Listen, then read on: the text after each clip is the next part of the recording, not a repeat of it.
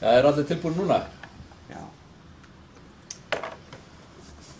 Ég býð ykkur velkomin til 683. fundar bæjarstjórnar og segi fund settan. Það er við hæfi að bjóða Sturlu Fjellsteð velkomin á fyrsta bæjarstjórnarfund. Og það er óskum aukamál, kosningi nefndir. Og við myndum setja það inn skjóta því inn sem öðru máli. En eru ekki allir samþykkir því að við tökum það á dagskrá? Takk fyrir það. Þá byrjum við á fyrsta máli sem er útsvarsprósentan og Haraldur, gjör svo vel.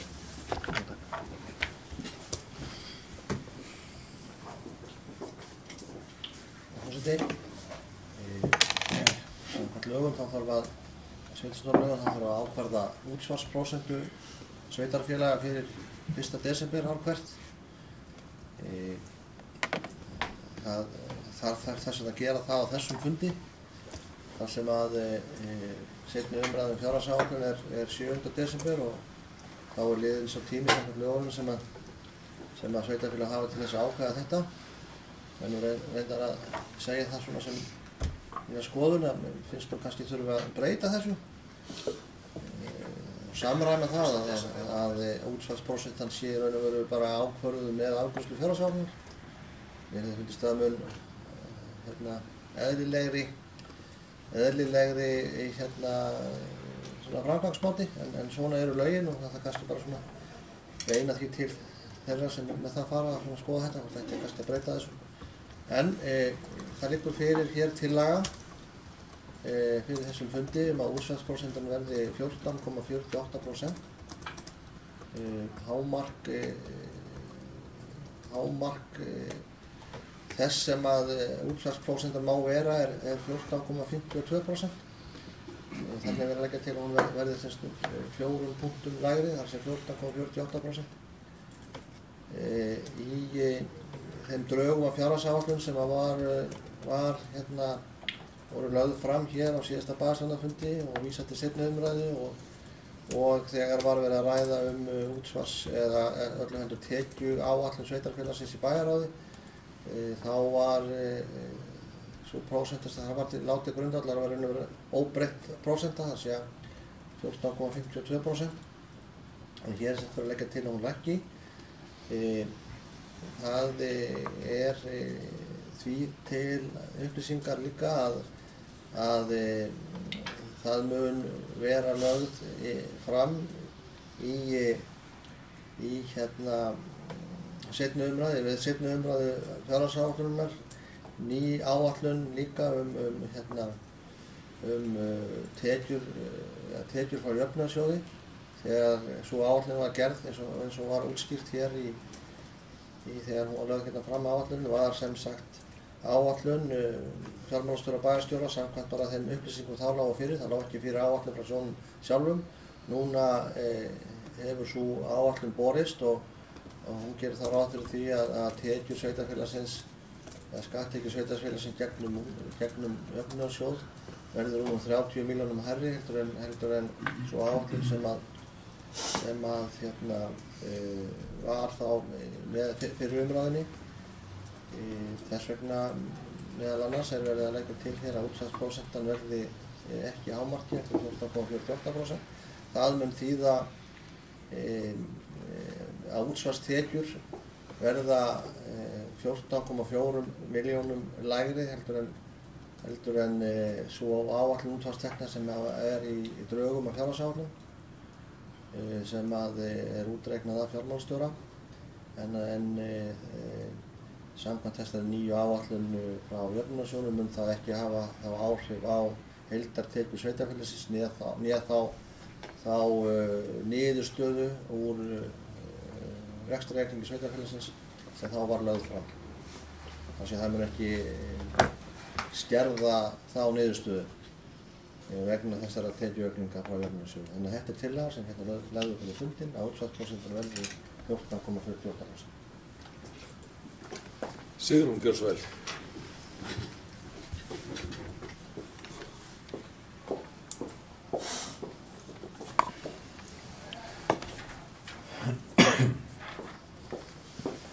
Já, ágæti forseti, ég tek til máls undir þessum lið að lækka útsvarsprósentu. Mér langar til að byrja á því að fá að vita hvað háar upphæðir að ræða í fjárhagsáætlun.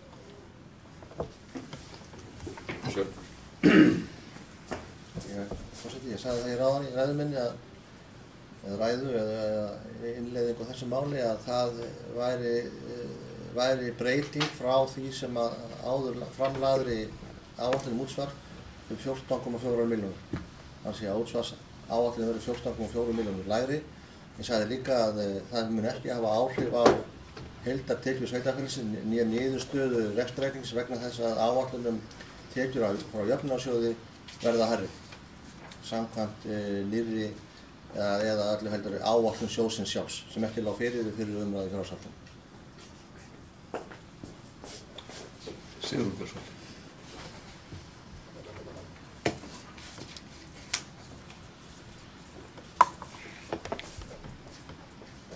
Já, ágæti forseti, ég þakka bæjarstjóra fyrir svarið. Þetta fór einhvern veginn fram hjá mér. Við í íbúahreyfingunni, við teljum að það sé ekki innistæða eins og stendur fyrir lækkun útsvars í Mosfellsbæ á árinu 2017. Starfsmenn sveitarfélaga eru sá launahópur sem eru lægstar tekjur á Íslandi. Kennarar eru líka hundóánægðir með sín kjör og fé skortir til að sinna ýmsum brýnum verkefnum. Svo dæmi sem sé tekið, sjá starfsmenn umhverfissviðs ekki fram úr verkefnum vegna nýbygginga og 140 börn bíða eftir að fá að hefja nám í tónlistarskólanum. Á báðum þessum stöðum vantar starfsfólk til að sinna augljósri þörf. Fjárhagsaðstoð er líka langt undir neysluviðmiði og árum saman hefur skort fé til að ráðast í stígagerð í íbúðahverfum og verkefni í þágu náttúruverndar og fleira. Þessar 14 milljónir nægja svo sem ekki til þess að bæta úr þessu, en ég held að það skiptir máli að líka senda rétt skilaboð til ríkisins. Bæjarstjóri Mosfellsbæjar hefur oftsinnis vakið athygli á því á vettvangi Sambands íslenskra sveitarfélaga að ríkið sjái sveitarfélögum ekki fyrir nægilegu fé til að reka grunnþjónustu. Íbúahreyfingin telur að útsvarslækkunin sé ekki til þess fallin að samfæra ríkið að hækka framlagið og greiðir því atkvæði gegn lækkun á þessum tímapunkti. Anna Sigríður Björnsson.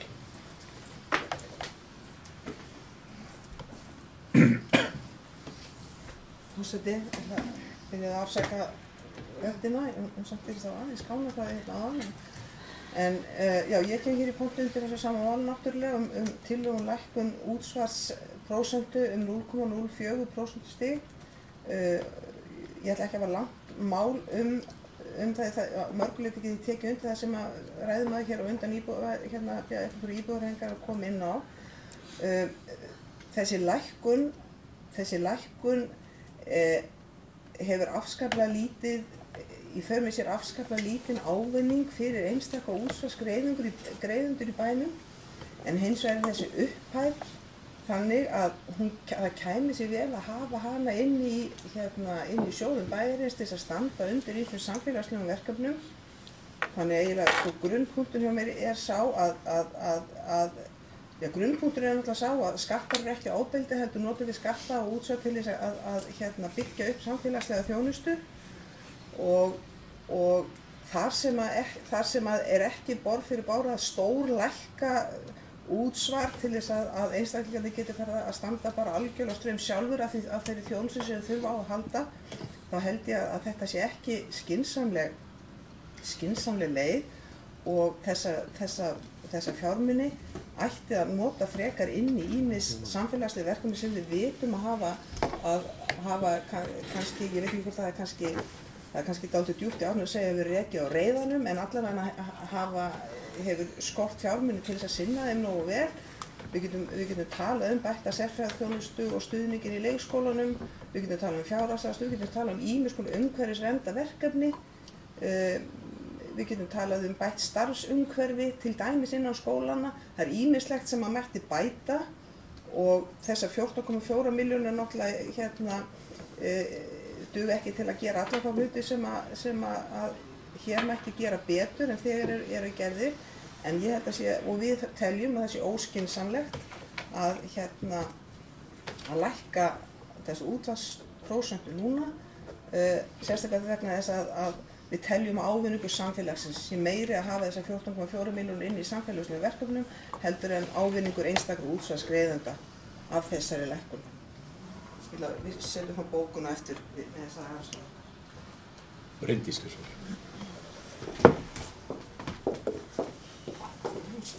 Forseti og kæru bæjarfulltrúar, ég styð þessa tillögu heils hugar, enda held ég að fjárhagsáætlun bæjarins hafi ekki komið til umræðu öðruvísi en að ég hafi tekið til máls óskir mínar og væntingar til þess að á einhverjum tímapunkti gætu við lækkað útsvarið. Mér finnst því sjálfsagt að nota þetta svigrúm sem skapaðist núna eins og bæjarstjóri fór yfir til þess að lækka útsvarsprósentuna og leyfa þá íbúum sveitarfélagsins að njóta þess með einhverjum hætti.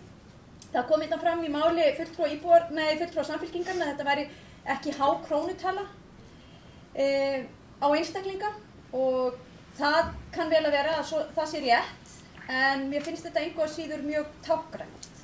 Það segir nefnilega í lögunum hver hámarks útsvarsprósentan má vera og mér finnst gott til þess að vita að við hér í Mosfellsbæ getum farið úr þessu svokallaða hámarki.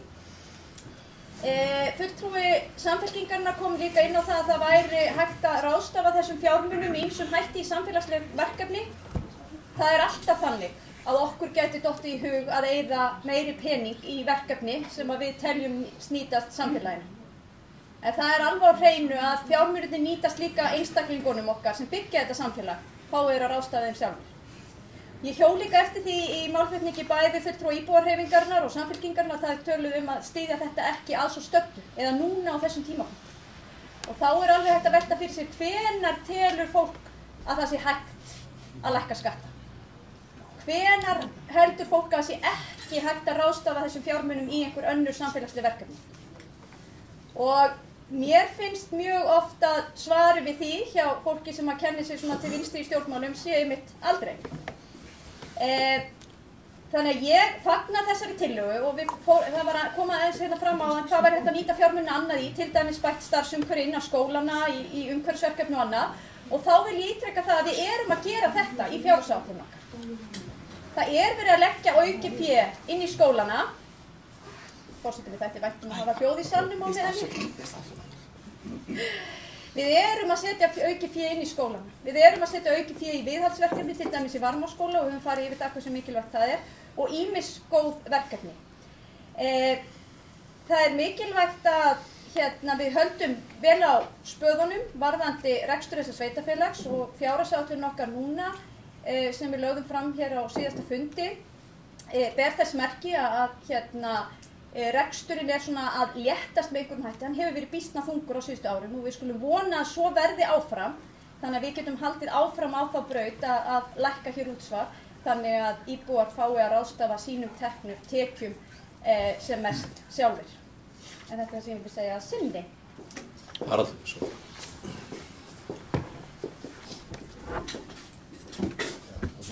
Bæjarfulltrúi Bryndís kom inn á margt af því sem ég ætlaði að segja. Það er nefnilega þannig að þessi fjárhagsáætlun sem er núna til meðferðar hjá bæjarstjórn eftir seinni umræðu þá 7. desember. Hún er að mörgu leyti ólík þeim fjárhagsáætlunum sem við höfum lagt fram undanfarin ár. Það er bara einfaldlega vegna þess að svigrúm er meira. Það er fagnaðarefni fyrir okkur öll held ég. og það eru mjög margar réttarbætur sem að, sem að þessi drög af fjárhagsáætlun sem er þá til afgreiðslu þann 7. desember gerir tillögu til íbúa bæjarins. Það er til dæmis verið að auka mjög verulega þjónustu við barnafjölskyldur í bænum,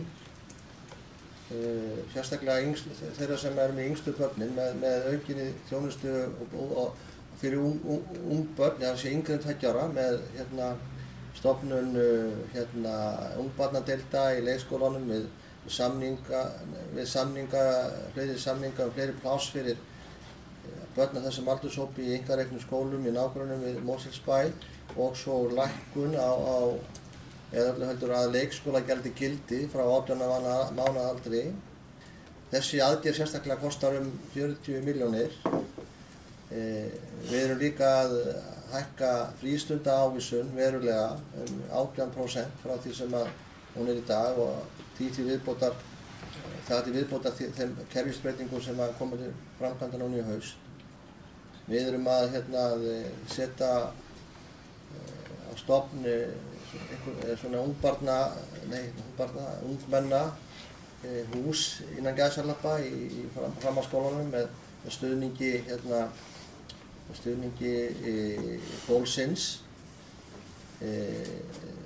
og við erum að auka við þjónustu listaskólans til þess að geta tekið á móti fleiri nemendum og gert þá þjónustu fjölbreyttari út í skólunum.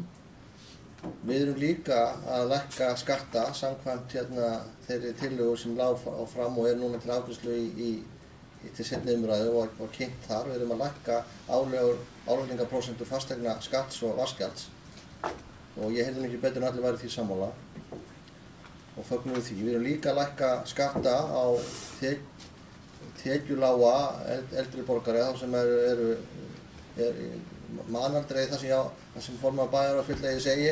Hækka tekjuviðmiðin. Hækka tekjuviðmiðin, hjá eldri borgurum. Það er skattalækkun og hér er gerð þá tillaga lækkun útsvars. Það er að segja að það er verið að það sem við erum að reyna að gera hér er bara ákvæða útsvarsprósentuna. Tillagan gengur út frá það að hún sé 14,48%. Hún var 14,52%. Jú, það er lækkun. En það er sjálfsagt ekki verið að gera tillögu lækkun, það er verið að gera tillögu útsvarsprósentur, þannig að það sé á hreinu. Þannig að við erum að gera hér, og ég vil bara nefna hluta af þeim aðgerðum eða tillögum sem liggja fyrir í þessari fjárhagsáætlun. Þannig að það er verið að gera tillögu samkvæmt þessari fjárhagsáætlun réttarbætur til mjög margra, sérstaklega þó þeirra sem eru fjölskyldufólks og barnafjölskyldna. Og við erum líka eins og bæjarfulltrúi Bryndís kom inn á að leggja verulega mikið fé inn í viðhald byggingana og sérstaklega í skólan okkar og Varmárskóla. Við erum líka þar að auka framlög verulega til frístundaselsins í Varmárskóla og við erum að leggja verulega fjármuninn í tölvubúnaðarskólana og því að það var minnst hér á starfsfólki, við erum að taka frá töluvert á annað 100 milljónir til þess að eiga fyrir þeim útgjöldum sem verða vonandi sem fyrst vegna nýrra kjarasamninga við kennara, vonandi semja sem fyrst. Þannig að það er verið að gera ráð fyrir þessu öllu. Og mér finnst bara, það er minnst mín pólitíska sýn, að við eigum í þessu tilfelli að koma til móts við sem flesta og helst alla í því sem við getum sem rekstraraðili bæjarsjóðs gert á þessum tímabili. Við erum að gera meira fyrir ákveðna hópa en með því að lækka útsvarið og reyndar fasteignaskattana líka, að þá njóta allir góðs af því. En þeir sem hafa þyngri byrðarnar og vera að reka stærri fjölskyldur, þá meira á samfélagslegum sjónum. Ég er hrifinn af þessari pólitík, mér finnst þetta góð pólitík og mér finnst þetta sanngjarnt að leggja þetta til með þessum hætti annars hefðu við hér í meirihlutanum sjálfst ekki gert það því við erum sammála það að sé sanngjarnt að koma til móts við allar bæjarbúa með þessum hætti. Alveg sammála því að þetta ekki stóra fjárhæðir en við getum þá sagt að allir bæjarbúar sem að eitthvað borga í samfélagslega sjóði séu að nota með einhverjum hætti gósa því að betur árar hjá sveitarfélögum og betur gekk að koma saman fjárhagsáætlun fyrir árið 2017 en mörg undanfarin ár. Sigrún Björnsdóttir.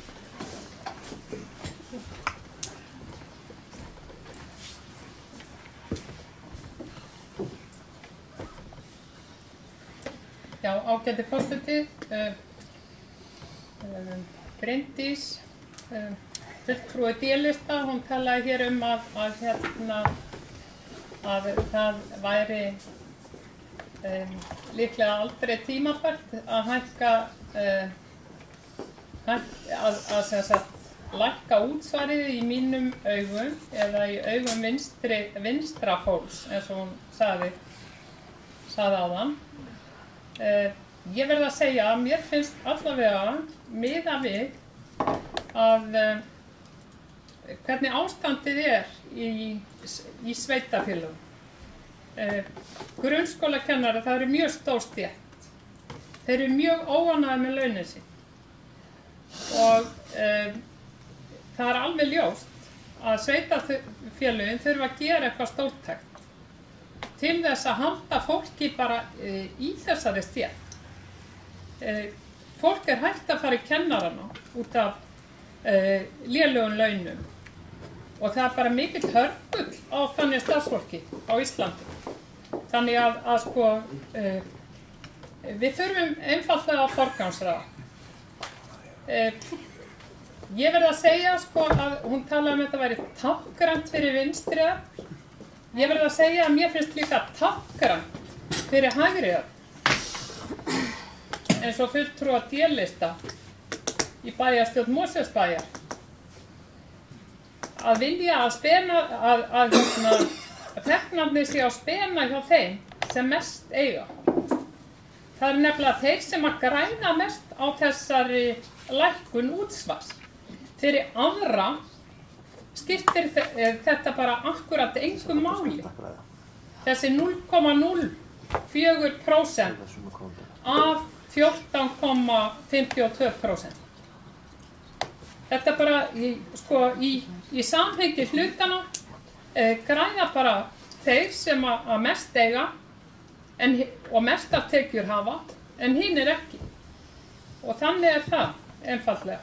Og mér langar hérna að þessu tilefni að minna á ágæta ræðu Guðbjarts Hannessonar á þingi fyrir nokkrum árum.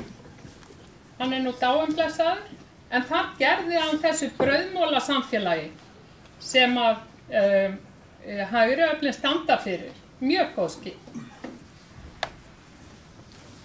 Ólafur Ingi Kjörnsson. Forseti, ágætu bæjarfulltrúar.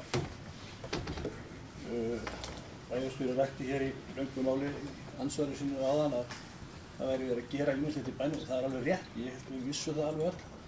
Það er allavega ekki máli fram hjá mér að hér er verið að gera margt gott og það hefur margt verið aukið í og við sögðum það í fyrstu umræðu fjárhagsráðs þá hefur verið aukið verulega í þá þessum áður var og það er bara gott og bara að þakka. En mér fannst bæjarfulltrúi Bryndís sumar þetta nokkuð rétt upp þegar hún sagði að þetta væri fyrst og fremst táknræn lækkun. Ég held ég hafi það alveg örugglega og hafi sagt að þetta verið táknræn. Ég held að það sé alveg rétt. Þetta er táknræn lækkun. Þetta er sett fram í þeim eina tilgangi að geta sagt að við höfum lækkað útsvar. Ef við setjum tölurnar í samhengi, við erum að tala þetta er tekjuminnkun, þau eru bæði 14,4 milljónir. Ef við gerum ráð fyrir að meðaltekjur séu 600.000, þá þýðir það 240 krónur á mánuði. Það dugar ekki fyrir kaffibólla hérna í Mosfellsbakari. Það er líka hægt að nota þessa 14,5 milljón til þess að lækka leikskóla. Við getum gert ýmislegt. Ég ætla ekki að hafa svo sem mikið þetta, en ég finnst holur hljómur í þessu. Mér finnst þetta að vera dálítið sýndarmennska og ég frábið mér svolítið slutt. Takk. Bjarki, gjörðu svo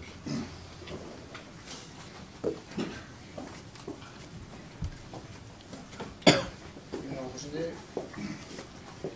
Ég kem undir þessum fyrsta lið, útvarsprósenta, og það er búið að ræða þetta hérna frá ýmsum hliðum. Það er sem sagt lagt til að útvarsprósenta verði lækkuð 0,04% og svo komið hámarki í 14,48. Nú er það hvernig við nálgumst þessar tölur,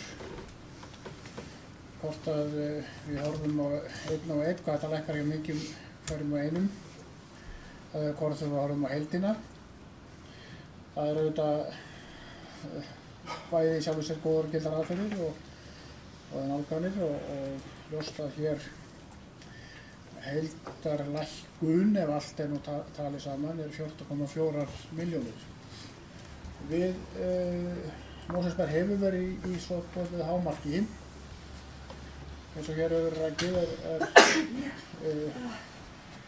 það stundum sagt þess að ræðistól borð fyrir báru að lækka, ekki mikið, það má alveg segja það. Hvort það sé táknrænt eða ekki, þá er það samt lækkun sem fer til allra hérna, líka grunnskólakennara. Þannig það var að vera að tala það áðan. Við getum líka leikið okkur mikið með þessar 14,48 milljónir, 14,4 milljónir fyrir ekki hvað hægt var að gera, og það er alveg rétt. En það er hérna tillaga að meirihlutans að þetta verði gert hérna og koma líka inn á það að fasteignaskattur hafi verið lækkaður, eða tillaga það. Þannig að skattar eru víða og álögur víða. Það er hérna sem sagt 14,4 milljónir minnkar þetta. Hvað hefðum við gert? Eitthvað hefðum við gert gott, það hefði gert margt gott.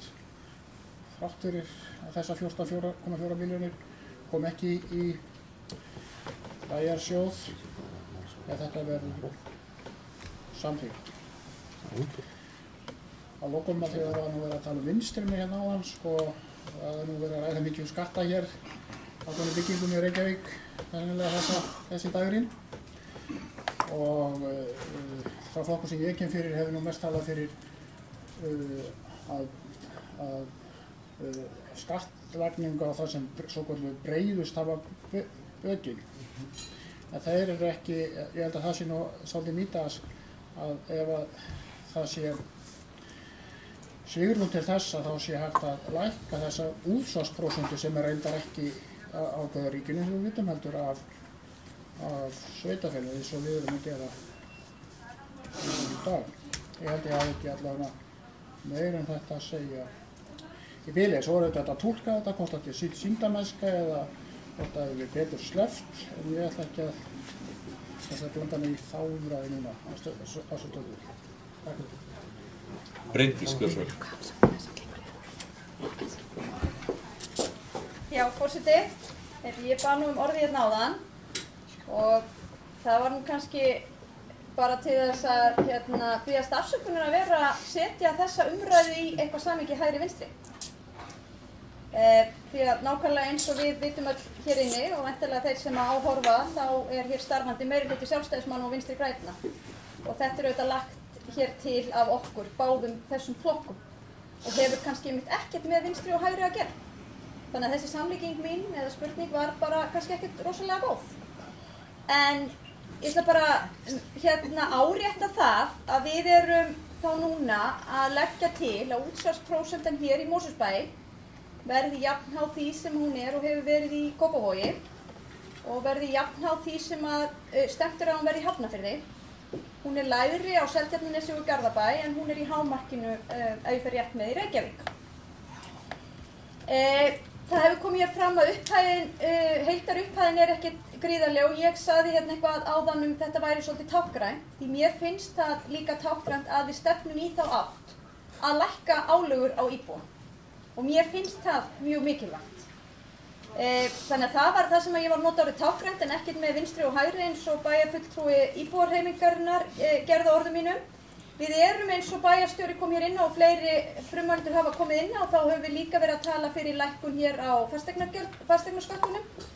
Það er ekkit endilega miklu hærri upphæðir, en ég stóð í þeirri meiningu að við værum engu að síður sammála það. Því að við höfum verið það almennt að vilja hér lækka álögur. Þannig að ég ætla ekkert að lengja þessa umræðu neitt sérstaklega, bara ítreka það sem ég sagði hér áðan að ég fagna þessu skrefi og mér finnst þetta mikilvægt skref og mér finnst ánægilegt að við getum stigið það núna á þessum tímapunkti. Fleiri hafa ekki hvað sér hljóðs, Sigrún? Ég óska eftir sérstakri atkvæðagreiðslu með það. Já, það er bara sérstök, þetta er eina málið undir þessum dagskrárlið, þannig að það er, og svo er einhver búinn að boða það að við viljum bóka og ég gef færi á því eftir að það er búið að greiða atkvæði tillöguna. En það sem fleiri hafa ekki óskað að taka til máls, þá er umræðun lokið. Þeir sem samþykkja framkomna tillögu 14,48% útsvarsprósentu, gjör svo að gefa merki. Takk fyrir og á móti. Tillagan er samþykkt með 6 atkvæðum gegn 3. Anna Sigríður og svo Sigrún.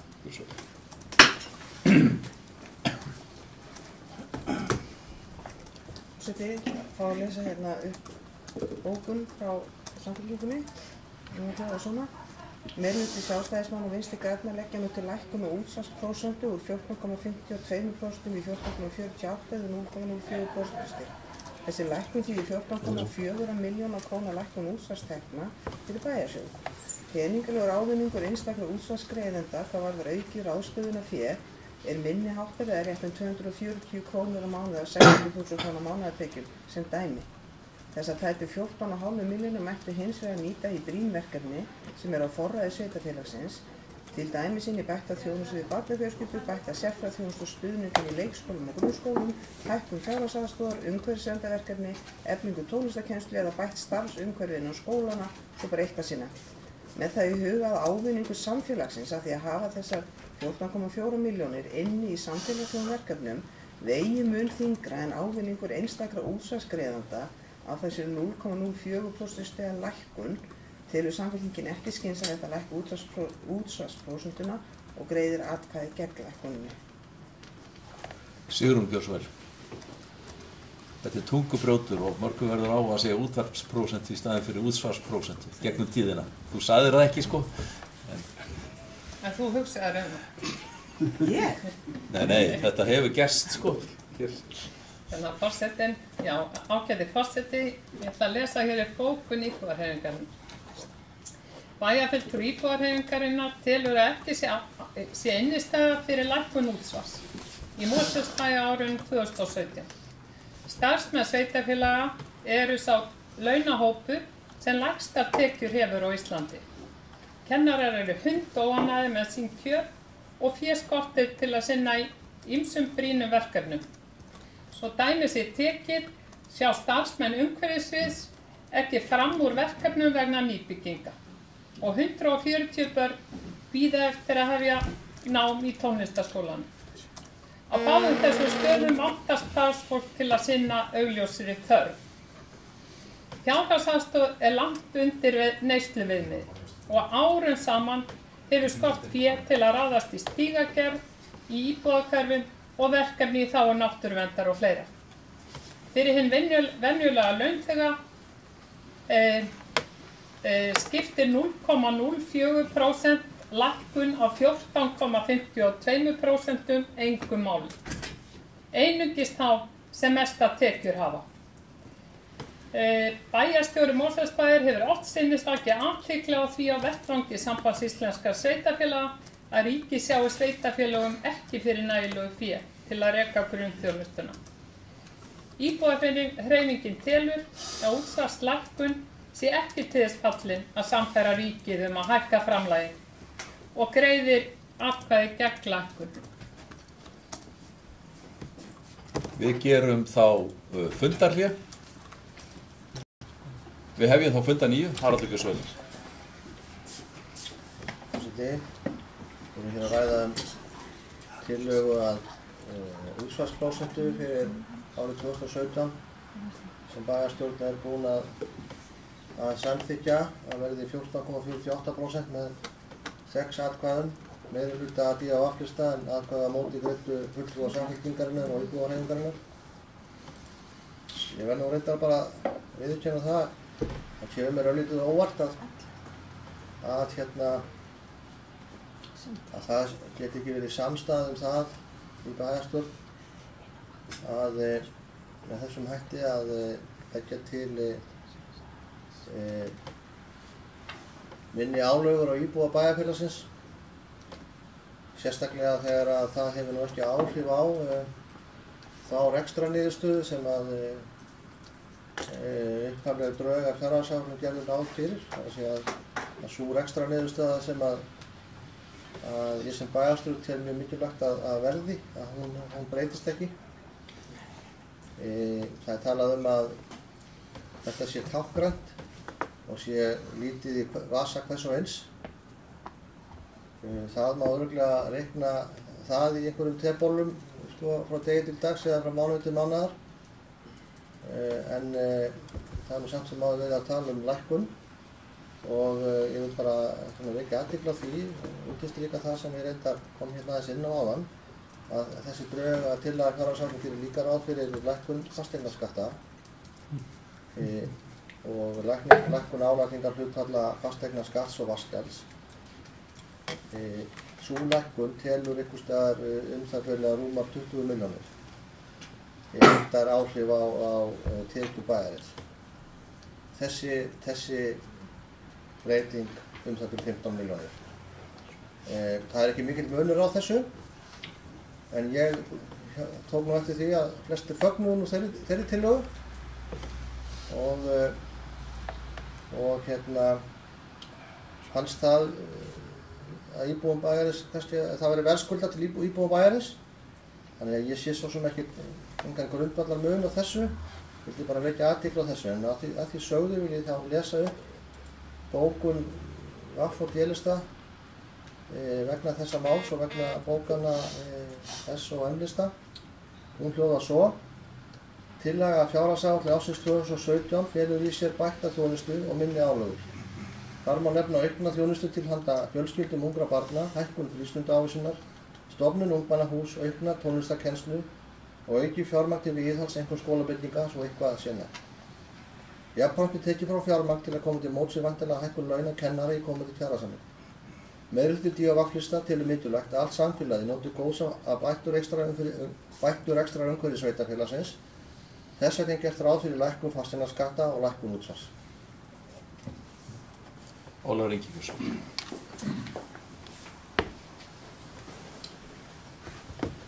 Bæjarfulltrúar, bara langar hér að koma hérna örstuttu athugasemd í tilefni orðum bæjarstjóra varðandi þessa bóku sem hann kom með, og hann minnist þar á lækkun fasteignagjalda sem var vissulega og tekið hér var rætt hér í fyrstu umræðu við fjárhagsáætlun. Sú lækkun kemur til af allt öðru forsendum en þessi lækkun af útsvari. Sú lækkun kom til af því að það er misvíxl í hækkun verðlags á fasteignum og almenns verðlags í landinu. Þannig að það er allt önnur rót sem þar er. En varðandi það að þessi peningar, það sem þeir eru, ég man líka eftir að bæjarstjóri sagði hér í innleiðingu á fyrstu umræðu fjárhagsáætlunar að afgangurinn í þeirri áætlun mætti bara alls ekki vera minni. Alls ekki vera minni. Það hefur greinilega eitthvað breyst á hálfum mánuði. Haraldur Björnsson. Það setjum bara út af þessu.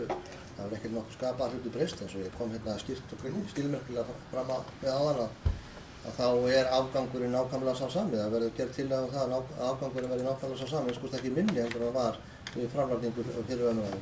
Og það var líka útskýrt hvers vegna það var verið að leggja þetta til, vegna þess að það kom áætlun tekjur frá jöfnunarsjóði sem að hækka tekjur bæjarins. Og niðurstaða rekstrarreikningsins, ef að meirihlutinn fær einhverju ráður, sem gerir ráð fyrir að ráða einhverju, það verður niðurstaða rekstrarreiknings að minnstakosti þegar fjárhagsáætlun verður samþykkt þann 7. desember, að minnstakosti ekki lægri en svo tillaga fjárhagsáætlun sem var lögð fram fyrir umræðu. Þannig að að það sé endurtekið hér. Og síðan sko vegna þess hvort að það sé einhverjum öðrum meiði, lækkun fasteignaskatta. Jú, það hárrétt, lækkun fasteignaskatta er fyrst og fremst vegna þess að skattstofninn að hækka. Það að segja fasteignamatið að hækka. En það vil líka svo til að skattstofnur tekna fólks í landinu líka hækka. Vegna þess að launin að hækka. Fólk að bera meir úr býtum. Þess vegna eru tekjur sveitarfélagsins að aukast. Og það má alveg færa með sömu rökum segja að því svo sanngjarnt að við tökum þá minni sneið af þeirri köku. Af því að við höfum svigrúm til þess vegna þess að samfélagið hagur fólks í landinu að batna og laun fólks að hækka. Þannig að ég sé svo sem engan grundvallar mun á þessu enn. Bara svo ég segi það frá mínu innstu hjartarótum. Sigrún Björnsson. Svo förum nú að enda þessa umræðu því að við erum búin að afgreiða þessa ágæti forseti. Mér langar bara að minna á það sem að Bryndís sagði hérna áðan að þessi hækkun, hún er táknræn. Þessi upphæð, hún skiptir, þessi lækkun er hérna táknræn. Hún hefur vola lítið innihald og hún færir þeim sem eru hérna verst setti svo sem ekki neitt, en kannski þeim eitthvað aðeins sem að hafa meiri peninga á milli handa. Þannig að við í íbúahreyfingunni teljum að þessum peningum sé betur varið í verkefni á vegum sveitarfélagsins. Það má auka stöðugildi. Þetta eru 3 árslaun, svona venjulegs launamanns sem að hér ræðir, þessar 14,4 milljónir sem að ávinningurinn af þessari skattalækkun eða þessari útsvarslækkun. En aðalatriðið þetta er táknræn lækkun eins og fulltrúi D-lista sagði hérna áðan. Hún skiptir í stóra samhenginu akkurat engu máli fyrir buddu fólks í þessu sveitarfélagi. Fleiri hafa ekki hvað sem ljós og umræðum lokið. Við förum í annað mál sem er kosning í nefndir. Bjarki Björnsson.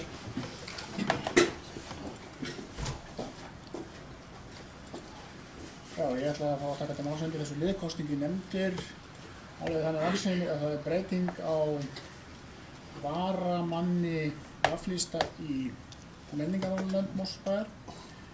Í stað Írisar Hólm Jónsdóttur kemur Guðbjörg Magnúsdóttir. Eru aðra tillögur? Svo ekki og skoðast hún þá rétt kjörin. Þá förum við næst yfir í fundagerð bæjarráðs frá 10. nóvember sem var 1281. fundur. Orðið er laust fundagerðina. Sigrún Björnsson.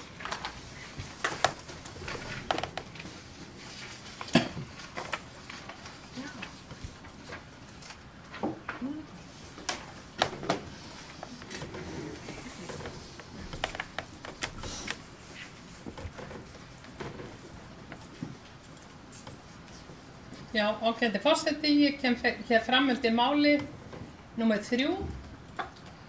Virðing, óskum úthlutun lóða við Sunnukrika 3-9 og á fundi síðasta bæjarráðs voru lögð fram drög að samkomulagi við virðingu og þau samþykkt af fulltrúum D- og S-lista.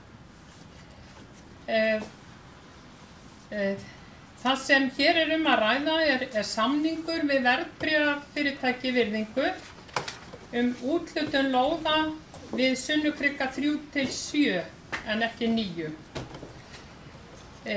Þetta er svæði í útjaðri íbúðabyggðar í Krikahverfi næst Vesturlandsvegi. Lóðirnar á að selja með ákveðnum afslætti. Það fylgdu ekki gögn þessari fundagerð á íbúagáttinni, á fundagáttinni. Allavega ekki sem sagt mínu fundaboði allavega. Hvorki samningurinn né skilmálarnir voru inn á fundagáttinni. Var þetta þannig hjá ykkur líka eða? Nei. Voru gögnin hjá ykkur? Ég er inni. Já, þetta hefur líka komið fyrir hjá fulltrúa íbúðarhreyfingarinnar skipulagsnefnd að gögnin ekki inn á okkar gátt og ég veit að þetta erindi víst farið til Nýherja sem að heldur utan þetta vonkerfi. En sem sagt, hvað fjallaði þetta mál, sem sagt, þetta samningur við verðbréfafyrirtæki sem að gera ráð fyrir að fara í sig hótel við Sunnukrika 3-5. Og það verður að segjast eins og íbúðarhreyfingin mjög hlynnt í að það verði byggð hótel í Mosfellsbæ. Mosfellsbær kjörinn staður fyrir ferðamenn vegna þess að sveitarfélagið liggur svo vel við vegna þess að til dæmis Þingvellir eru hér í næsta nágrenni og svo framvegis. En það sem að fer fyrir brjóstið á okkur varðandi þessa hótelbyggingu að hún virðist hafa nánast enga tengingu við þróunar- og ferðamálastefnu Mosfellsbæjar. En þar segir uppbygging í ferðaþjónustu að byggja skuli að ferðaþjónusta skuli byggja með leyfi forseta á þeim verðmætum sem saga, menning, náttúru og mannlíf í Mosfellsbæjar býr yfir. Þegar litið eftir staðsetningar hótelsins við Vesturlandsveg, en að fjölförnustu umferðar landsins, verður ekki séð að tekið sér mið af stefnunni. Hvar hótelið staðsett hefur að gera með ferðamálastefnu. Viljum við að ferðamenn komi hingað til að njóta svæðisins eða viljum við að þeir dvelji hér einungis næturlangt og hverfa á braut án þess svo mikið sem að minnast þess að þeir hafi verið í Mosfellsbæ. Það grundvallar munur þarna á og það mjög mikilvægt að móta þetta stefnu og vera sér meðvitaður þetta þegar að svona ákvörðun tekin. En þess má geta að þessar hugmyndir voru hvorki bornar undir þróunar- og ferðamálanefnd, né voru þar bornar undir íbúa, sem að stór galli vegna þess að það vantar þá að taka þetta faglega umræðu. Taka það faglega umræðu, hvar viljum við sjá ferðaþjónustu rísa í Mosfellsbæ. En það ekki nóg með að það ekki tekið mið af stefnunni. Umferðartenging hverfisins við Reykjavík mjög óheppileg. Afkoman slæm, mikil þrengsli og lítið hringtorg sem ekki verður séð að hægt sé að stækka mikið. Hótel kalla á rútuumferð og aðkoman þarna rúmar vart svo stór ökutæki. Við hótel eru líka rútur á ferð allan sólarhringinn. Ferðamenn koma gjarnan með lággjaldaflugfélögum til landsins. Vélarnar lenda og eftir miðnætti. Þær fljúga síðan burt aftur í morgunsárið. Þannig að þarna verður næturumferð rútubíla. Þetta líka vandamál í Reykjavík og ólíklegt að íbúar í nærliggjandi hverfum í Mosfellsbæ eigi eftir að sætta sig við þetta. Og ég held bara að það hafi bara ekkert verið hugað af þessu. Og ég held að það hafi að gera með lélegan undirbúning. Að verið að taka þessa ákvörðun nú. Og við í íbúðarhreyfingunni, við teljum að Mosfellsbær geti liðsinnt viðskiptavinum sínum mun betur með því að finna góðan stað fyrir hótel, þar sem umhverfi og saga Mosfellsbæjar fá að njóta sín til fulls og íbúar verða ekki fyrir umtalsverðu ónæði eins og allt stefnir í þarna. Við vitum það líka að það á síðan að á teikniborðinu er stór íbúðabyggð hinum megin akkurat við Vesturlandsveginn. Þannig að þetta á líka eftir að hafa áhrif á íbúana í Bjarkarholti í framtíðinni. Í fjölbýlishúsunum þar sem að liggja mjög nálægt Vesturlandsveginn.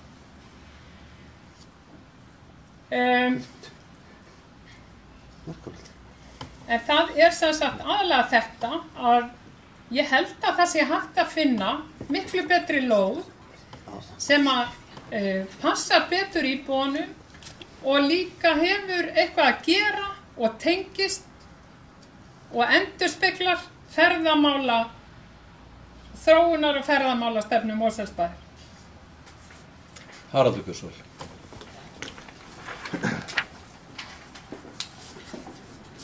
Forseti, ég ætla að tjá mig þessa mál, hans úthlutun á lóðum við Sunnurgötu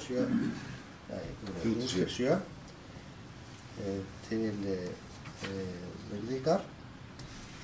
Ég byrja á því að segja tvennt. Ég bara fagna því mjög að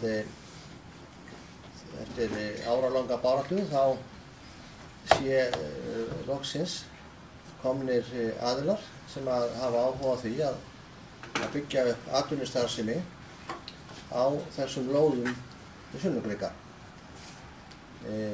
Og vill þá í leiðinni kannski vekja athygli á því að hér talaði áðan fulltrúi íbúðarhreyfingarinnar, Emlista, þetta. Ég man reyndar ekki eftir því að nokkurt þróunarverkefni í Mosfellsbæ sem hér hefur borið á góma hafi verið tekið með jákvæðum huga af þeim bæjarfulltrúa. Þannig að þannig það nú bara. En aðeins þessa ræðu, það var sagt hér og ég kannski byrja því að segja að þessi úthlutun eða þessi ákvörðun bæjara sem hér til staðfestingar, hún ekkert að koma að himnum ofan. Skipulagið sem að þarna liggur til grundvallar, þannig að deiliskipulagið, var gert einhvern tímann kringum 2004-05. Það var skipulagt íbúðahverfi í svokallega Krikahverfi með 220 íbúðum og atvinnusvæði sem tilheyrir leiðsvæði Mosfellsbæjar. Það er að segja þar fyrir neðan. Þar eru 4 tiltölulega stórar lóðir til atvinnuuppbyggingar og á þeim má byggja það fyrir 5.000 fermetra á hverju lóð. Þannig að deiliskipulagið gerir ráð fyrir því að þarna megi byggja það fyrir 20.000 fermetra af atvinnuhúsnæði. Og þar talað verslunar og þjónustustarfsemi, tengt miðsvæði. Þannig að þessi stefnumörkun ekki bara að fæðast núna, eða þessi ákvörðun þessa tilteknu úthlutun ekki að fæðast núna. Það var líka talað afslátt. Jú, það þannig að þessar lóðir hafa nokkra ára skeiðir auglýstar. Bæjarráð ákvað að á sínum tíma að gatnagerðargjöld fyrir þessar lóðir yrðu 65% af fullu gatnagerðargjaldi. Sem sagt 20.000 krónur það bil á hvern fermeter á byggðu húsnæði á þessum lóðum, 4. Það gatnagerðargjald í fullu samræmi við gatnagerðargjöld á atvinnuhúsnæði í nágrannasveitarfélögum. Það má alveg kalla þetta afslátt. Það það gott vegna þess að við höfum svo fengið bara nokkuð gott verð fyrir þessar tilteknu lóðir á þessum stað þar sem það enda hefur það verið ásetningur sveitarfélagsins nokkra ára skeið að selja þær eða úthluta þær á þessum kjörum. Þessir aðilar úthlutunin eins og hún var samþykkt í bæjarráði er skilyrt. Það er að segja að það er ákveðin starfsemi sem að bæjarráð óskaði eftir eða samningur kveður á að þarna rísi. Og ástæðan fyrir því að það var skilgreint svo nákvæmlega í úthlutunar samningnum eins og þarna ræðir vegna þess að þarna ekki verið að úthluta lóð til einstaks fyrirtækis, heldur til fjárfestingarsjóðs sem ætlar að byggja upp þessa starfsemi. Og bæjarráð og bæjaryfirvöld vildu því ramma inn tiltölulega nákvæmlega hvers konar starfsemi þarna ætti að vera og hún væri í samræmi við það deiliskipulag sem var samþykkt á sínum tíma og það stefnumörkum sem hefur verið samþykkt uppbyggingu á þessu tiltekna svæði. Hótel og ferðaþjónusta af mörgum, en það greinilega ekki aflýtt, vegna þess að bæjarfulltrúar greinilega ekki saman á því. Talin var ákjósanleg starfsemi á þessu tiltekna stað. Og það er bara líka þannig að ef einhver vill byggja hótel, þá þarf viðkomandi að vilja byggja hótel á þeirri tilteknu lóð sem í boði er. Og við getum alveg skipulagt lóð hérna einhvers staðar í hinni grænu og fallegu náttúru Mosfellsbæjar. En ég er ekki viss það að það verið mikil eftirspurn eftir því að byggja slíka starfsemi á slíkum stað, allavega ekki með þessum hætti. Því að þeir sem byggja og reka hótel, þeir gera ákveðna kröfur það hvað í námunda. Þeir gera til dæmis kröfur þjónustu, verslun, veitingastæði, almenningssamgöngur og að slík starfsemi sé í góðum tengslu við stofnæðar og slíka hluti. Og þessi tiltekna lóð, hún uppfyllir öll þessi skilyrði. Þess utan sem að mati sérfræðinga í skipulagsmálum hótel afskaplega passar vel við, eins og það hefur orðað, við íbúðasvæði. Það er að segja ónæði og umferð í kringum hótel minni heldur en til dæmis svona venjulega verslun og þjónustu. Bara sem dæmi að það væri þarna stórmarkaður á þessari lóð, þar sem að skipulag gerir það hver sem geta sótt lóðum á þeim forsendum, það væri margfalt meiri umferð og meiri ónæði af slíkri starfsemi á þessu stað heldur en miðað við þetta. Og að bera þetta saman við Kraðagil 100 Reykjavík og bílastæðavandamálið þar og þrengslið þar er náttúrulega algjörlega út úr bláum. Þetta er bara ekkert sambarilegt. Og í mínum huga er það mjög mikið fagnaðarefni að þetta tiltekna verkefni skuli vera komið á þetta stig og ég vona svo innilega að þeim auðnist þessum aðilum að gera þessar hugmyndir að veruleik. Það var talað hér þróunar- og ferðamálastefnu Mosfellsbæjar. Í síðasta bæjarráðsfundi var nú reyndar að tala það að hún var ekki til, ef ég man rétt, af bæjarfulltrúanum, en það er gott að hefur þá komið í ljós að hún er til og ég bara vísa algjörlega á bug þessari samlíkingu við það að þetta sé ekki samræmi við þróunar- og ferðamálastefnu Mosfellsbæjar. Og það að hóteli sé eitthvað, eða þessi starfsemi sé eitthvað úr takti og tengslum við bæinn eða umhverfi hans og fólk fá ekki upplifa Mosfellsbæ. Þá væntanlega þeir sem að gista hóteli 100 Reykjavík fá væntanlega þá ekki að upplifa Ísland. Þeir eru væntanlega þá bara það, í Austurstræti eða einhvers staðar á götum sem að viðkomandi hótel er. Þannig að þetta algjörlega út í bláum. Og ég bara endurtek það, mér finnst þetta góð staðsetning til þetta geti fallið mjög vel að þessu skipulagi, þeirra stefnumörkun sem liggur þarna fyrir og íbúðarbyggðin þar fyrir ofan og geti verið, þetta á að vera atvinnustarfsemi þarna, það hefur verið ákveðið og að þetta sé góð nálgun á því verkefni. Sigrún Björnsson.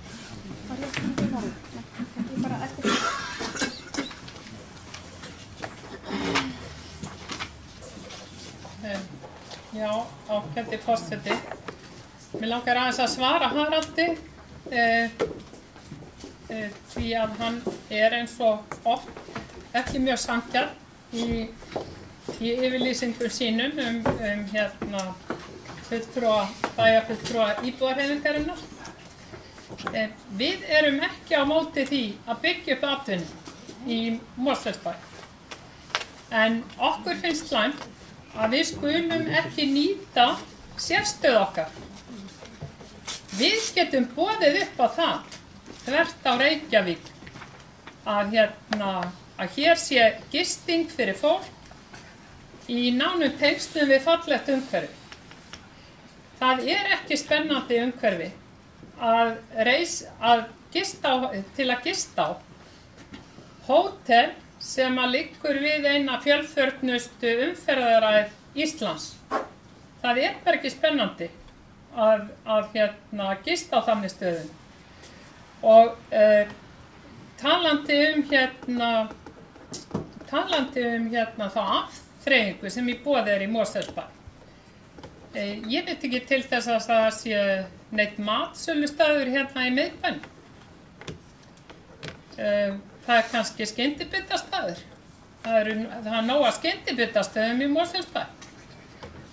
En ég veit ekki betur en að eini matsölustaðurinn sem hér hafi verið að leggja upp laupana. Og hann niður í Álafossfoss. En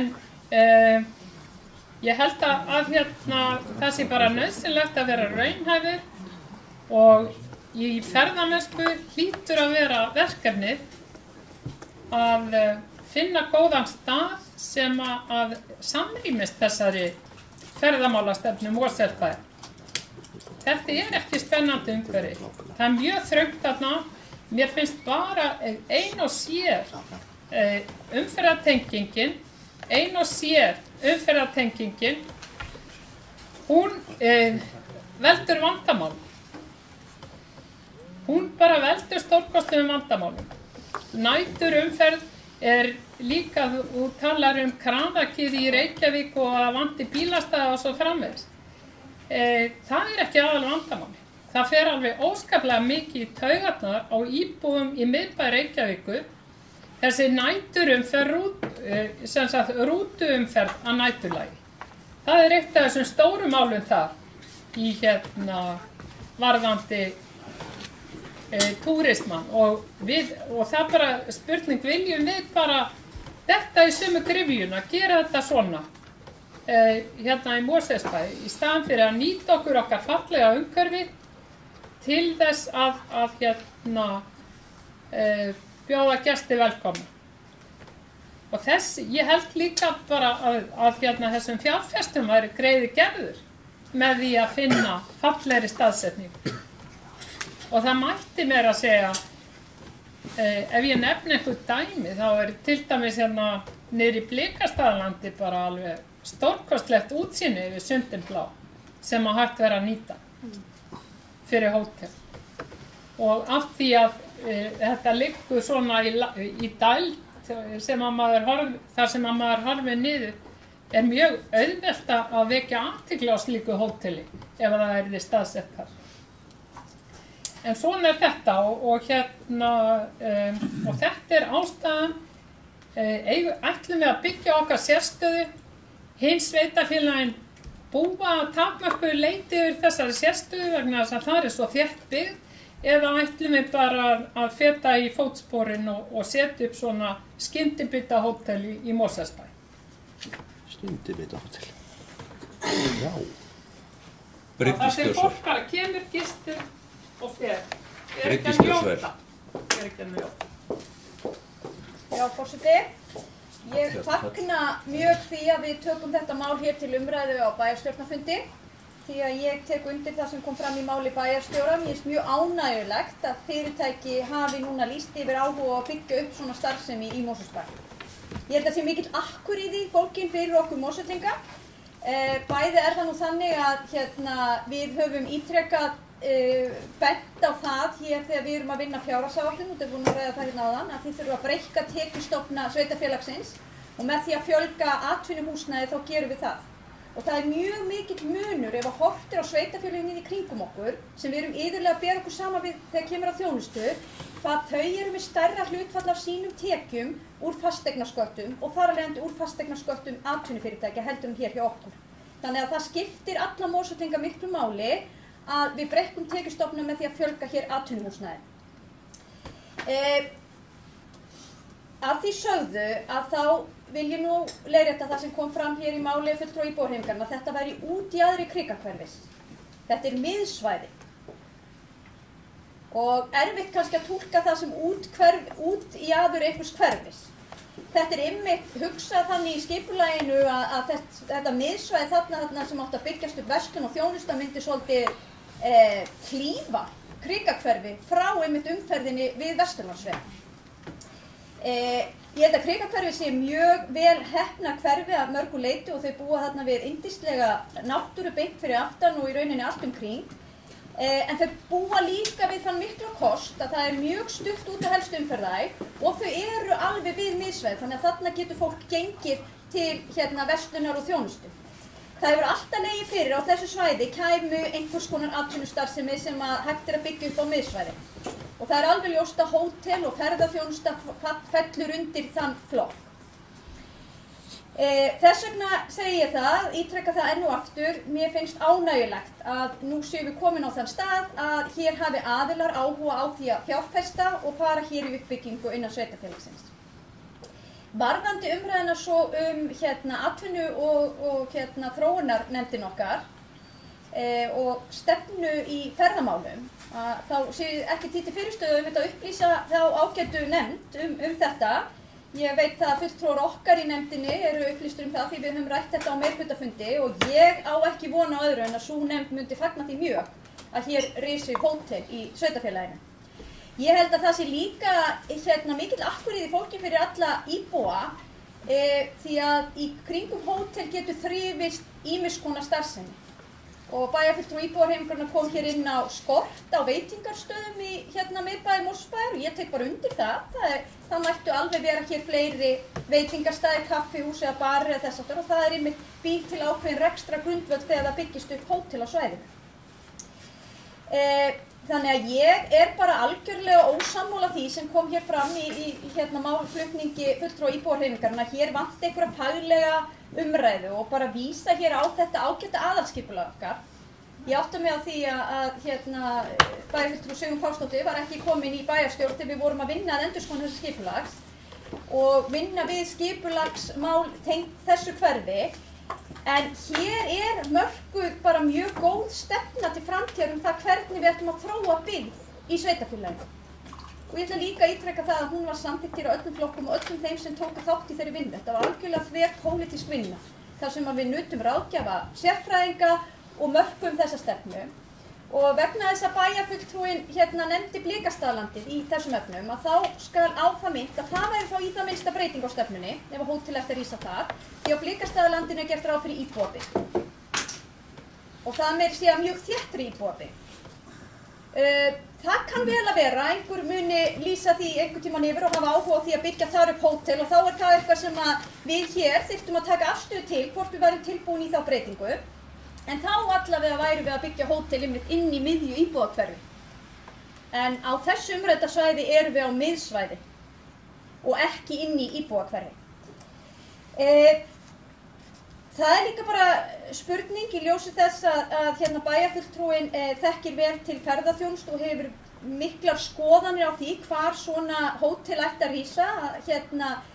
Hvort að hún treysti þá ekki þeim sem ætlar raunverulega að setja fjármagn í þessa uppbyggingu. Við erum núna með umsókn frá þessum aðilum þetta svæði út af því þeir hafa áhuga að setja fjármagn í það að byggja þarna upp hótel. Við erum ekki með umsóknir sem fjalla eitthvað annað fyrir utan reynda viðbyggingu við Ásláð.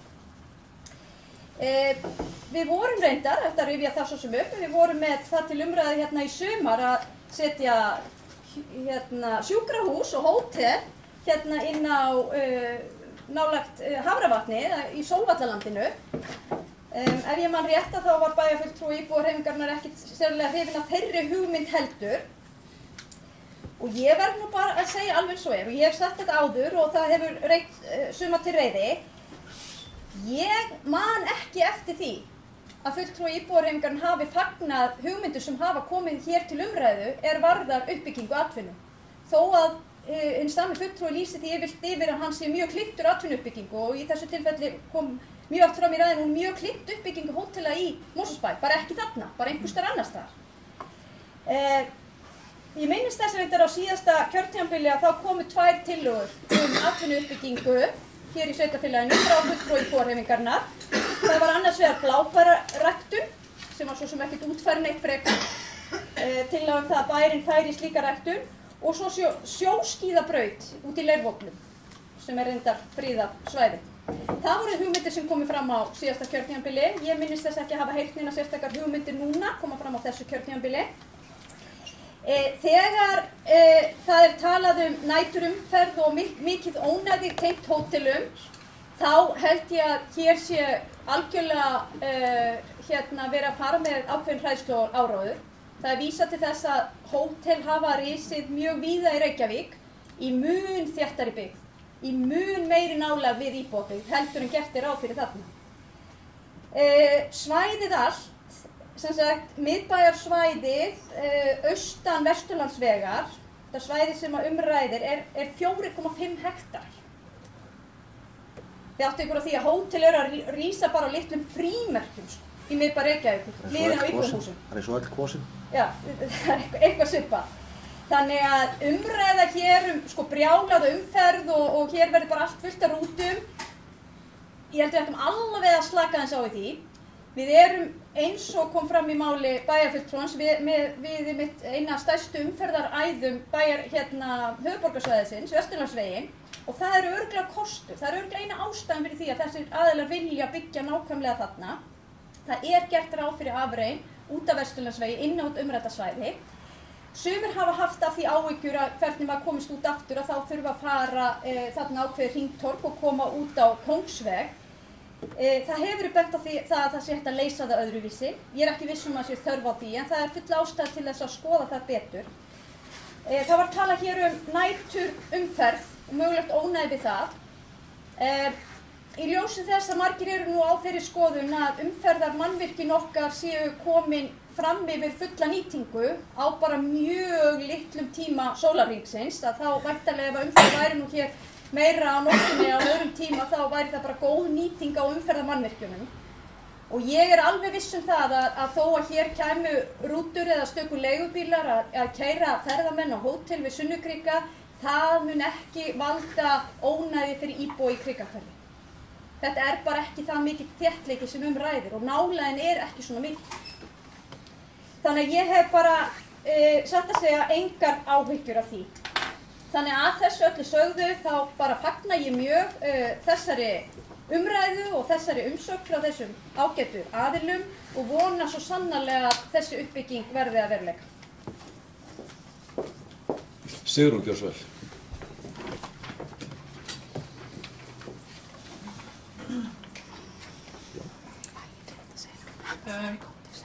Já, ágæti forseti. Hér falla stór orð og ótal smjörklípur. En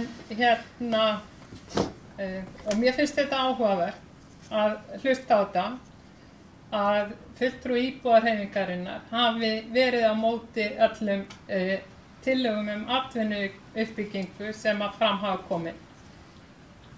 Það hafa komið nokkrar tillögur, reyndar bara mjög fáar og engar af frumkvæði sveitarfélagsins inn á borð okkar og sem dæmi má nefna einkasjúkrahús með 6 til 1000 starfsmenn inn í íbúðahverfi hérna í Reykjahverfi. Það fór nú ekki vel með það mál og bara hið mesta vandræðamál fyrir bæjarstjórn Mosfellsbæjar.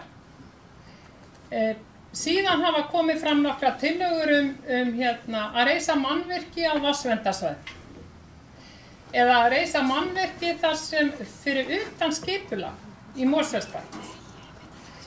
Og íbúðarhreyfingin hefur gert athugasemdir við þetta vegna þess að við teljum að vatnið okkar sé dýrmætasta eign sveitarfélagsins og það þurfum við að gera allt sem í okkar valdi stendur til þess að forða því frá því að mengast.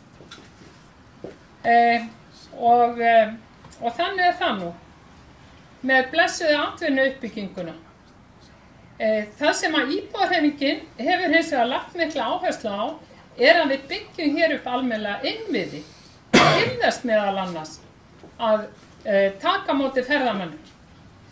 Að við leggjum hérna góða göngustíga og að við förum vel með náttúrusvæðin okkar til þess að fólk hafi ánægju af því að heimsækja þau og svo framvegis. Það það sem skiptir máli í atvinnumálapólitík, sérstaklega í sveitarfélagi sem ætlar að byggja ferðaþjónustu. Að vel sé staðið að þannig málum.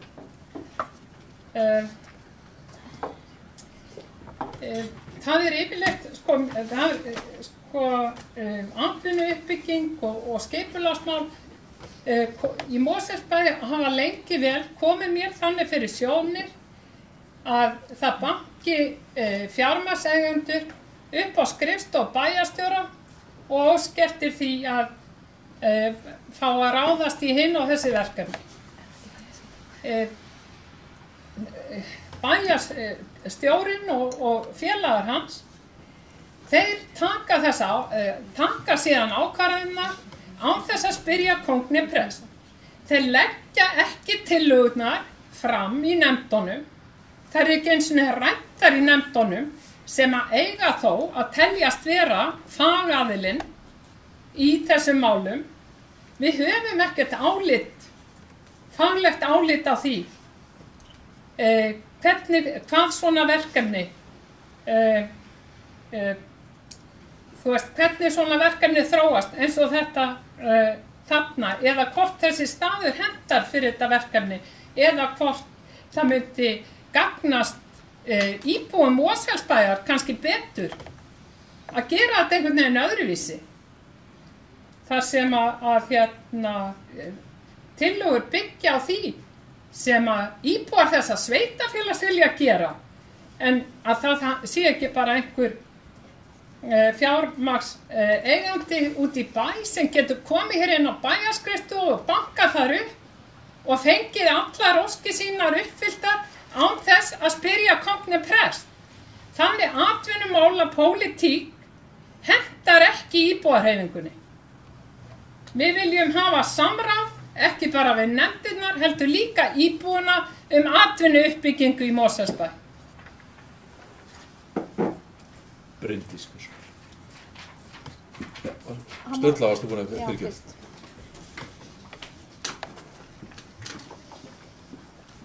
Kæri forseti, ég ætla bara að taka stutt til máls.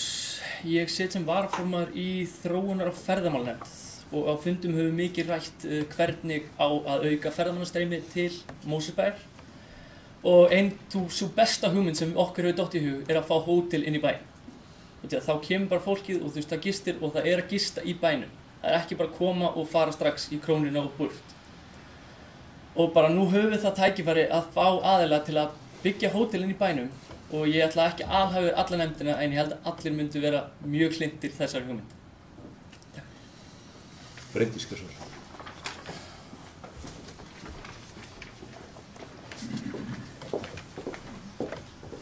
Já, forseti. Ég ætla kannski ekki að lengja þessa umræðu mikið. Ég búin að segja mest af því sem ég langar að koma hérna á framfæri. En þó bara verð ég aðeins að bregðast við ræðu fulltrúa íbúahreyfingarinnar. Varðandi atvinnustarfsemi og atvinnustefnu hér í bæ. Sveitarfélag hér ekki að fara í uppbyggingu atvinnufyrirtækja. Það sem að við höfum gert, við höfum annars vegar markað einhverja stefnu og markasett sveitarfélagi sem ákjósanlegan stað fyrir fyrirtæki til að koma og byggja upp sína starfsemi og svo erum við með skipulag. Og skipulagi gerir ráð fyrir mismunandi atvinnustarfsemi á mismunandi stöðum. Þannig að vegna þessar lóðir sem við ræðum hér, þá hafa þær verið til sölu svo árum skiptir hjá bænum og skipulagðar undir miðbæjarstarfsemi og nú eru loksins aðilar komnir sem óska eftir því. Mér langar bara aðeins líka að benda á það er ekki, það er bara rangur málflutningur að segja til dæmis að þegar við vorum að ræða hið ágæta sjúkrahús og hótel að það hefur verið inn í miðri íbúðabyggð. Því það eins og það sést mjög skýrt á aðalskipulagi þá er það ekki inn í miðri íbúðabyggð. Það er hér sérstakur appelsínugulur reitur á aðalskipulagi sem stofnanalóð og hér er ekki íbúðabyggð alveg í kring. En út af því að viðkomandi fulltrúi nefndi mitt Blikastaðalandi fyrir hótel þá er það íbúðabyggð samkvæmt skipulagi. Og það er alveg ljóst að umrætt svæði hérna sem umræðir er miðbæjarsvæði. Þannig ég vildi bara halda þessu til haga.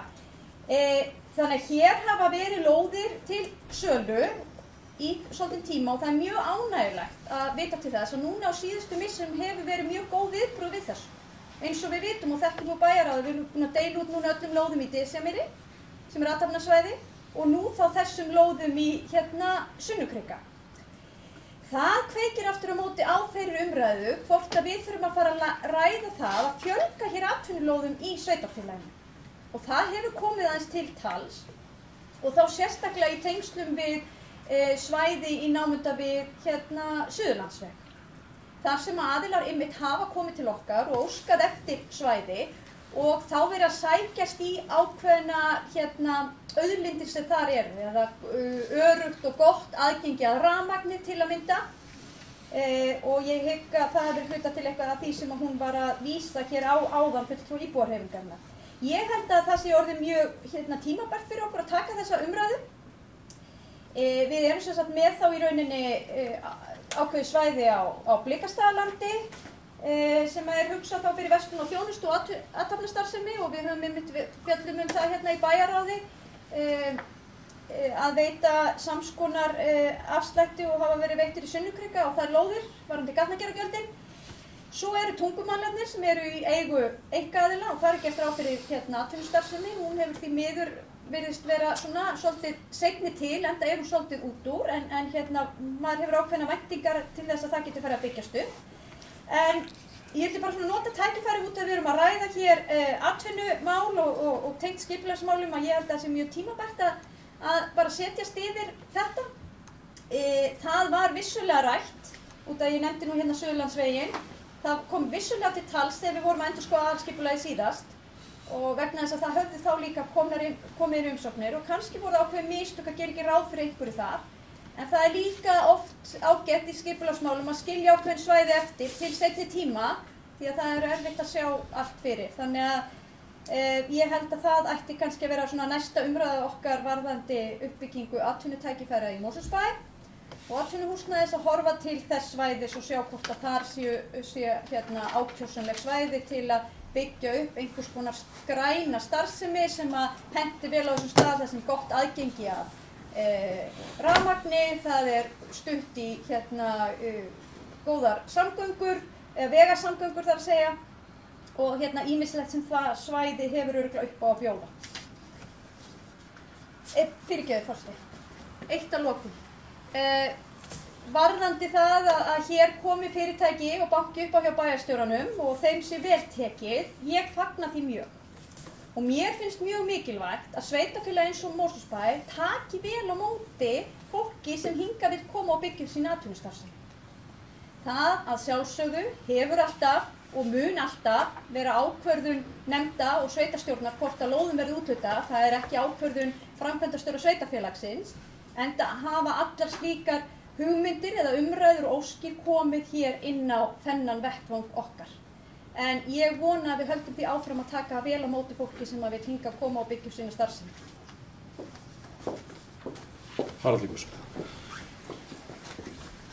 Já, þess að ég komið eiginlega til að bera mér sakir. Reyndar er bæjarfulltrúi Bryndís búin að gerði það nú svona mestu leitinu hér í lok sinna ræðu, en ég vildi nú bara segja ykkur það, ágætu bæjarfulltrúar, að ég mjög stoltur af því að hér tekið vel á móti þeim og þeir fá þjónustu sem vilja byggja upp atvinnustarfsemi. Og reyndar held ég að skulum tekið vel á móti svo sem vonandi öllum sem að yfirleitt koma hér og eru að ræða einhverjum hugmyndir sem það eru tengslu við atvinnustarfsemi eða eitthvað annað. Það nefnilega þannig að það mjög mikil samkeppni meðal sveitarfélaga það að fá til sín atvinnufyrirtæki. Og eins og bæjarfulltrúi Bryndís kom hérna áðan að þá hefur Mosfellsbær ekkert staðið,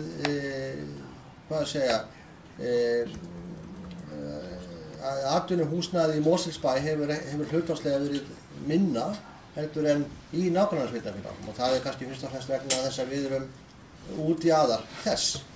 Og þess vegna erfiðar vik að selja þeim sem að vilja reka atvinnustarfsemi það að setja stað í Mosfellsbæ. Þess vegna þarf að hafa fyrir þessum hlutum.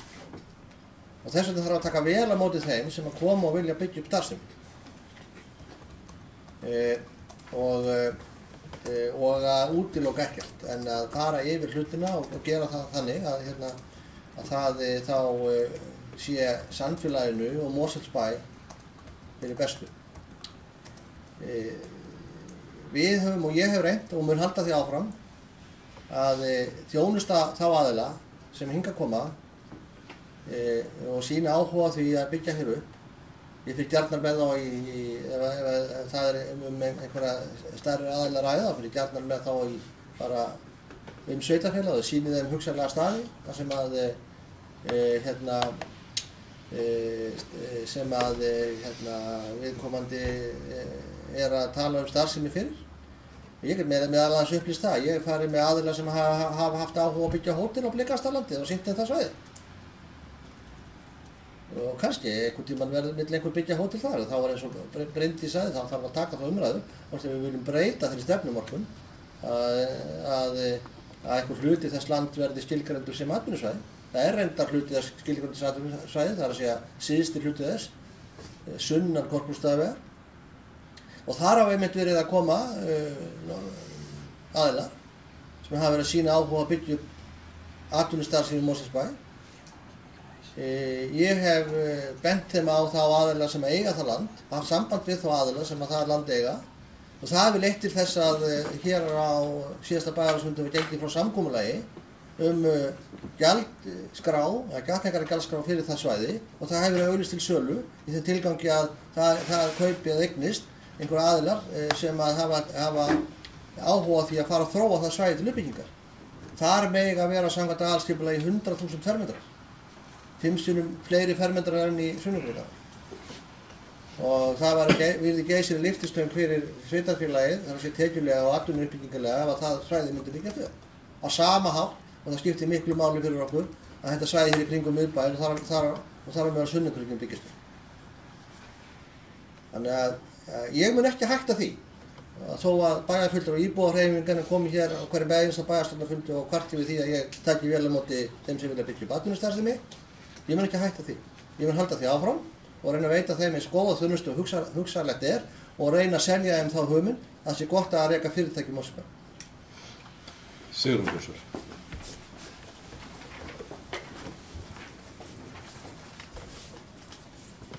Já, ágæti forseti. Ég ætla nú bara hreint að vona það að Haraldur Sverrisson sem að ráðinn var hér bæjarstjóri fyrir hönd þessara bæjarstjórnar í upphafi þessa kjörtímabils sýni fólki sem bankar hér upp á kurteisi. En það þýðir hins vegar ekki að það að sýna fólki kurteisi þýðir samt ekki að það fái allar óskir sínar uppfylltar án samráðs við þá sem búa í þessu sveitarfélagi. Án þess að við sem erum í bæjarstjórninni getum síðan haft nokkur áhrif á það sem að kemur út af skrifstofunni. Í fyrsta lagi nefndi sveitarfélagsins, þær hafa ekki fengið þessi mál inn á sitt borð og sérstaklega þetta mál til dæmis sem við erum að tala um. Og það að snúa sig upp í það að bæjarstjórinn, að íbúahreyfingi sé að andmæla því að bæjarstjóri taki vel á móti fólki er sóðaleg pólitík. Þetta er svo hestnisfullt að manni bara sundlar að hlusta á það. Íbúahreyfingin er mjög hlynnt atvinnuuppbyggingu og Sturla mig langaði að segja þér að íbúahreyfingin er alls ekki að móti þessi byggð hótel. Ég held og við heldum í íbúahreyfingin að það sé góður grunnur fyrir það að byggja bara fleiri en eitt hótel í Mosfellsbæ. Af því að Mosfellsbær er bara svo vel staðsettur. Það er hins vegar spurning, ætlum við að taka ákvarðanir sem eru í takt við þróunar- og ferðamálastefnu Mosfellsbæjar, ætlum við að ræða málin í nefndunum sem að fara með þessi mál, eða ætlum við bara að leyfa meirihlutanum að koma hér með tillögur inn á borð sem engin áhrif verður haft á. Við þurfum að ræða hlutina og eftir því sem að okkar mati þarf að ræða hlutina og það þarf að vinna við svona verkefni. Við eigum ekki við sem bæjarstjórn, við eigum ekkert að leyfa örlögunum að ráða því hvernig bæjarfélagið þróast. Við eigum að hafa frumkvæði að því að skipuleggja og ákveða hvernig við ætlum að þróa þetta sveitarfélag. Og ég get til dæmis nefnt með hverfið. Það er ekki minnst einu orði á hótel í aðalskipulagi á þessu svæði. Í aðalskipulagi á blaðsíðu 40 ef þið viljið fletta upp á því. Er talað um veitinga- og gistihús. Sama. Og eins og alþjóð veit er stigsmunur á hótelum og gistihúsum. Þó svo að fulltrúi Vinstri grænna hafi fundið það út að það sé það sama. En allavega ég sem leiðsögumaður get staðfest að á því er stigsmunur. Hún talaði að það væri rangt með fari hjá fulltrúa íbúahreyfingarinnar að það gerð hafi verið drög að því að byggja einkasjúkrahús í miðju íbúðahverfi.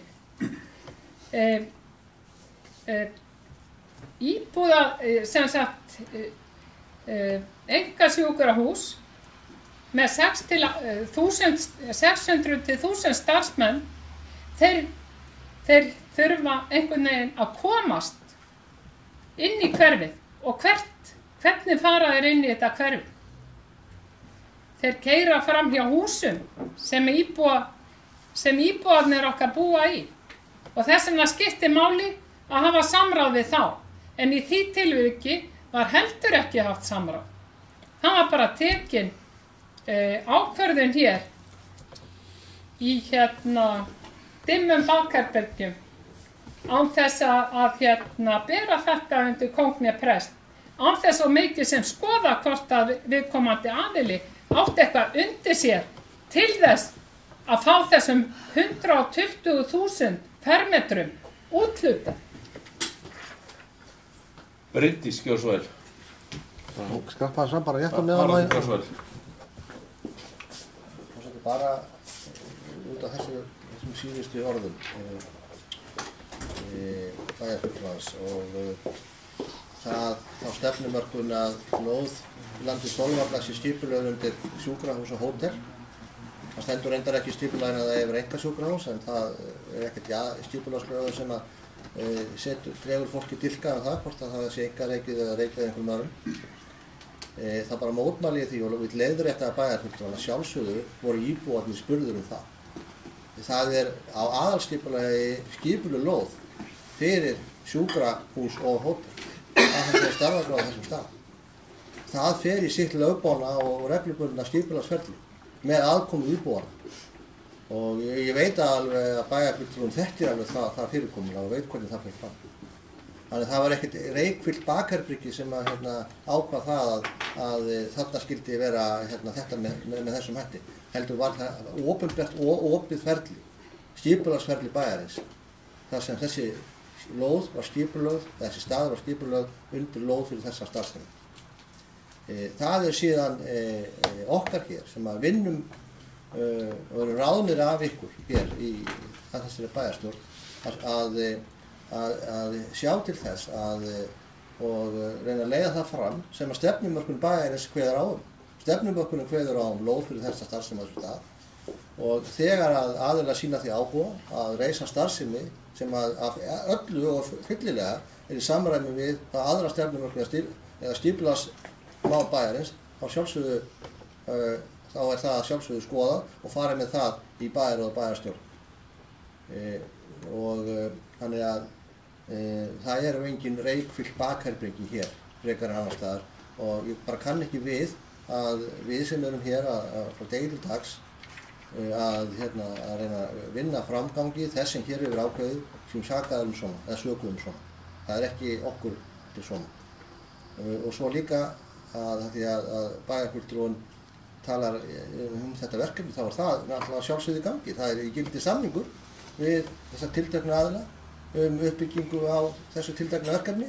Þessir aðilar eru að vinna framgangi þess. Hvers sem það nú leiðir og það kemur þá í ljós eins og samningurinn kveður á hvort það gangi eftir eða ekki. Ég vona svo sannarlega að það gerir það. Bryndís, hversu vel?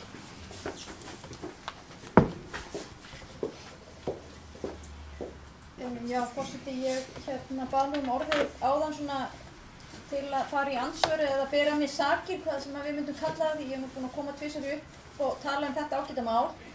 En það var kannski fyrst og fremst vegna orða sem fjalli hér áðan hjá bæjarfulltrúa íbúahreyfingarinnar og nú mann ég ekki til að geta haft, í öðru tilfellinu var verið að tala um einhverja smjörklípuaðferð og í hinu tilfellinu var verið að tala um einhverja ómálefnarlegan málflutning að minni hálfu eða hálfu okkar fulltrúa meirihlutans.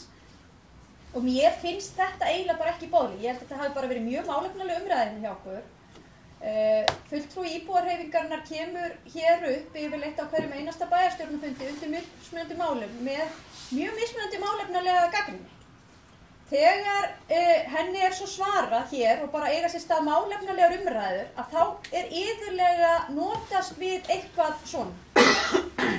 Og mér finnst að fulltrúi íbúahreyfingarinnar verði bara að geta tekist á við það að við tökumst á hér í ræðustól og höfum mismunandi skoðanir á málum. Og mér finnst það ósanngjarnt að henni hálfu að í hvert skipti sem ég kem hérna upp og kem með einhver rök að þá sé einhverju svona kasta fram, einhverju smjörklípu eða einhverju ómálefnalega. Ég einfaldlega hér að tjá mína skoðanir og hvað hefur verið unnið og gert í þessum málum. Og út af því að það tala um stefnu þá bara enn og aftur veifa hérna þessu aðalskipulagi sem stefnu okkar uppbyggingu. Hún bara mjög skýr og var mikil vinna á bakvið það. Þannig að ég bara tekið þátt þessum rök. Bjarki, hversu vel?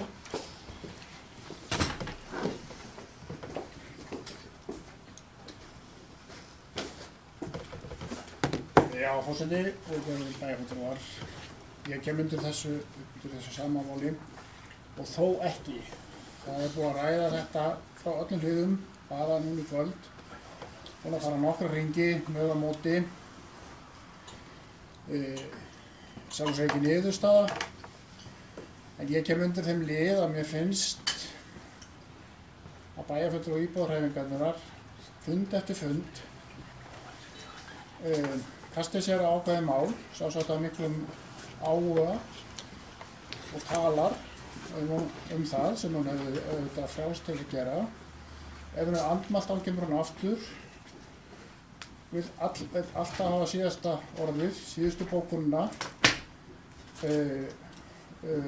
er mjög hægt í hamsi og ég til orðfalla sem ég tel að ég ekki heima hér á bæjarstjórnarfundi. Það var sóðalega pólitík, ég kæri mig ekki að sitja á bæjarstjórnarfundum hér í Mosfellsbæ þar sem þetta látið athugasemdalaust. Þetta ekki að gerast í fyrsta skipti. Það sem sagt gerist þannig, bara nákvæmlega þannig, fund eftir fund eftir fund eftir fund. Að bæjarfulltrúi íbúðarhreyfingarinnar, Sigrún Pálsdóttir,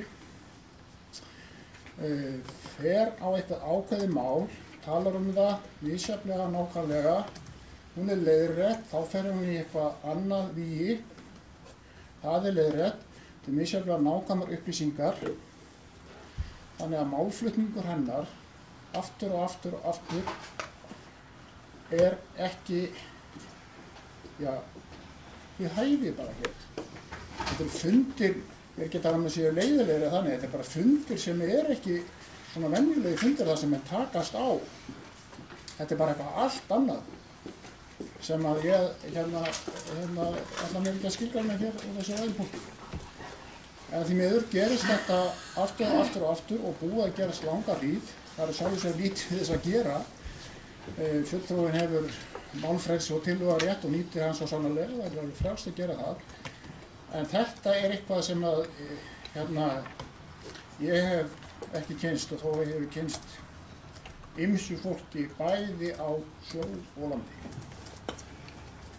Já, áður en ég gef orðið til næsta ræðumanns þá ætla ég að biðjast velvirðingar á því að hafi ekki einmitt beðið ræðumenn hér áðan og kjölfar þessar ummæla sem féllu að gæta hófs í orðavali og ég tel ástæðu til þess og sem Bjarki var að vekja athygli á en síðan það einn aðili á mælendaskrá það eru allnokkrir búin að fara nokkuð oft í pontu þetta mál og þannig að ég legg til að við förum að stytta þessa umræðu og ég hef verið nokkuð umbyrðalindur með fjöldaskipta sem að fólk hefur farið í pontu en Sigrún gjör svo vel.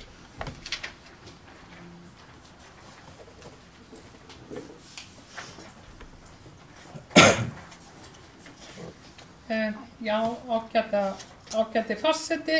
Við höldum áfram hér umræðum úthlutun þessara lóðar hér í Sunnukrika sem að síðast var komin út í það að bæjarstjóri var farin að ræða að hann væri stoltur af því að taka vel á móti framkvæmdaaðilum hérna á bæjarskrifstofunni, hversu málefnalegt sem það nú og hversu velsamandi sem það nú Mitt mál var ágætlega rökstutt. Það var ekki haft samráð við þróunar- og ferðamálanefnd. Þessi ákvörðun að byggja hótel þarna ekki í samræmi við þróunar- og ferðamálastefnuna. Afkoman frá sjónarhóli umferðar, hún mjög slæm og íbúar ekki með í ráðum. Og það getur vel verið að fulltrúa Vinstri grænna þykir þetta ómálefnalegt, en það staðreynd að svo ekki. Ef að ég lít á máli, eða þegar að ég lít á máli, varðandi það að íbúar hafa verið spurðir álits þegar ákveðið var að byggja 600.000 starfsmanna sjúkrahús og hótel í Reykjahverfi, þá get ég bara fullvissa fólk það að þetta var alls ekki rætt, þetta mál. Það hefði verið eðlilegt að svona stór eining hefði verið hluti af umhverfisskýrslu sem fylgir aðalskipulagi. En ég veit að það var lagt til þegar að verið var að vinna aðalskipulag að svo væri. En því var hafnað af fulltrúum D-lista og væntanlega vaflista líka vegna þess að D- og vaflisti í Mosfellsbæ einhverja hluta vegna alltaf sammála. Þannig að það umræða í samfélaginu, hún fór ekki fram þetta mál. Hún fór ekki fram og það ekki minnst á einkasjúkrahús í umhverfisskýrslu með aðalskipulagi. Það hefði átt að með réttur að gera grein fyrir því hvaða áhrif svona stór vinnustæður hefði á umhverfið sitt og íbúa. En það var ekki gert. Þannig að það á eftir að taka þessa umræðu hérna í Mosfellsbæ. Já, ég óska eftir að það verði greitt atkvæði sérstaklega. Það að gefa sjálfum mér orðið. Já, það búið að vera þó nokkuð mikil umræða hér hvenar samráðsferli og hvenar ekki. Og hvað eðlileg stjórnsýsla og hvað ekki. Það liggur fyrir hér í þessu tilviki sem hér á dagskrá og líka því sem hefur verið nefnt í þessari umræðu í báðum tilvikum að skipulagsferli hefur átt sér stað. Það búið að fara í gegnum aðalskipulag og deiliskipulag hérna liggur alveg skýrt fyrir líka og ef að það ekki möguleiki á aðkomu fyrir íbúana, hvenær þá möguleiki eins og þegar að það búið að fara í gegnum þetta ferli. Þannig að bara að það komi skýrt fram. Síðan þegar að deiliskipulag liggur fyrir og viðkomandi lóðir hafa verið auglýstar hér árum saman lausa til úthlutunar og það eru ítrekað verið kynntar með sérstökum auglýsingum til þess að í þeirri von að fá atvinnurekendum til þess að koma og byggja upp á þessum lóðum að þá þegar að þeir loksins koma að þá eigi að fara aftur í samráðsferli. Þetta eitthvað sem að gengur engan veginn upp. Æski þessir aðilar hins vegar að skipulaginu verði breytt eða það verði gerða einhverju breytingar á því, þá verður að skoða það og þá aftur samráðsferli. En ég ætla nú ekki bara að hafa þessi orð mikið fleiri. Mér finnst bara að það verði að vera skýrt að það gilda ákveðnar reglur þessa stjórnsýslu hérna hjá okkur og það að þegar að skipulagi liggur fyrir þá erum við ekki að fara með hlutina til í nefndir við úthlutan á lóðunum. Það einfaldlega, svo afgreiðsla bara í bæjaráði og málið afgreitt þar. Haraldur Björnsson. Nei, ég bara hættur við. Fleiri hafa ekki að kveðið sér hljóðs þetta mál, en eru einhver sem æskja þess að taka til mál sem önnur dagskrárefni þessa ágæta bæjaráðsfundar?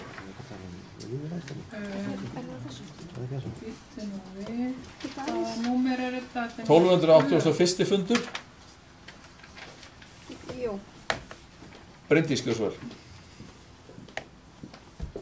Ég lít svo á að umræðum þriðja mál sé lokið. Ég ætla að bóka sko en það kemur bara við afgreiðsluna á eftir. Já, forseti, ég ætla að fá að taka hér til máls til lið nr. 4, aðgerðaáætlun lýðræðisstefnu. Á fundinn mætti Aldís Stefánsdóttir, forstöðumaður þjónustu- og samskiptadeildar og þar voru til umræðu hugmyndir varða svona eins konar minn Mosfellsbæ eða það sem að rætt hefur verið sem hluti af lýðræðisstefnunu og í aðgerðaáætlun okkar taka frá sem sagt fé þar sem að bæjarbúar geta þá kosið í hvaða verkefni verður ráðist og ég vildi bara vekja athygli á þessu því að þetta mjög spennandi og áhugaverð hugmynd sem að við höfum oft rætt hér og var svona velt upp tveimur mismunandi nálgunum við þetta verkefni.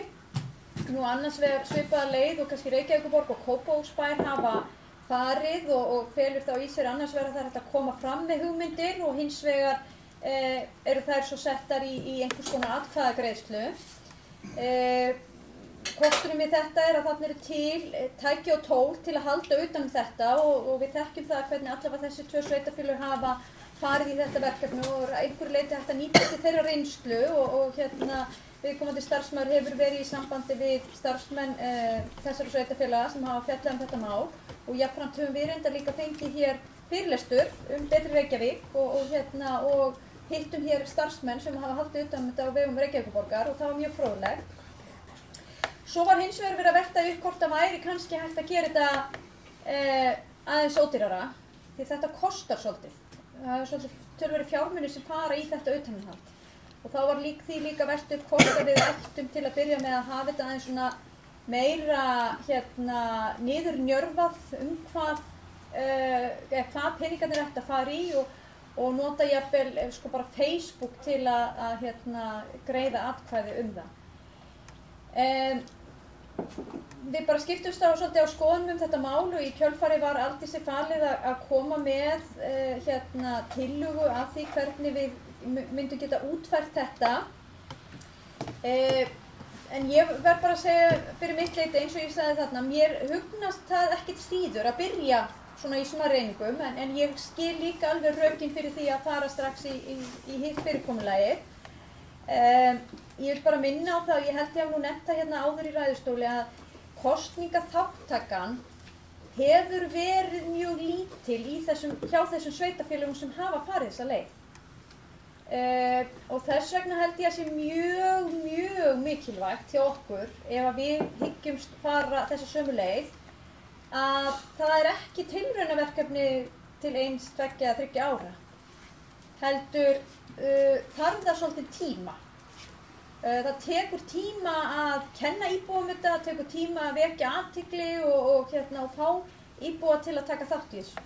Og kannski er einna helst kostunni sem ég sá við það að fara í svona minnileið og mögulega nota eitthvað Facebook að þar rosalega stór hluti af íbúum okkar. Íslendingar slá heimsmet í þessu eins og svo mörgu öðru að vera áskrifundur á Facebook en í hinu tilfellinu þá þarf fólk að skrá sig inn á einhvern vef og eiga eitthvað lykilorð og logga sig inn á einhvern Betri Mosfellsbæ eða einhvern slíkan vefgátt og ég minnist þess að hafa lesið lærðar greinar þar sem var verið að stúdera íbúalýðræði þetta og þetta var eitt af því sem var svona fyrirstaða að fólk stundum búið að missa þolinmæðina, búin að fara inn einhvern tímann og skoða, svo er það búið að gleyma lykilorðinu og þetta er eitthvað vesen og það leiðir oft til þess að ekki nægjanlega margir taki þátt í þessu. En að þessu sögðu þá er það engu að síður líka mjög spennandi og að fara þessa leið og þá verðum við að tala mikið og hátt þetta og virkja íbúana og það er sérstaklega væri áhugavert að við getum náð að virkja ungt fólk með okkur, getum reynt að nýta okkur ungmennaráðið með einhverjum hætti í þessu. Það er svolítið vitundarvakning hjá ungu fólki núna eftir bæði forsetakosningar og þingkosningar og verkefni sem hafa verið í gangi inn í framhaldsskólunum og reynda líka í grunnskólunum okkar og með hjá krakkarúf og svona þá eru krakkarnir orðið mjög meðvitaðir kosningar. Þannig að ég vildi bara vekja athygli á þessu máli ég held að þetta sé mikilvægt máli, ég held að þetta sé mikilvægt að við ræðum þetta vel og vöndum okkur í þessu og ekki síst að þegar við erum búin að taka ákvörðun hvora leiðina við förum og hvaða leið, hvernig við förum hana og hvernig við útfærum hana, þá verðum við að gefa okkur góðan tíma í það að kynna þetta vel fyrir íbúum og leggja okkur fram við það. Anna Sigurðardóttir.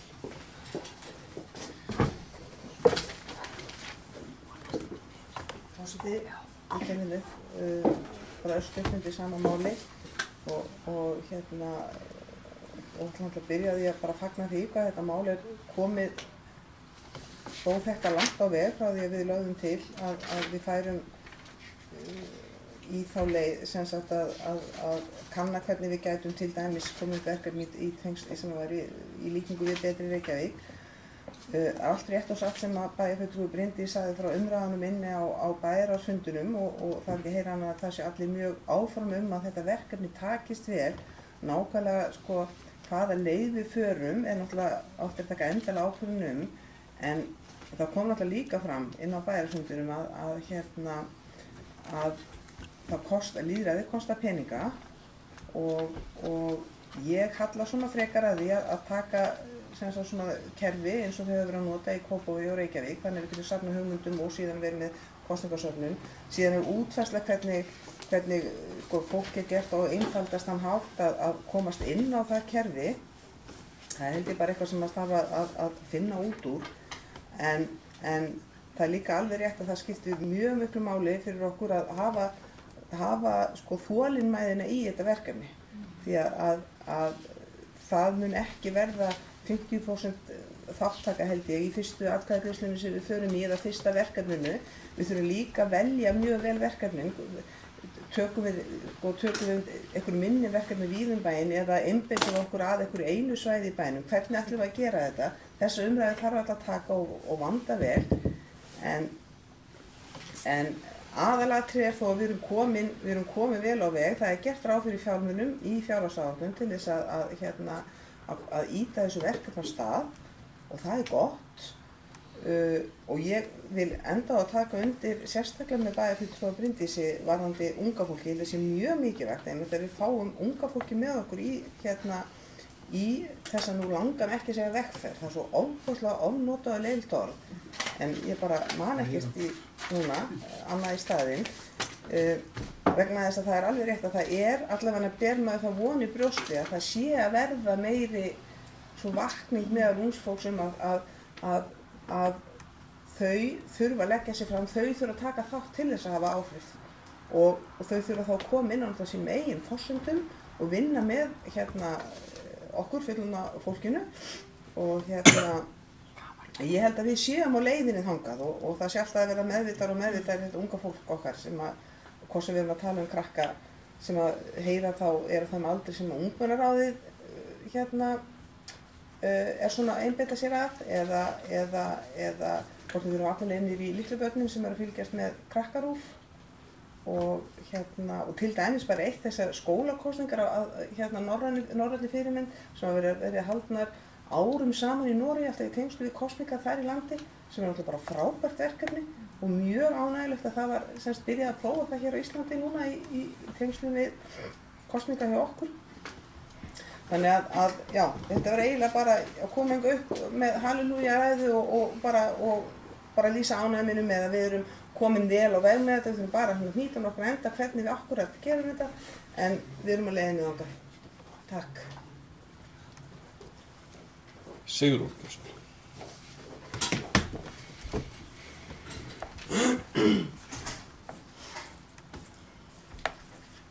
Já, ágæti forseti, ég kem líka hér fram undir sama máli, það er lýðræðisstefnan og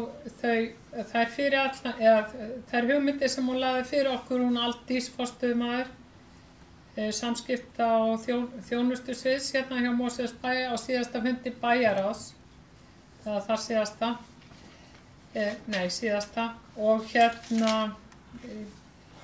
það er náttúrulega mjög ánægilegt og ég tek undir það að þetta skuli vera komið á þennan stað, þetta verkefni og það er náttúrulega mjög gott að geta valið úr leiðnum til að hrinda þessi í framkvæmd, en það er mjög mikilvægt að gefa þessu tíma.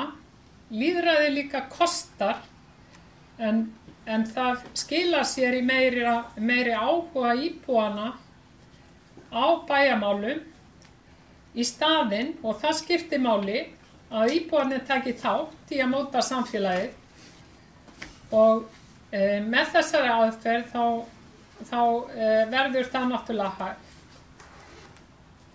að einhverju leyti.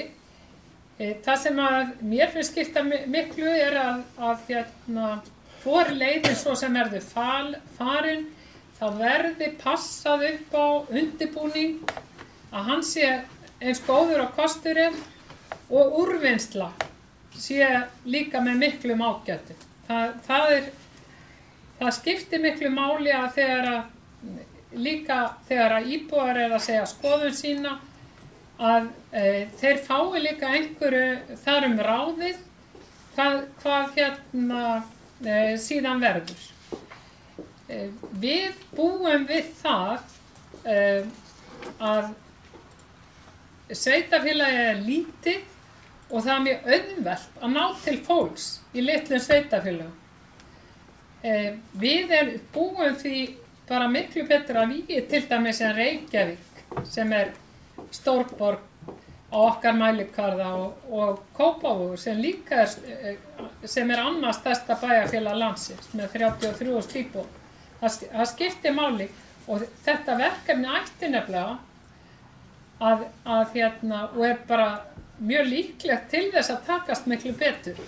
Ég sá hérna fyrir nokkrum dögum að þessi þróun er líka þannig í Reykjavík að fólk er að venjast þessu og það hækkaði þáttaka í einhverju íbúakostningum daginn úr 7 í 12%. Þannig að sko þetta verkefni er á uppleið. Kolbrún Gjörsel.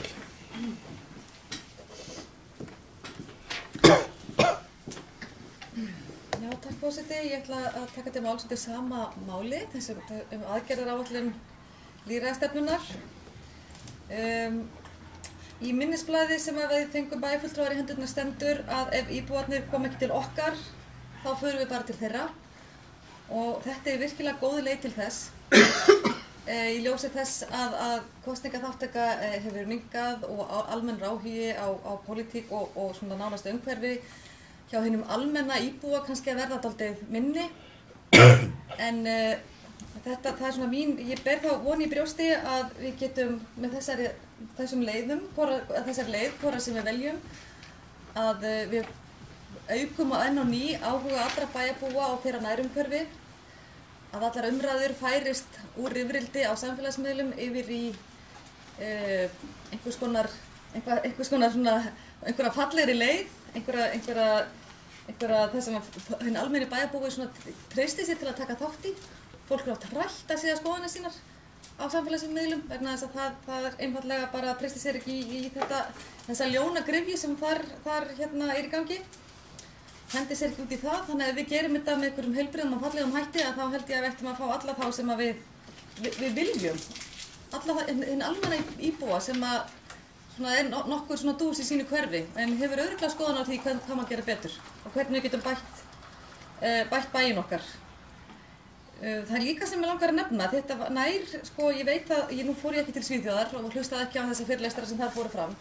En ég hef setið svona ráðstefnur og ég get ímyndað mér að þarna hafi líka verið ræð börn og íbúa af erlendum uppruna sem að finnast þeir kannski svolítið einangraðir og vita ekki nákvæmlega hvað er að gerast í bænum. Þetta er líka leið til að ná til þeirra og ná til barna sem að eru í skólunum okkar sem að kannski verða dálítið utanveltu og þarna er gott tækifæri fyrir okkur til að nálgast þessi börn og þeirra foreldra og gera það á virkari samfélagsþegni. Þannig að ég fagna þessu mjög, en ég tek undir að það sem að hér hefur komið fram að við þurfum að sýna þessi verkefni þolinmæði.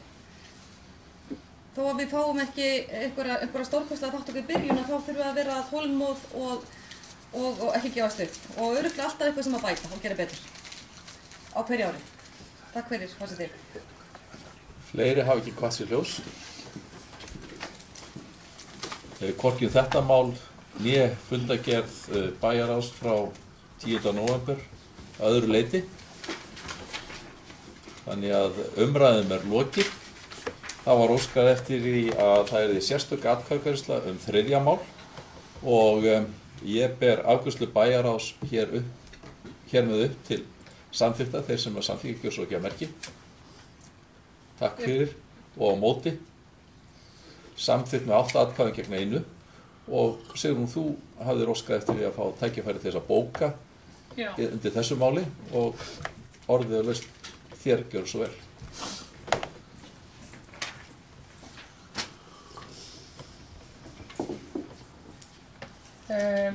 Já, ágæti forseti, hér er bókun íbúðarhreyfingarinnar. Bæjarfulltrúi íbúðarhreyfingarinnar er hlynntur áformum að byggð verði hótel í Mosfellsbæ en hefur efasemdir staðsetningu hótels í Sunnukrika og telur að endurskoða þurfi hana með hliðsjón af þróunar- og ferðamálastefnu Mosfellsbæjar og bera hana undir þróunar- og ferðamálanefnd og íbúa í nærliggjandi hverfum.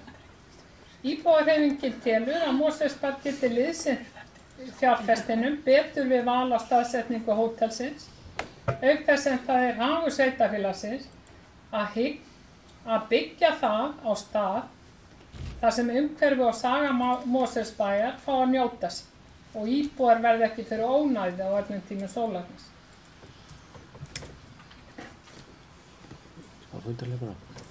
Það óskað eftir að við gerum fundarhlé. Við hefjum þá fund að 9. Sturla, gjörðu svo vel.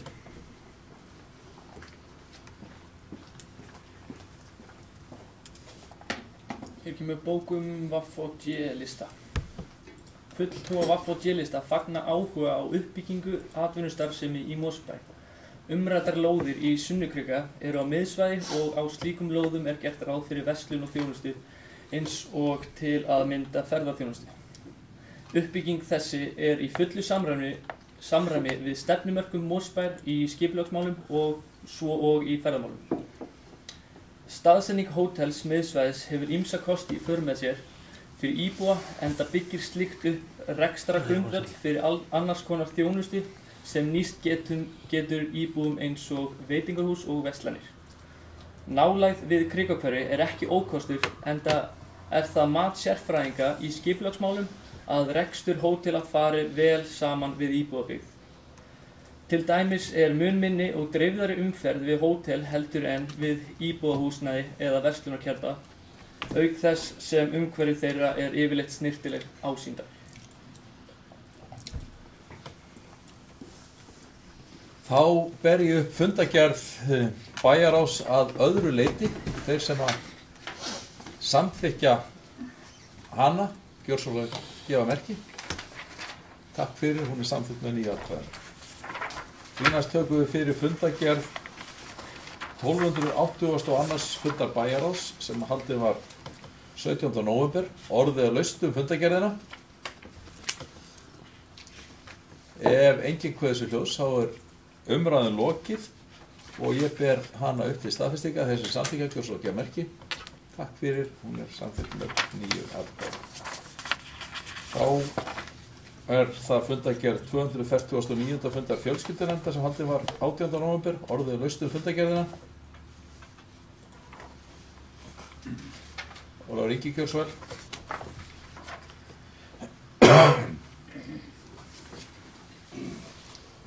Forseti, það virðist eitthvað frosinn tölvan hjá mér. Við gerum fundarhlé. Þetta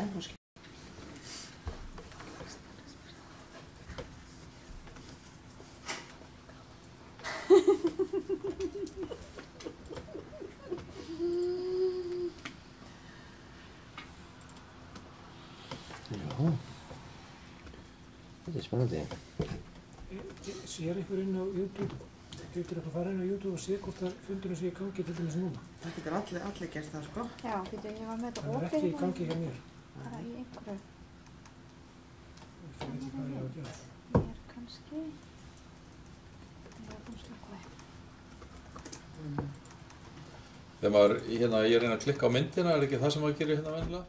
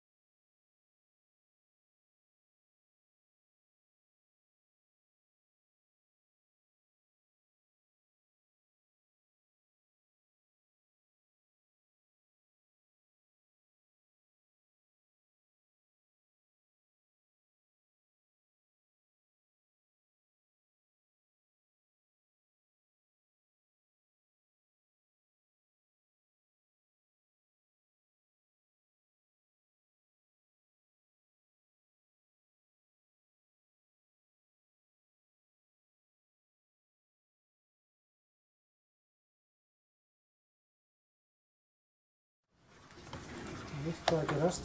Lögu Já, borgaði í þetta er borðið. komið. Nei, Sturla er enn bara frosinn Já, við skulum sjá til að þetta er ekki svona delay á þessu.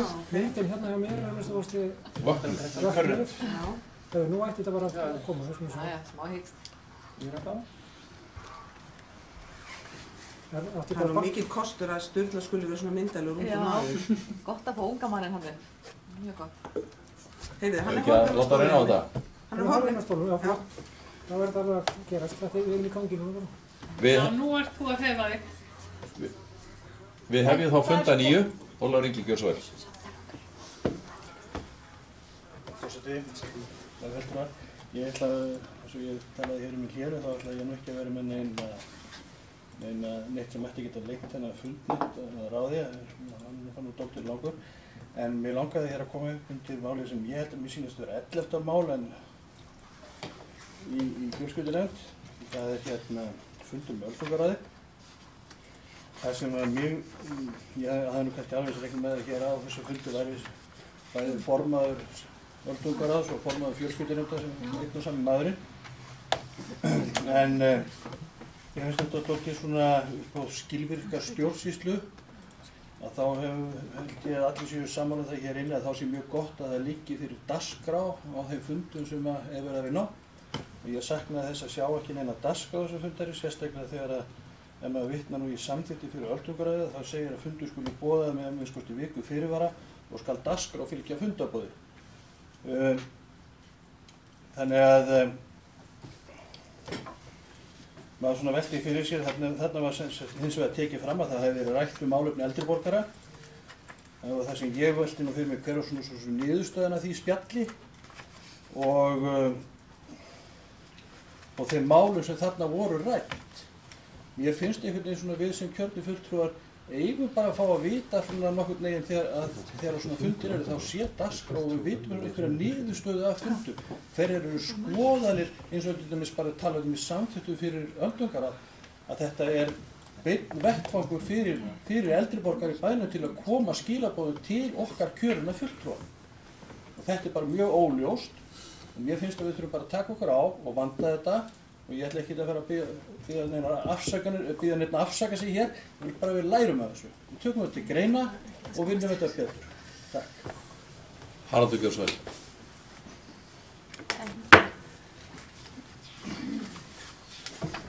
Forseti, ég tek það að ef fundur öldungaráðs er sérstaklega fyrir nefndinni eða fundagerð hans á vantabaka. En ég skil þetta reyndar ekki svona. Ég skil þetta þannig að fulltrúar öldungaráðs hafi mætt fyrir fjölskylduna. Þess að ræða málefni eldri borgara. Heldur sé þetta ekki eiginlegur fundur öldungaráðs. Hann er væntanlega boðaður með dagskrá og boðaður sérstaklega og með slíku. Ég skil þetta minnst þannig að þetta sé sem sagt fulltrúar úr öldungaráði sem komu fyrir fjölskylduna. Og það er útskýrt fyrir í bókum hvað var rætt. Það er að segja að það var rætt málefni eldri borgara í Mosfellsbæ, þar á meðal talið hjúkrunarþjónustu og mikilvægi félagslega virkni og samlyndis. Það var rætt fyrirhugaðan fund öldungaráðs og ungmennaráðs. Þannig ég skil þetta þannig að þetta sé ekki formlegur fundur öldungaráðs, heldur þetta fulltrúar öldungaráðs sem mættu fyrir fjölskylduna til að ræða þetta tiltekna málefni. En tekundu það, ef það væri að ræða fund ráðsins og hann verði sérstaklega tekinn fyrir, þá þyrfti náttúrulega sjálfsögðu að vera dagskrá hans og fundagerð. En ég skil þetta svona forseti. Vona ég hafi rétt mér. Ég skil þetta með sama hætti, að þarna hafi þau komið sem gestir inn á fundin og þarna kemur bara fram hvað hafi verið rætt. En Ólafur Ingi, gjör svo vel. Þetta var náttúrulega blómulegt að þetta þurfa að vera túlkunaratriði.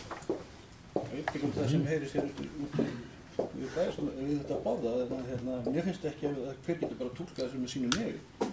Mér finnst bara mjög nauðsynlegt að það liggi fyrir dagskrá. Öldungaráðinu ber að funda með fjölskyldunefnd einu svona ári. Það er bara þannig sem stendur í samþykki fyrir ráðið. Mér finnst bara mjög eðlilegt að það liggi fyrir dagskrá. Má ég aðeins? Ég ætla bara snart stutt. Kolbrún, gjör svo vel.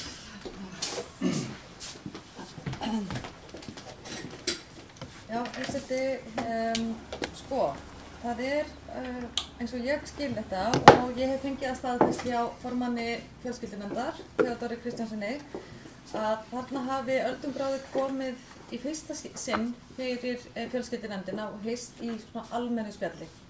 En það vel hægt að nefna það að fyrir næsta fund liggi það fyrir einhver ákveðin dagskrá. Þannig að ef að það það sem er að valda hér óþægindum, þá finnst mér alveg eðlilegt að þau diktu þó upp einhver ákveðna dagskrá, einhver ákveðin málefni, en þeirra málefni eru náttúrulega frekar þröngt umræðefni. Þau eru yfirleitt að ræða mál eldri borgara í bænum og þarna var að ég held bara svona vítt og breitt og almennt verið rætt. En það sjálfsagt að koma því áfram að þau ákveði þá einhverja dagskrá ef þau eru komað fyrir nefndina, en þarna voru að koma fyrsta sinn, kynnast fólkinu, kynna sig og sýna sig og sjá aðra. Þannig að ég held að það hefði svona verið það sem lá fyrir. En ef fólki líkar það ekki, þá má eflaust koma þeim skilaboðum áfram að það þurfa að setja upp stífari dagskrá. Ég skal ekki segja. Takk fyrir. Anna Sigurður. Forseti, sko, mér finnst þetta ennþá dálítið óskýrt, sko. Það samþykkt fyrir öldungar á Mosfellsbæjar. Öldungar á Mosfellsbæjar formlegur og milliliðalaus vettvangur samráðs og samstarfs við bæjaryfirvöld hagsmuni eldri borgara í sveitarfélaginu, eðlilega, eldri borgara í sveitarfélaginu. Þetta er ekki kaffiklúbur sem bara dettur inn á fundi og fjölskyldunum, heldur á þetta að vera samráðsvettvangur.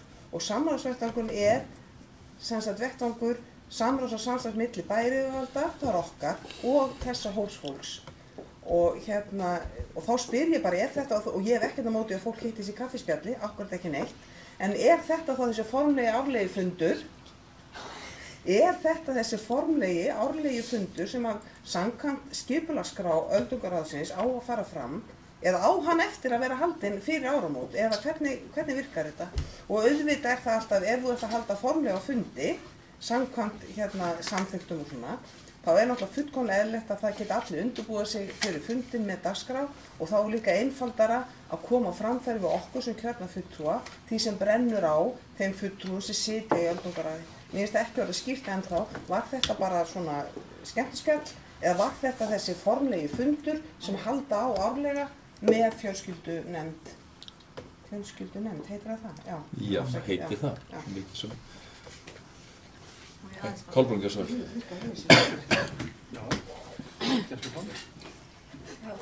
Ég tel svo vera að þarna var, eins og ég sagði áðan, öldungaráðið var að hitta fjölskyldunefndina í fyrsta sinn.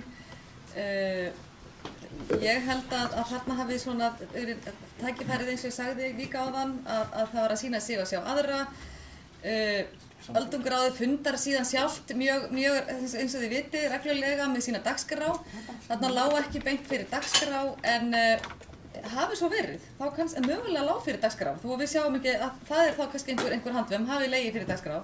En mér finnst líka einhvern veginn að það megi líka vera þannig að fólk hittist á þessum fundum í fyrsta sinn kannski með þessum hætti. Ég ætla ekki að gagnrýna það, en það er kannski að við fáum bara frekar upplýsingar um það hvað fór fram á þessum fundi, þessum dularfulla öldungaráðsfundi. En ég ætla að vona að þetta hafi verið ánægjulegur og gagnlegur fundur fyrir þau.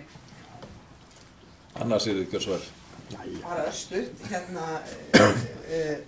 sko, bara svo að sé alveg á hreinu, gagnrýni mín beinist ekki að þessu ágæta fólk sem situr í öldungaráði heldur þeim sem voru að taka mótið þeim og átt að taka mótið þeim sem þetta stjórnvald vegna þessa formlega samráðsvettvangs. Þannig að ég raunur að gagnrýna kannski aðalega fjarstættan mann, en við tökum það bara upp við hann síðar, en það breytir því ekki að það þarf náttúrulega að svara fyrir svona þegar að þó fólk sé óþægilega fjarstætt. En svo enn eitt sem ég þarf að spyrja bara þennan margumrædda fund, og það vegna niðurstöðu nefndarinnar, sem sagt þarna stendur fulltrúar öldungaráðs sem ekki sátu fund fjölskyldunefndar, það eru Jóhanna, Sara og Svala, mættu til fundarins. Nú langar mig bara að vita, mættu þær eða mættu þær ekki, voru það viðstættar eða voru það ekki viðstættar. Nú veit ekki hvort ég get fengið svar við þessu, en þetta er dálítið áhugaverð niðurstaða fundarins. Ég held að það sé enginn hér til þess að svara fyrir þetta ná. Voru margir viðstættir á þessum fundi eða? Það er mjög skýrt.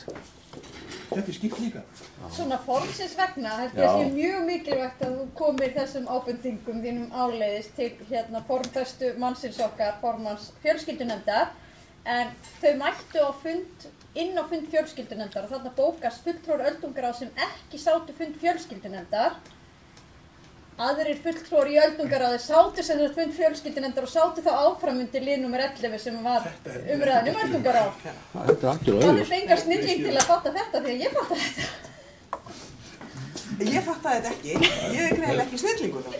En fleiri sem æskja þess að ræða og reyna að ráða í fundargerð fjölskyldunefndar. Ef ekki þá er umræðin lokið þeir sem að staðfesta hana ekki og svo ekki að merki. Takk fyrir, hún er staðfest með 9 atkvæðum. Og þá tökum við fyrir fundargerð fræðslunefndar. Það er 328. fundur sem haldinn var 1. nóvember. Orðið er laust þá fundargerð. Þetta var kynning á verkefnum í Varmárskóla og ekki fleira á dagskrá þess fundar. Einhver sem æskir þess að taka til máls, ef ekki, þá er hún borin upp til staðfestingar, þeir sem staðfesta gjör merki. Hún er staðfest með 9 atkvæðum, eða hvað? Og þá komum við að fundargerð 329. fundar fræðslunefndar sem haldið var 16. nóvember.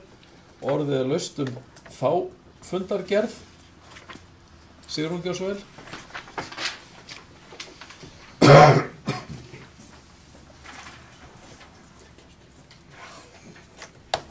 Já, ágæti forseti. Ég eins og þú var viðstödd þennan fund fræðslunefndar. Ég kem hér fram undir lið nr. 1, það er fjárhagsáætlun Mosfellsbæjar 2017 til 2020. Það sem að mig langaði að segja þennan fund er að þessi umræða var mjög fróðleg.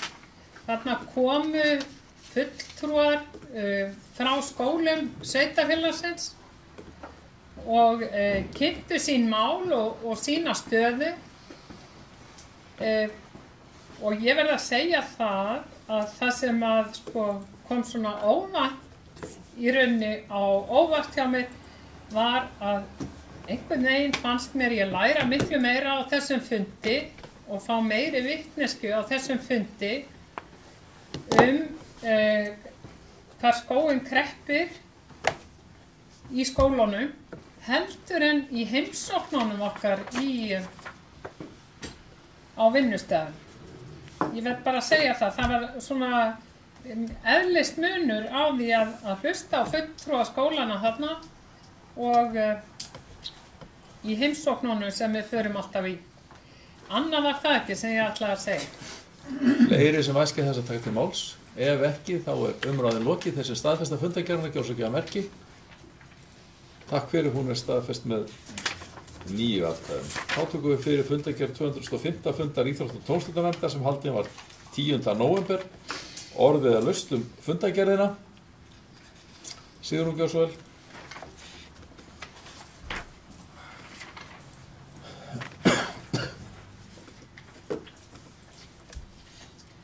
Já, ágæti forseti, ég kem hér fram undir máli nr. 3 og 4 enda líka.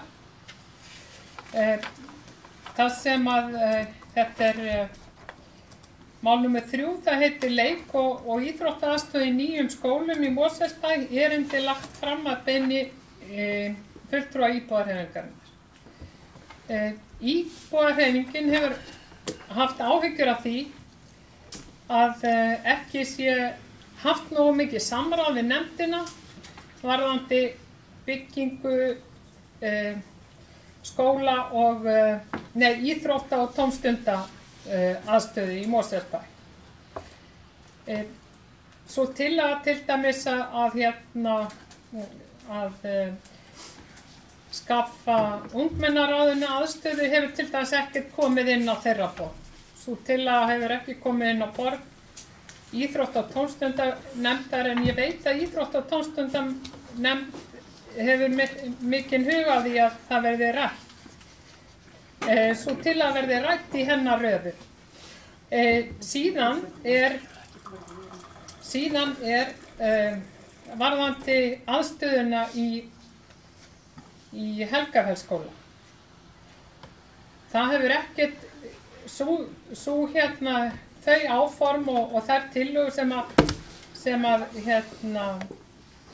liggja fyrirvarðandi, það hefur ekki verið borið undir Íþrótta- og tómstundanefnd, en Íþrótta- og tómstundanefnd og fulltrúi íbúðarhreyfingarinnar í Íþrótta- og tómstundanefnd, hann er þeirra skoðunar að það sé mjög mikilvægt að Íþrótta- og tómstundanefnd hafi einhver aðkoma að því hvernig félagsaðstaða eða hvort yfirleitt er fyrirhugað að hafa einhverja félagsaðstöðu fyrir krakka upp í Helgafellshverfi eða ekki. Og þetta eru svona ástæðurnar fyrir því að þetta mál var sett á dagskrá. Það er samráðsleysi við nefndina mál sem skipta hana verulegu máli. Svo sem eins og það varðandi uppbygginguna þarna upp í Helgafellslandi. Og svo er svona bara líka þetta með aðstöðu fyrir ungmennar og það væri mjög fróðlegt fyrir þau og sem sagt væntanlega gagnlegt fyrir alla aðila að sú tillaga væri líka rædd þar. Síðan er mál númer 4, má ég fara í það eða? Gjörðu svo vel. Má ég aðeins, menn við langar aðeins Já, okkur þetta. Ja, annars er ekki svo vel. Fórseti bara rétt aðeins að bregðast við kannski framhaldið sem bæjarfulltrúi íbúðarhreyfingar var að tala um. Það er þarna á dagskránni sem sagt lið númer 3, erindi lagt fram að beiðni fulltrúa íbúðarhreyfingarinnar, þetta snýst leik og íþróttaaðstöðu í nýjum skólum í Mosfellsbæ. Mér finnst alveg vant þetta erindi. Ég er engu nær um það hvað fulltrúi íbúðarhreyfingarinnar var að vilja inni á þessum fundi. Hvar er erindið? Akkur er engin gögn eða eitthvað frá þessum fulltrúa? Ég sem sagt las þessa fundagerð og er engu nær. Var ekki eitthvað erindi eða hvernig stendur á það fylgir ekki þessari fundagerð? Sigrún, gjörðu svo vel.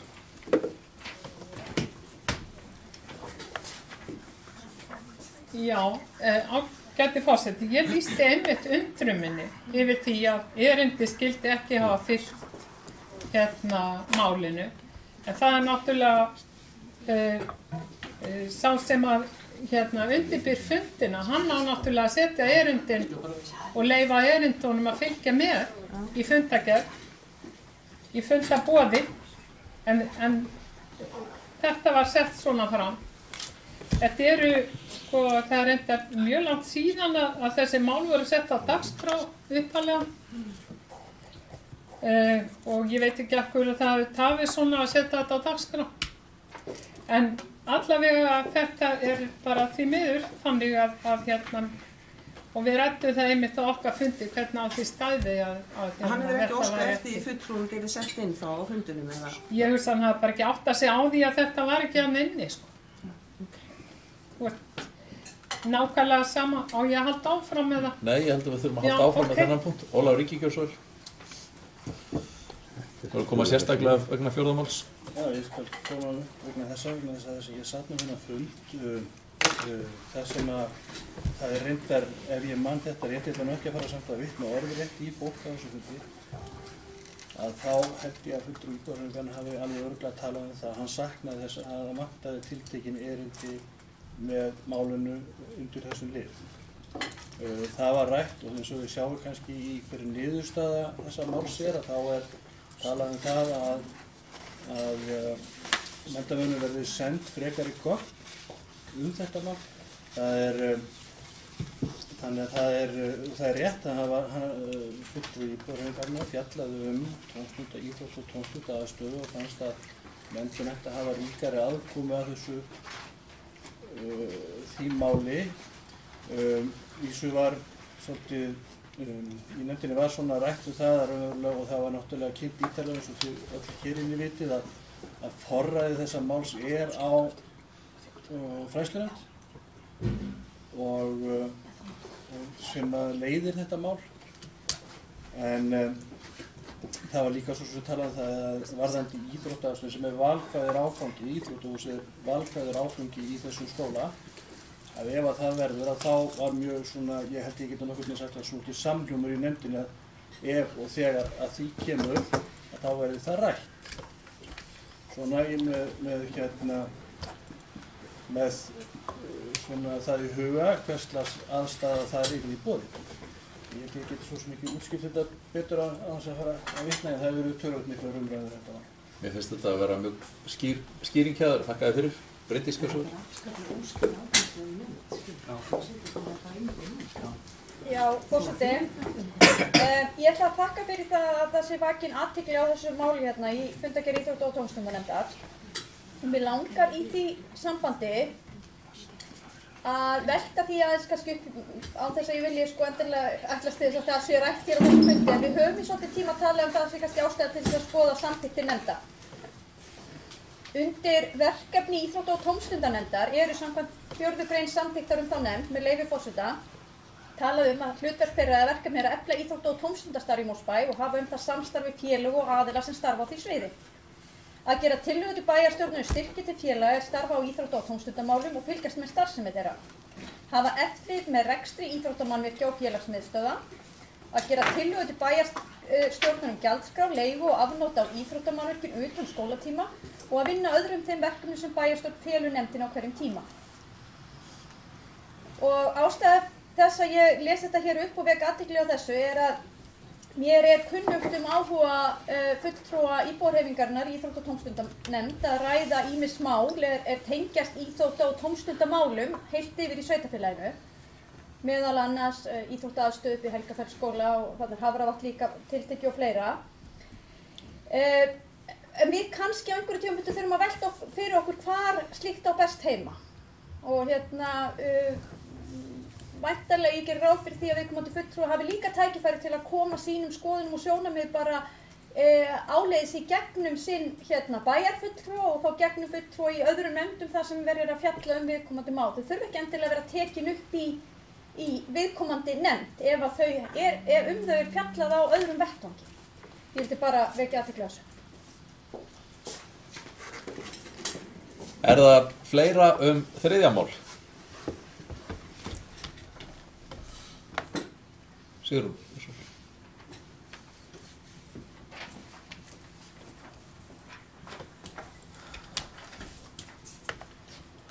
Já, ég þakka Óla fyrir að gera grein fyrir þessu. Ég var náttúrulega ekki viðstödd fundinn. Þannig en við ræddum þetta á okkar fundi í íbúahreyfingin að það væri skrítið að hafa ekki erindi, láta það ekki fylgja með. En mér þykir náttúrulega verra það sem að Bryndís er í raun að segja að ef að henni finnst ekki ástæða til eins og við vorum að ræða áðan að þessi fagnefnd í þessum málum hún sé höfð með í ráðum þegar að verið er að byggja og hanna skólabyggingar á hún bara að hafa aðkomu síðar eða er það ekki bara skynsamlegt að hún hafi fyrirfram skoðun á því hvað hvernig og hvort félagsaðstæða byggist upp í Helgafellshverfi. Ég held að það sé bara, mér finnst það allavega svona rétt forgangsröðun að leyfa nefndinu að koma að þessu. Vill einhver tala eitthvað meira um þetta? Já, takk. Já, takk. Það er að gera. Ekki að segja orðið örstutt og svo Haraldi. En bara árétta það að hér erum við að tala skólamannvirki og það er skýrt að það er fræðslunemnd og bæjarráð sem er að vinna að uppbyggingu þess ágæta skóla. Það er eins og Ólafur Ingi kom að, hér valkvæðan áfanga að ræða og það er ekki búið að útfæra þennan valkvæða áfanga og það er kannski hægt að fara að ræða fyrirkomulagið í honum þegar að það liggur fyrir ákvörðunu að hann verða að veruleika en það er búið að gera ráð fyrir að það sé rými fyrir hann og þannig að það sé bara ljóst. En Haraldur gjör svo vel.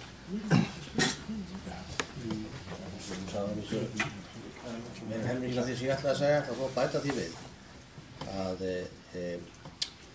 þetta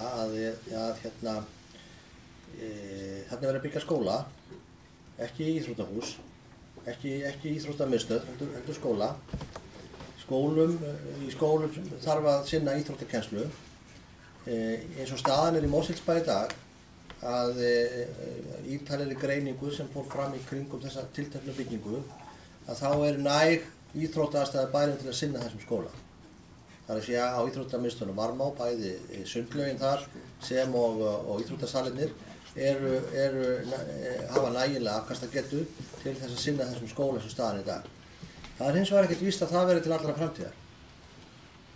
Og þess vegna gert ráð fyrir því að við þennan skóla, þegar og ef verður tekin ákvörðun, það getur ríðið íþróttahús sem í tengslum við skóla sem slíka, ekki íþróttamiðstöð.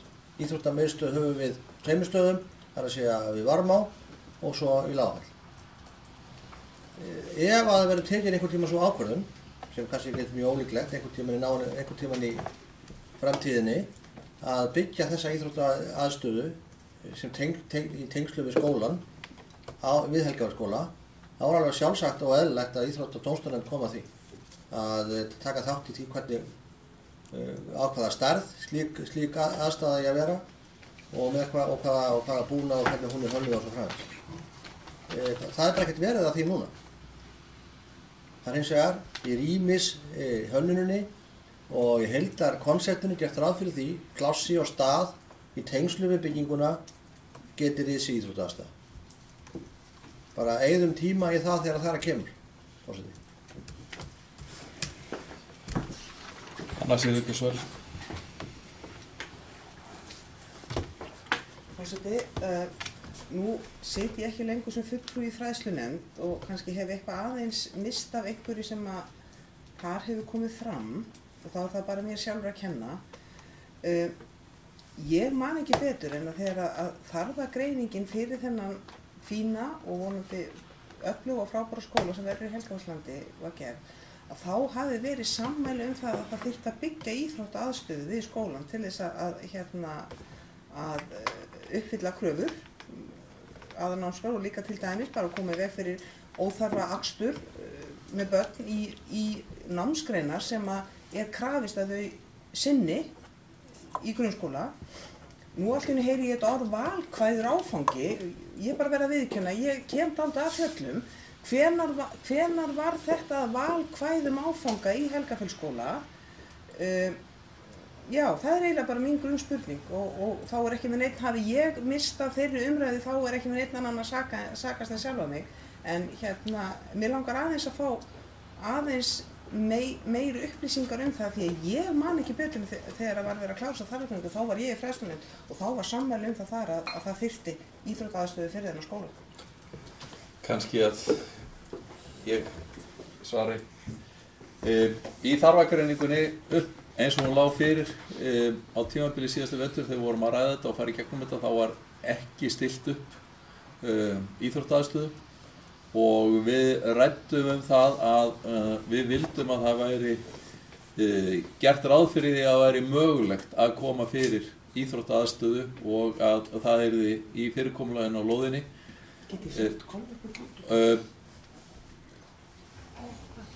Að það væri hægt að koma þessu fyrir á lóðinni og þannig var þessi umræða og það var brugðist við því og það var í forsögninni að hönnuðum bæri að sýna fram á og sýna það í sinni útfærslu að þetta kæmist fyrir í þeirri tillögu sem þeir væru með og þess vegna hefur þetta verið merkt sem valkvæður áfangi. Það er engar eftir á stýringar. Þetta er bara nákvæmlega svona. Sigrún, er það þriðja mál eða fara yfir í fjórða mál? Ég var nú eiginlega bara að hugsa fara yfir í fjórða. Erðu, gjör svo vel. Fjórða mál.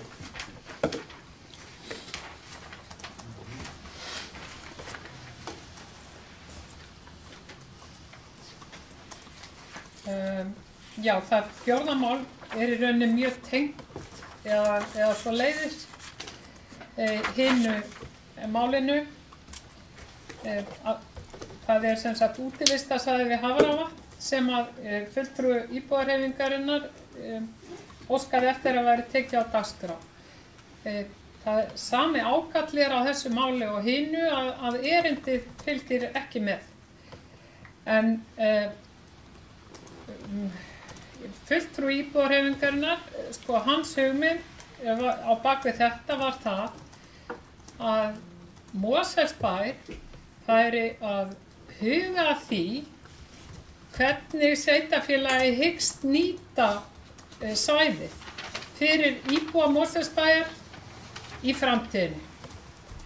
Og eina hugmyndunum sem hann hefur lagt fram að þetta í þeim tilgangi að kortleggja það hvernig Mosfellsbær láta þetta ekki bara vaksa upp og sem sagt svona tilviljanakennt án skipulags heldur að þetta verði hreinlega deiliskipulag. Og þar setji sveitarfélagi Mosfellsbær sína framtíðarsýn á eða sem sagt móti framtíðarsýn sína notkun þessa svæðis fyrir íbúa í Mosfellsbæ. Mér náttúrulega kunnugt að það mikið af þessu landi þarna við vatnið náttúrulega í einkaeign, en enga síður þetta samt fjársjóður samfélagsins að því leyti að samkvæmt almannarétti þá á almenningur að hafa aðgang að svona svæðum og svo náttúrulega á Mosfellsbær einhvern hluta landi þarna, þannig að sko og meira að segja samkvæmt annarri fundagerð sem sagt skipulagsnefndar það jafnvel verið að huga því að selja land þarna, stórt land við vatnið og náttúrulega Mosfellsbær gæti orðið kaupanda því. En það var ekki rætt þannig á þessum fundi, en þetta var svona inntaki í því sem að fulltrúi íbúðarhreyfingarinnar hafði að segja. Við þurfum að passa upp á þetta svæði og það gerum við best með því að deiliskipuleggja.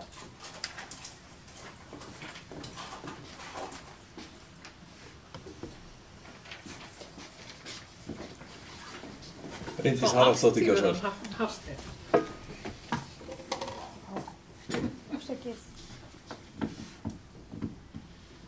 Má ég kannski koma, það bara örstutt hjá mér, það er ekki málefnilegt. Það er ekki málefnilegt. Það er ekki málefnilegt, skilur. Annars eru þið ekki að segja. Það er framkvæmdalegt. Forseti, þú að skjóta sér inn með þessum Bryndísi.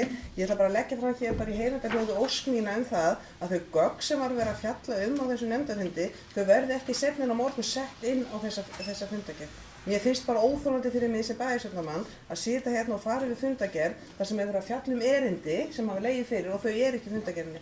Þannig að nú Ég var að senda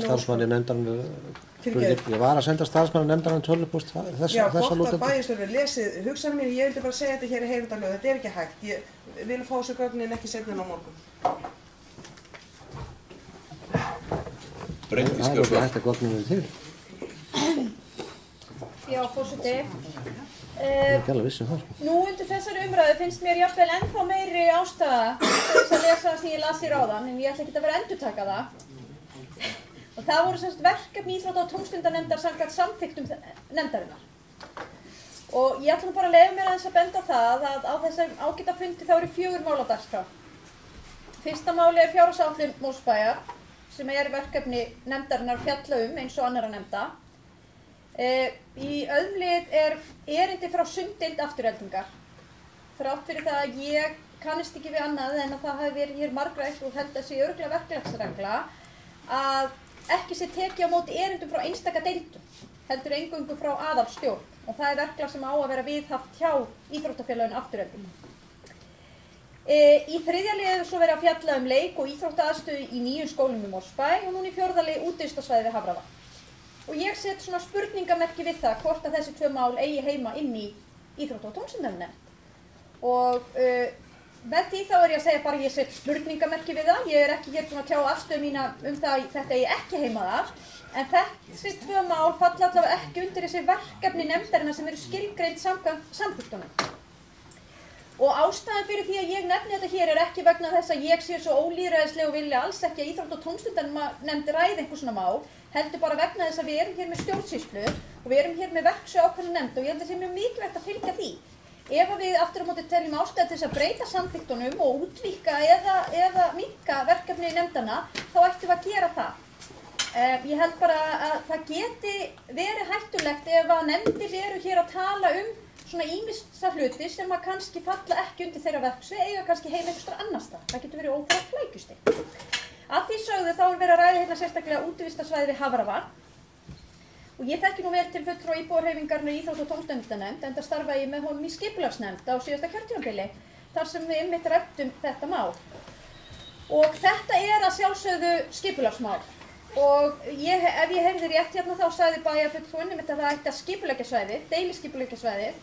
Og þá hefði náttúrulega bara verið eðlilegra að það hefði komið fram ósk það inn í skipulagsnefnd sem fer með skipulagsmál. En ég vil líka minna á það að í aðalskipulaginu okkar að þá er sérstakur kafli Hafravatn. Þar er hnykkt sérstaklega á, með leyfi forseta, hér í næstsíðustu málsgreininni undir frístundabyggð. Meðfram vötnum, ám og tjörnum verði ávallt opið, aðgengilegt svæði, opið svæði fyrir umferð gangandi fólk samkvæmt nánari útfærslu í deiliskipulagi, fjarlægð frá vatnsbakka og að mannvirkjum lóða verði afmarkað 50 metrar og svo framvegis. Það er stikugönguleið meðfram öllu Hafravatni, komin brú yfir og bara frábært að ganga þá leið.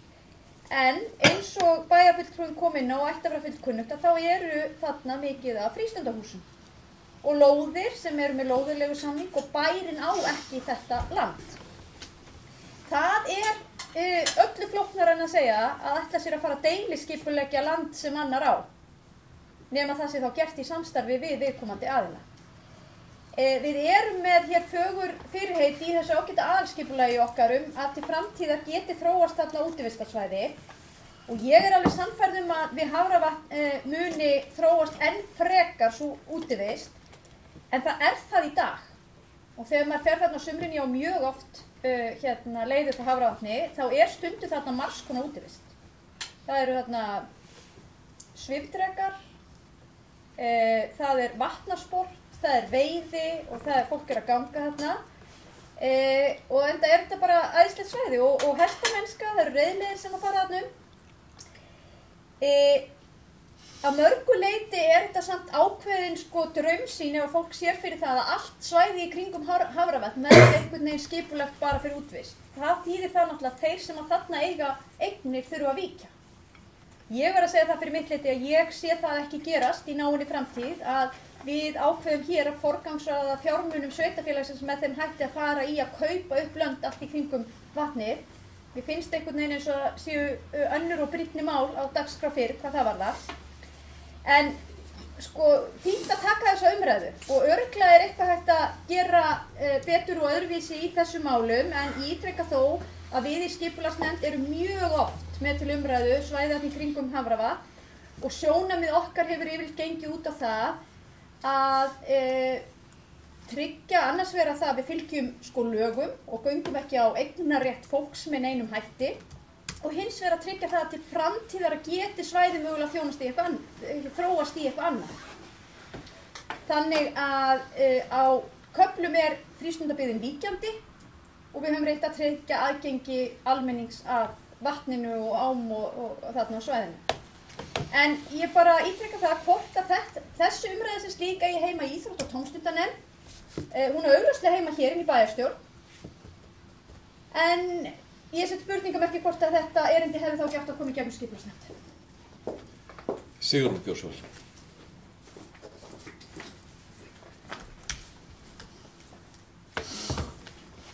Já, ágæti forseti. Ég tel nú ástæðu til þess að við séum nú ekki katólskari en Pálinn þegar að kemur að verkaskiptingu. Mál skarast nefnilega. Mál skarast og ég er eiginlega alveg undrandi á formanni skipulagsnefndar að gera lítið úr því. Til dæmis er gífurlega mikilvægt samstarf skipulagsnefndar og umhverfisnefndar, eða ætti að vera það. Og hvað varðar þessi tómstundamál, þá náttúrulega mjög svona svæði sem að búa yfir öllu þessu náttúrugæðum, þar sem að svona mikið tómstundastarf, skátarnir eru til dæmis mjög mikið þarna. Þau náttúrulega koma íþrótta- og tómstundanefnd við. Síðan með eignarhaldið á þessu landi, þá á Mosfellsbær sinn skerf af þessu landi. Og hann hefur náttúrulega, Mosfellsbær hefur náttúrulega bara fullt leyfi til þess að skoða það mál nánar. Stærstan hluta landsins á ríkissjóður Íslands. Og hann á meira en helminginn af vatninu. Ég með mynda þessu að þið hafa áhuga á því að sjá. Svona eignarhaldið við Hafravatn. Og að láta eins og það kom ekki Mosfellsbær við hvernig þetta verður skipulagt vegna þess að þetta séu einkalönd náttúrulega bara ekki rétt meðfarið, Bryndís. Fyrir þú ert bara að hafa rangt eftir mér. Ha? Þú ert bara að hafa rangt eftir mér. Verðum fundarformið? Jú, þú talaður það, sérstaklega áðan, að þetta væru einkalönd.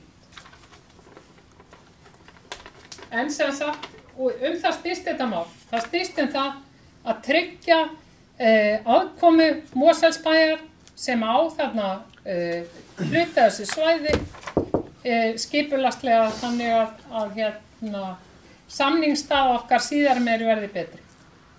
Það kannski eitthvað sem á heimi skipulagsnefnd eins og framkom ára, Haraldur Gjörsvöld. Já, fyrirgefðu, ég var mista.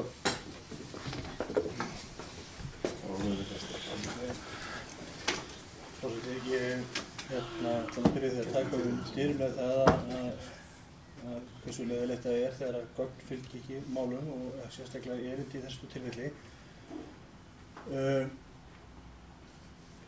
Ég ekki sammála bæjarfulltrúa og Bryndísi að þetta mál eigi ekki heima inn í íþrótta- og tómstundanefnd.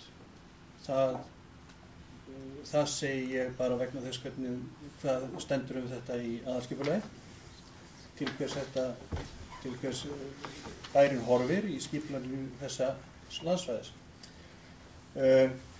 Ég held að það hljóta að vera hægt ef við höfum að fara í skipulagsmál, þó mér finnst það kannski ekki rétt að ræða skipulagsmál mikið undir þessu, en þá hlýtur að vera hægt að skipuleggja og deiliskipuleggja svona landsvæði í samráði við eigendur, þó að eigendur séu margir. Ég held að það sé kannski það sem hefur verið átt við. Bæjarfulltrúi Bryndís talaði líka hér ýmsar íþróttir og tómstundir sem eru stundar á þessu ágæta vatni og sem bara mjög falleg og góð perla og eina af þeim sem við eigum í okkar safni hér í bæjarfélaginu og taldi upp ýmsu. En hún gleymdi einu, kannski að því hún vissi ekki að því, en það vitum við allan sem göngum þarna á fjöllin á veturnar og að það þegar vatni leggur að þá gífurleg mótorhjólatraffík á vatninu með hávaða sem heyrist langt upp á Mosfellssvæði. Mér hefur stundum verið hugsað til þeirra sem eiga þarna hús og vilja kannski vera þarna á fallegum vetrardögum og njóta útiverunum. Og þá þurfa þeir að búa við þennan hávaða sem alveg gegndarlaus hávaði. Fyrir nú utan kannski hættu, tölum bara mengunarhættu sem gæti af þessu hlotist, skipulag á þessu svæði gæti til dæmis sett einhverja skorð við slíku. Eða kannski bara leyfta, það getur vel verið. En það þarf að vera eitthvað skipulag, eitthvað sátt. Og ég held að skipulag sem tekur á meðal annars svona hlutum og að það gengi öðru slíku, það hljóta að vera hægt að koma á. Ég finnst bara bærinni að hafa forystu það. Haraldur Gjörsvöld. Bara stutt sko, ég er vísum ekki mjög versilegar í þessari umræðri en bara til benda á það og eignarhald á landi í kringum Hafravatn hefur verið til umræði í bæjarstjórn og bæjarráði mjög lengi. Það er öllum ljóst að ríkið á stóran hluta af aðkomu af vatninu þar að séu gegnum Þormóðsdal, Þormóðsdal. Það ætti kannski flestum líka að vera ljóst að Mosfellsbær hefur við það ágæta ráðuneyti sem hefur með eignarhald á því landið, þess að sjávarútvegs- og landbúnaðarráðuneytið sýnt áhuga á því að eignast það land. Því hefur nú ekki verið svarað að því ágæta ráðuneyti hingað til. Það hefur ætti líka flestum með öllum að vera ljóst að Mosfellsbær hefur barist eða spornað gegn því að meira af landi við þetta ágæta vatn fari í einkaeigu. Til að mynda hafði ríkið, og það var meira sem sett upp heimild, 7. heimild í fjárlögum sem sagði Alþingi að selja ákveðin part af landi Þormórsdals til einkaaðila og raun og veru þann part af svæðinu við vatni sem er kannski mikilvægast að sé með aðkomu sveitarfélagsins, þar að segja austur enda þess þar sem að Seljadalsáin rennur í vatnið og þar hafði ríkið uppi áformum að selja einkaaðila sem þar hefur átt land á leigu þó nokkurn tíma, það land. Þau áform gengu ekki eftir vegna þess að Mosfellsbær samþykkti ekki uppskiptingu landsins við lítinn fögnuð þess ráðuneytis og þess aðila sem þar áttu hlut. Þannig að bærinn hefur beitt sér að alefli í þessu. Ég held að það að fara í einhverja deiliskipulagsvinnu með þeim formlegheitum og öllu því sem því fylgir meðan að eignarhald og raun og veru sýn fólks á það sem þarna eiga hagsmuni, hvað þarna eiga að fara fram, mun aldrei skila neinum árangri. Fyrst þurfi þá að fara fram einhvers konar stefnumörkum sem þá með einhverjum öðrum óformlegri hætti heldur en deiliskipulagsvinna með þeim aðilum ef maður hafa á því til þess að mynda einhverja sameiginlega sýn á því hvað að vera þarna. Það er síðan hugsanlega í framhaldinu að fara í formlega skipulagsvinnu ef maður vilja það. En ég held að við séum hérna komið langt út úr efnið að ræða hérna þetta og vantilega langt út úr það sem að hugmyndir málshefenda voru í nefndinni. Þannig að ég sting því að þeir fórsetur hvort það ættum bara ekki að fara að láta þess staðanum við. Bryndís, þú svo. Nei, slepp. Fleiri hafa ekki Sigrún, þú svo.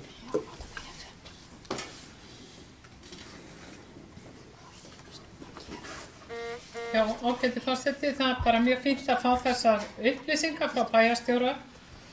En enga síður á Mosfellsbær þann land og ég held að það væri bara mjög skemmtilegt verkefni fyrir Mosfellinga að mynda saman starfshóp það hvernig best er hægt að nýta þetta svæði. Það væri kannski þá hægt að hafa þá nefnd á vegum íþrótta- og tómstundanefndar og þróunar- og ferðamálanefndar. Þannig að Sturla fengi að taka þátt í þessu líka. Fleiri hafa ekki hvað sér hljós. Umræðum lokið, þeir sem að staðfesta fundargerðina kjósa og gefa merki. Takk fyrir. Ég er samþykkt með 9 atkvæðum. Þá tökum við fyrir fundargerð 424. fundar skipulagsnefndar sem haldin var 15. nóvember. Orðið er laust fundargerðina. Bryndís, ætlaðu Já, fyrirgefðu. Gjörðu svo vel. Hvað getur skipulagsnefndin? Já, forseti, ég þarf hér að koma með þá beiðni að mál númer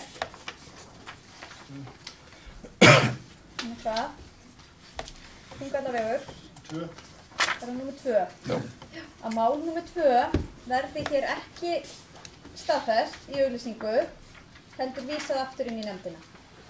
Og ástæðan fyrir því er sú að skipulagsfulltrúa var þá, eða okkur var þá í nefndinni að þessi deiliskipulagsbreyting kallar á breytingu á aðalskipulagi. Einhvern reiðstíg sem er þarna meðfram veginum sem er þá að færast yfir. Og við getum ekki auglýst deiliskipulag sem er ekki í samræmi við aðalskipulag, þannig að fyrst þurfa að afgreiða aðalskipulagstillögun inn í nefndinni og setja þá þessar 2 auglýsingar samhliða í loft. Þannig að ég er hér með beiðni það að þessu máli verði vísa aftur til nefndina. Þú ætlar að taka þessa tillögu til afgreiðslu strax, þessi samþykkja að þessu verði vísa aftur til nefndar og gefa merki. Takk fyrir, það samþykkt með 9 atkvæðum. Orðið laust fundargerðina að öðru leyti. Sigrún gjör svo vel.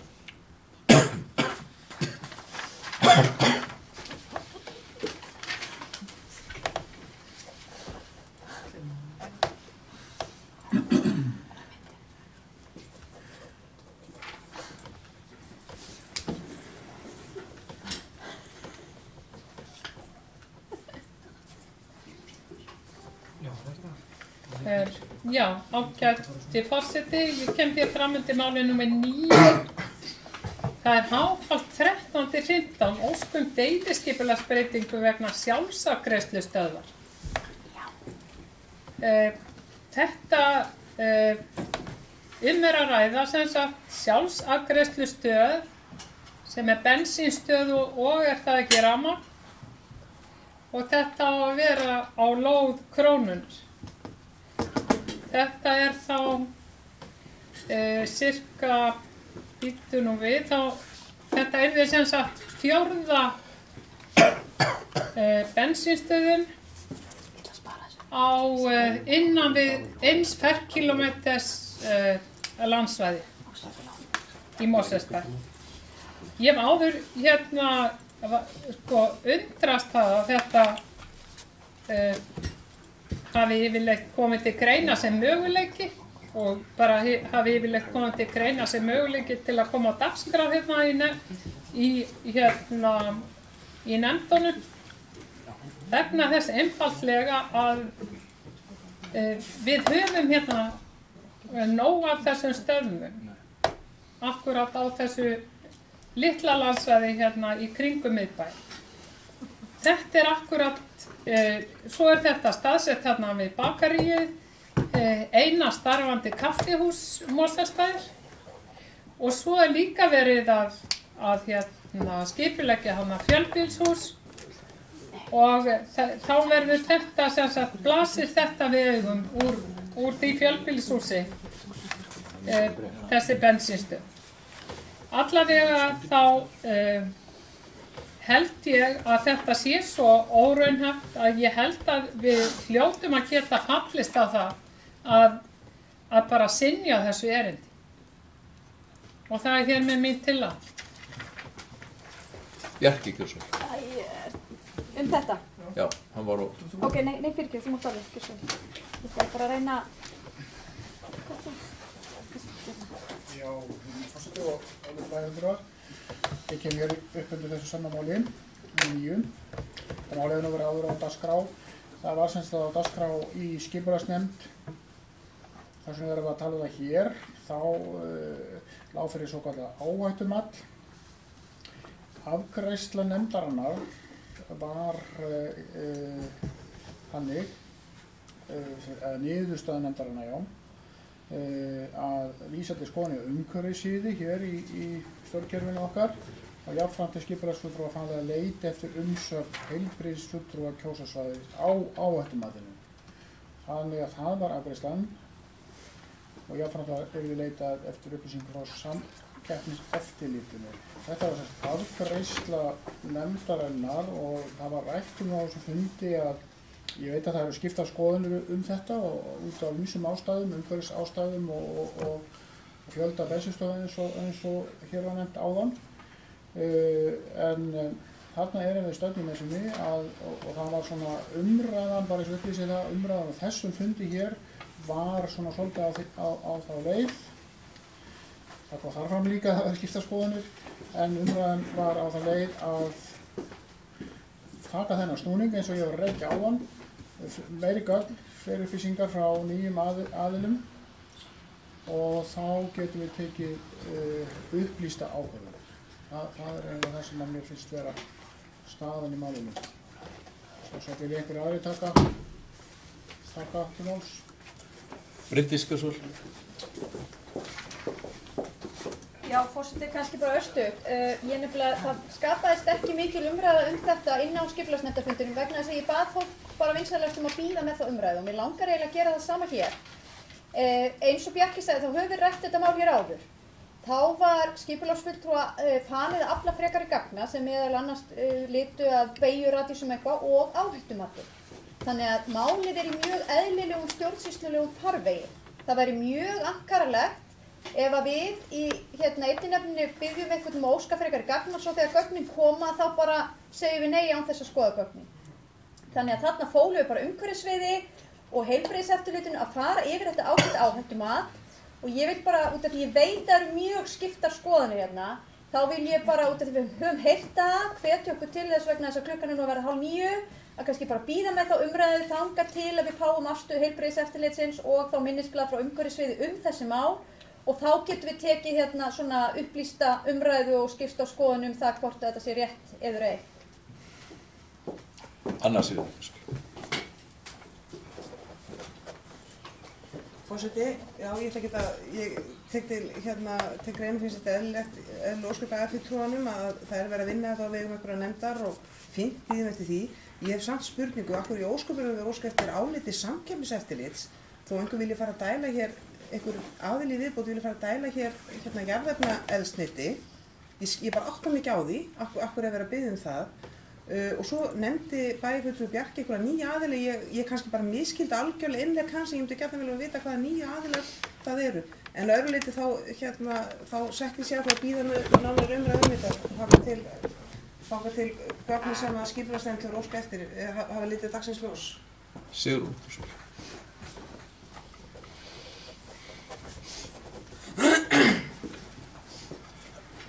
Já, ágæti forseti.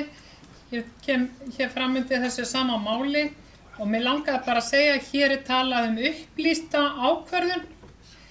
Ef að fólk hefði nú lesið til dæmis bara stefnu Sjálfstæðisflokksins grænan miðbæ sem að hann kynnti íbúum í aðdraganda kosninga fyrir nokkrum árum og hlýtur að vera náttúrulega stefna þessara bæjarstjórnar hér eða sem sagt þessa meiri hluta sem hér er þá hefði svarið verið legið fyrir vegna þess að bæta hér 4. bensínstöðinni á þennan litla reit og ætla síðan til þess að íbúarnir kaupi þá hugmynd að þetta sé grænn miðbær hér í Mosfellsbæ. Ég bara sé ekki hvernig það á að virka. Bryndís Gjósvöld. Forseti, bara til að svara hér fyrirspurn sem kom frá bæjarfulltrúa Önnu Sigríði, það var óskeids nefndarmann að leita eftir upplýsingum frá Samkeppniseftirlitinu og þá var verið að vísa í þessa ekki frumats heldur þegar stjórnvald hefur frumkvæðisskýrslu Samkeppniseftirlitsins olíumarkaðinn og þar hafa þeir sýnt þeir hafa bókað afstöðu út frá því að sveitarfélög með skipulagsvaldi sínu geti haft hamlandi áhrif á samkeppni og það er í rauninni bara gagn sem myndi þá vera sett að undir hvort að þeir eigi einhverja sérstaka ályktunum að þeir hafa álykta til dæmis afstöðu Reykjavíkurborgar sem hefur sagt að skipta sínu aðskipulega fjölga ekki bensínstöðum. Það hefur verið álykt Samkeppniseftirlitsins að það sé samkeppnishamlandi og þeir eru ekki hlynntir þeirri ákvörðun. En aftur bara, þetta mun bara liggja, þetta er bara eitt af þessum gögnum sem mun liggja fyrir og við getum tekið umræðuna þá og endilega bæjarfulltrúi íbúðarhreyfingarinnar, ég hef að sjálfsögðu lesið stefnu okkar græna miðbæ, ég skrifaði örugglega sjálf þannig ég ætti að þekki það afskoti vel og hlakka til að taka þá umræðu hér síðar þegar öll þessi gögn liggja fyrir. Huga orðavali, en Bjarki Gjósvöld. Hvað sagði ég? Afskoti.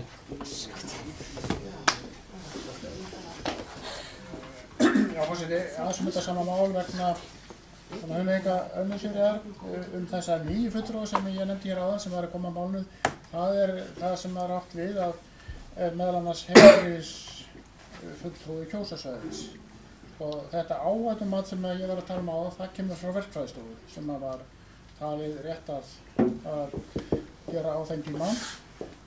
Nú vildum við fá frekar upplýsingar frá heilbrigðisfulltrúa Kjósarsvæðis og jáfnframt frá umhverfissviði. Þess vegna var þetta niðurstaða. En ég vil ítreka það að sjálfur hef ég ýmsar svona spurningar og efasemdir utan á en ég eins og ég sagði áðan, tel rétt að fólk tjáu sig það í skipulagsnefnd og þegar þetta kemur aftur þar og síðan svo aftur hér í bæjarstjórn. Haraldur Björnsson. Ég get nú eiginlega bara setið á mér. Hér til umfjöllunar erindi frá lóðarhafa uppbyggingu einhverju þjónustu innan lóðarinnar. Það tekið til umfjöllunar í skipulagsnefnd og mér sýnist nú að nefndin sé nú bara að vanda mjög til þeirra verka að fara yfir það á málefnilegan hátt. Nú ber svo við að bæjarfulltrúinn vill bara droka þetta mál út og hafna þessu bara, sé svona. Megnið að þessum ágæta bæjarstjórnarfundi hefur nú farið það að ræða það hvort að nefndir bæjarins séu afskiptar þess ekki vísað hinn þessum málum til nefndana. Nú nefndin að fjalla þetta á faglegan hátt, senda þetta í hitt og þetta umsagnarferðlir og vantarlega kemst svo einhverju niðurstöðu. En þá á að taka fram fyrir hendurnar á nefndinu og segja henni að hætta þessari vitleysu og vera ekki að ræða bensínstöðum við bæ. Ég bara skil ekki alveg, vist, það ekki sama Jón og séra Jón í þessu. Sigrún, gjör svo vel.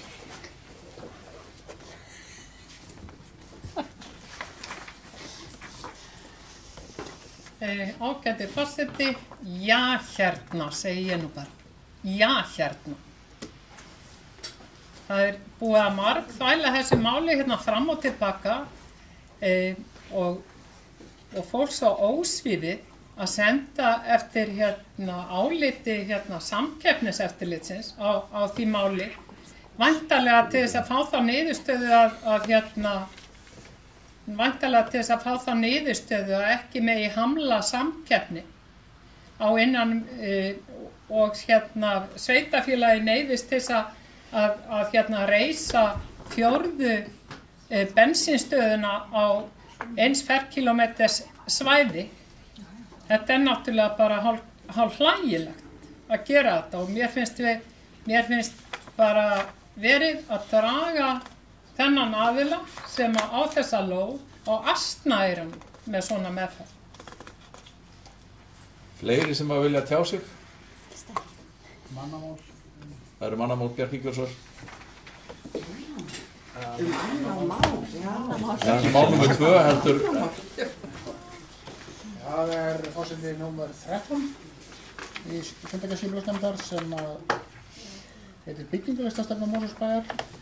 Mér finnst það bara fagnaðarefni og gott að vekja athygli á þessu að þessi vinna er komin á stað og það mætti að þessum fundarskipulagsnefndar Finnur Birgisson sem var hér skipulagsfulltrúi og hann heldur og mun vinna þetta verkefni og var að gera grein fyrir því.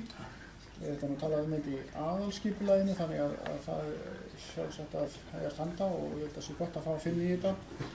Eftir því sem ég kemst næst eitt sveitarfélag sem nákvæmlega með slíka stefnu það sem getur kallað byggingarlistastefna og það Akureyri en við erum þá að bæta betur hann var sem sagt kynna bara þetta snerist og nefndi það að þetta myndi ljúka á kjörtímabilinu eins og hann orðaði það og þetta verður vonandi svona lifandi plagg sem þetta að lýsa í og nýta.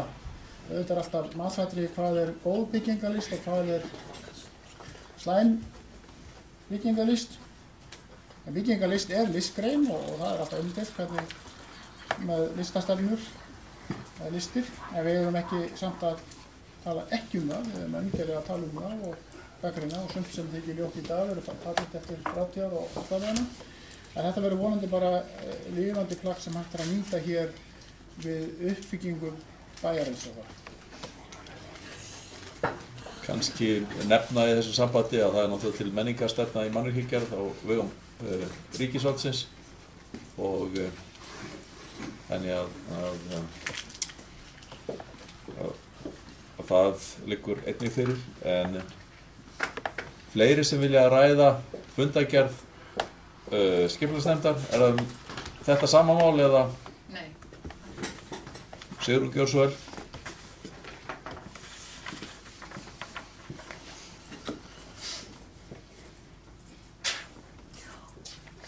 Já, geti forseti, ég kem hér fram undir máli nr. 12. það er uppbygging á lóðum í miðbæ Mosfellsbæjar. Þetta eru lóðirnar á milli Fjölbrautaskólans og Krónunnar sem ræðir og það er fasteignafélagið Upphaf sem fékk úthlutað þessum lóðum. Fasteignafélagið Upphaf er svona fólki til fróðleiks, er hérna dótturfélag Gamma fjárfestingafélags og sem sagt þetta var greinilega kynnt þarna á fundi skipulagsnefndar. Menn mættu þarna á fundin og kynntu þetta og nú hérna er búið að tvöfalda, meira en tvöfalda íbúðafjölda á þessum reit miðað við það sem að auglýst var. Upphaflega sem sagt þegar þetta var skipulagið var auglýst, eða þetta var auglýst, voru 55, var reiknað með 52 íbúðum.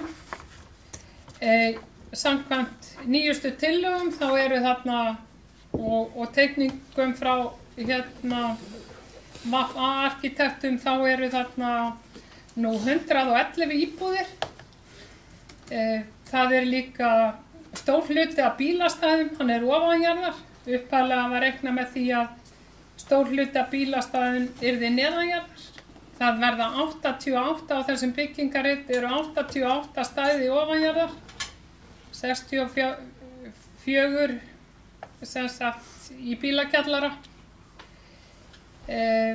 og sem sagt það er gífurlegt byggingamagn á þessum reit og ég spyr mig eiginlega fyrir hverja er þetta hugsað vegna þess að þessar íbúðir, sérstaklega þær sem eru næst Vesturlandsveginum, þær eru mjög nálægt Vesturlandsvegi. Ég reiknast til að svona á milli 30, þær eru svona á milli, það er svona fjarlægðin, það er svona sirka veghelgunarsvæðið hérna meðfram þjóðveginum sem reyndar að vera ekki satt 50 metrar en þarna er það svona sirka 30 og sumstaðar sem sagt og þessar íbúðir eru einfaldlega mjög nálægt Vesturlandsveginum sem er náttúrulega ein stærsta umferðaræð í dreifbýli á landinu og maður velti fyrir sér sko þetta er mjög íbúðir sem eru byggðar svona nálægt þessari umferðaræð. Þær eru ekki spennandi fyrir hérna barnafólk. Stór hluti af hérna lóðunum, það er malbygg og mig langar aftur að minna á græna miðbæinn sem að hérna Sjálfstæðisflokkurinn lofaði fólki í einhverjum kosningunum. Það er voðalega lítið eftir að þessum græna miðbæ og sem sagt búið að tvöfalda íbúafjölda þarna sem að þannig að í rauninni er þessi miðbær okkur, hann er orðinn að íbúðahverfi og lítið eftir að miðbæ og ég velti fyrir mér ætlum við ekkert að hugsa til framtíðar, ætlum við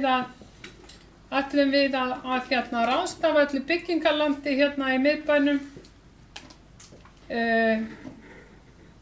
og bara já, ætlum við að gera það í stað þess að huga hans til framtíðar og huga því að hérna hér á íbúum eftir að fjölga á næstu árum mjög mikið og þá verður kannski meiri þörf fyrir verslunar og þjónustu húsnæði heldur en nú er. Bryndís Gjörsvall.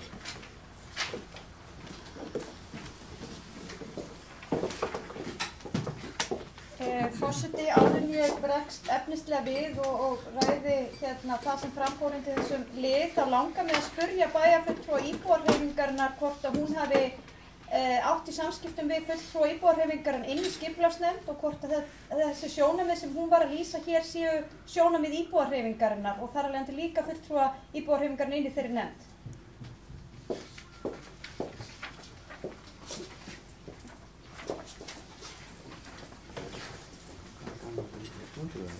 Já, Sigrún, gjör svo vel. Já, afsakið forseti, en sem sagt ágæti forseti. Já, við ræddum þetta við Gunnlaugur og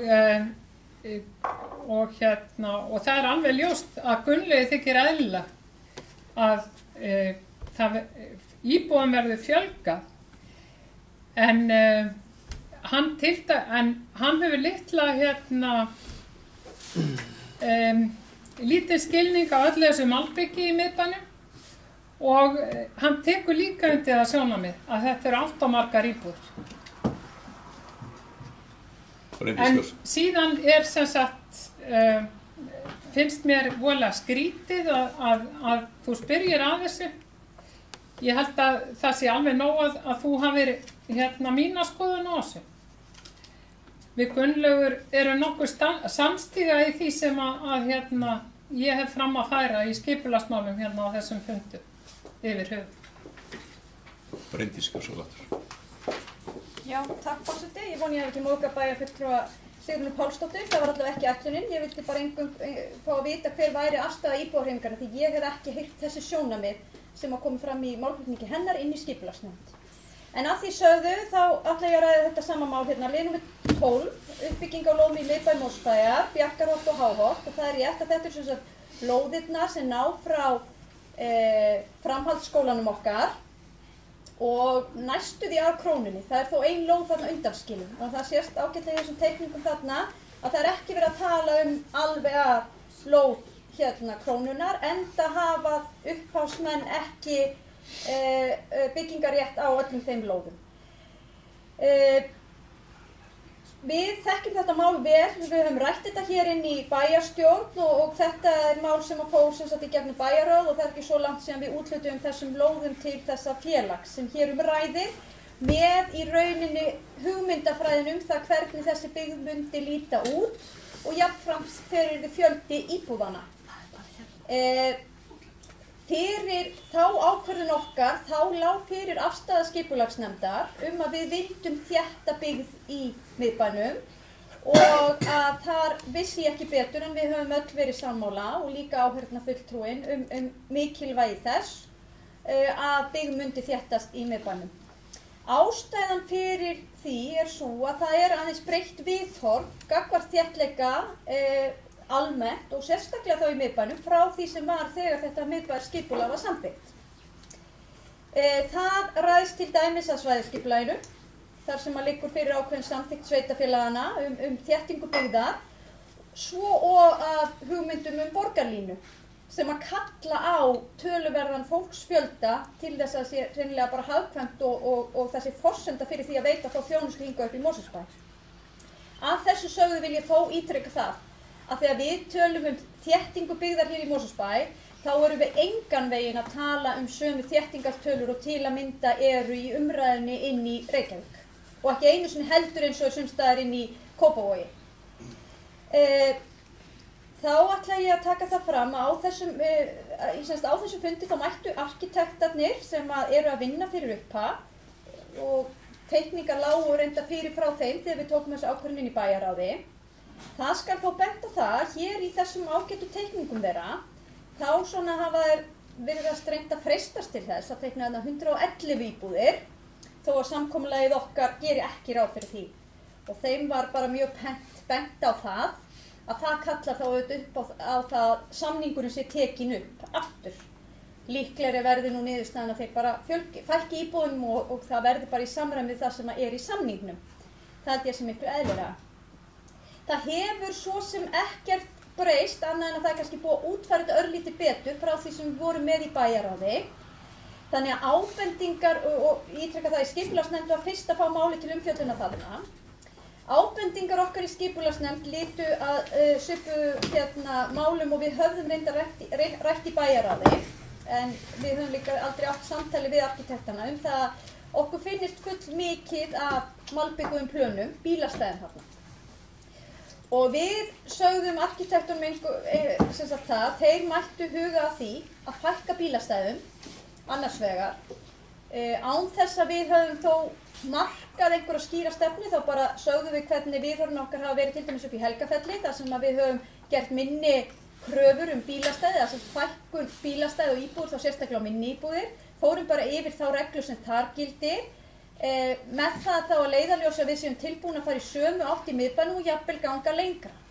Enda Helgafelli eðli málsins samkvæmt svolítið í útjaðri og miðbærin hérna í göngufjarlægð frá öllum þjónustustofnunum og verslunum og öðru og mjög gott aðgengi að almenningssamgöngum. Þannig að þarna mætti að mínu viti, og ég held að skipulagsnefnd hafi tekið undir það, vera enn minni krafa bílastæði.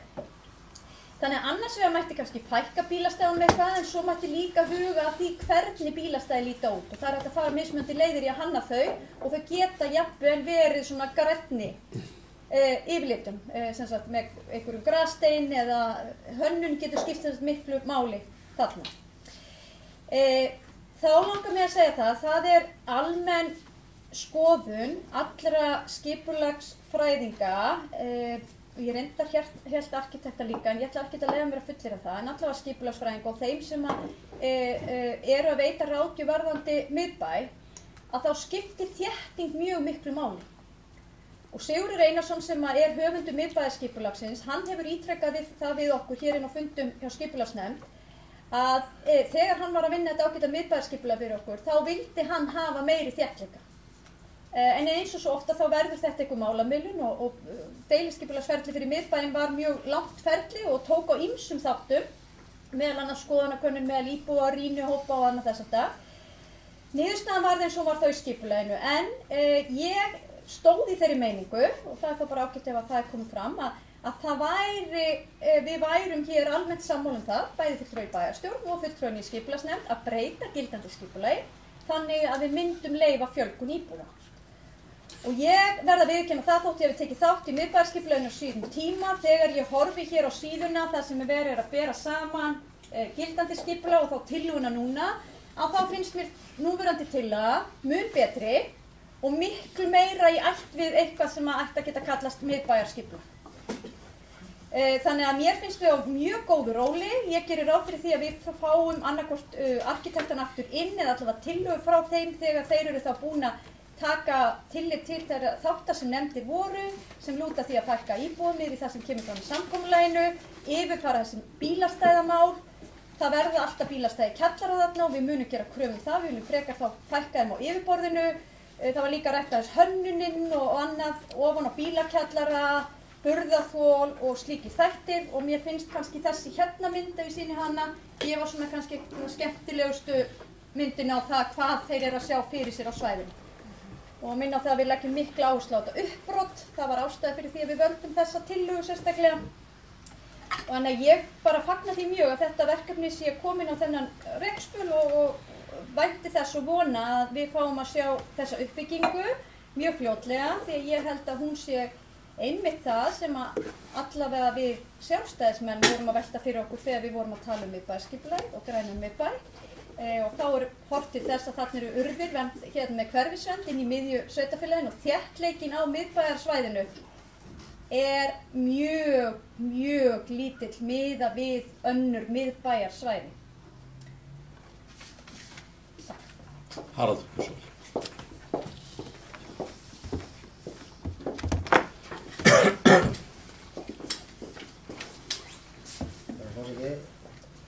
Áfram þetta mál, þessar lóðir hérna við Háholt og Bjarkarholt. Ég ætla ekki endur taka það sem að bæjarfulltrúi Bryndís og formaður skipulagsnefndar sagði um þetta mál, en vil þá bæta því við að þetta mál hefur verið mjög mikið rætt, sérstaklega í bæjarráði að undanförnu. Það var tekin ákvörðun það að fara í útboð á þessum lóðum sem eru auðar milli Háholts 23 og framhaldsskólans, en jafnframt að útboðið eða samkeppnin snerist það að hús númer 23 við Háholt sem var byggt samkvæmt skipulagi sem var í gildi í kringum 1995 yrði endurbyggt eða myndi víkja.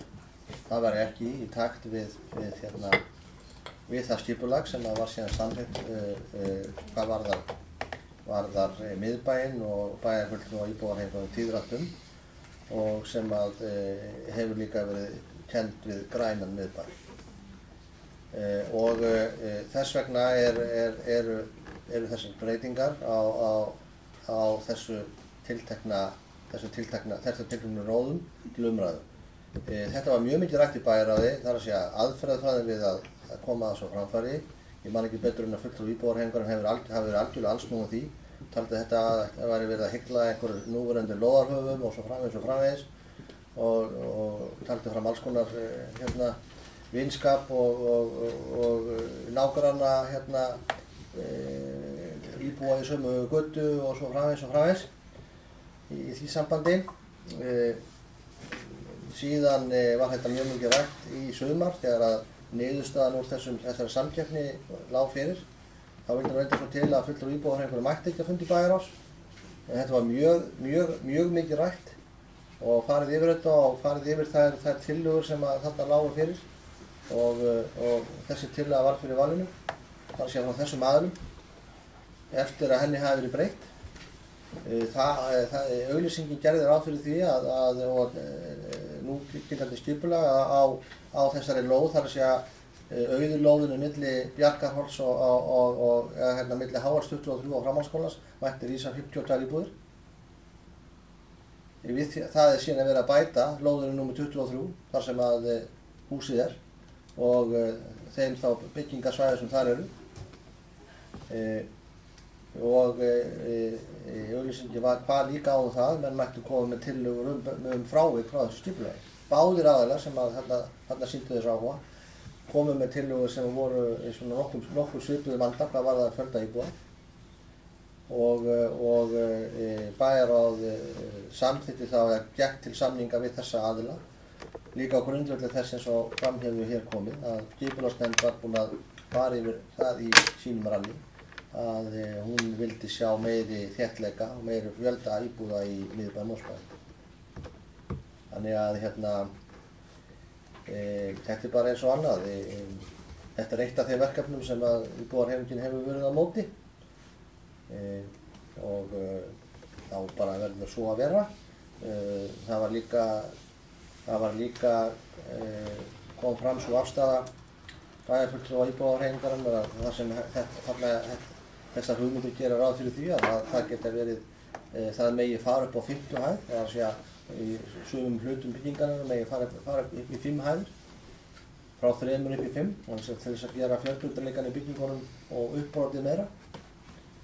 Það er bara alveg virðingavert að bæjarfulltrúar vilja ekki fara upp í 5 hæðir en ég held að við eigum nú bara að leyfa skipulagsnefndinni að klára sína vinnu í samræmi þá stefnumörkum sem að hún hefur sett sér og ég held að með ákveðnum lagfæringum eins og til dæmis varandi bílastæðir og íbúafjöldin verði í samræmi við það sem að var búið að setja umgjörðum í samningnum að þá verði þetta uppbyggingaverkefni mikið lyftistöng fyrir miðbæinn og algjörlega í samræmi við þá stefnumörkun sem kom fram varandi nýtt miðbæðarskipulag á sínum tíma og tengingu þess við grænu útivistarsvæðin í miðbænum. En það að kalla miðbæðarskipulag grænt skipulag þýddi það ekki að miðbæðurinn ætti allir að vera tyrftur og engin hús á honum. Það er ekki að sjálfum mér orðið. Já, mér líst ljómandi vel á þessar tillögur. Ég vara við því að bílastæðunum verði fækkað of því að það er fátt leiðilegra en að fá fólk til þess að leggja hjá sér sem á heima annar stað og þannig að það þarf að gæta að því að það sé ekki með þeim hætti að menn séu bara að leggja heima hjá öðrum og ég tel að þegar að íbúðunum hefur verið fækkað til samræmis við þann samning sem að liggur fyrir að þá verði þörfin fyrir fjölda bílastæði aðeins minni og þá getur menn dregið aðeins úr þessu en það sé rétt að gæta þess að þetta sé ekki að fjöldi þeirra sé ekki of lítill til þess að menn séu þá bara að leggja hjá Krónunni eða hérna hjá Kjarna og eins og ég segi heima hjá öðrum. En Sigrún gjör svo vel.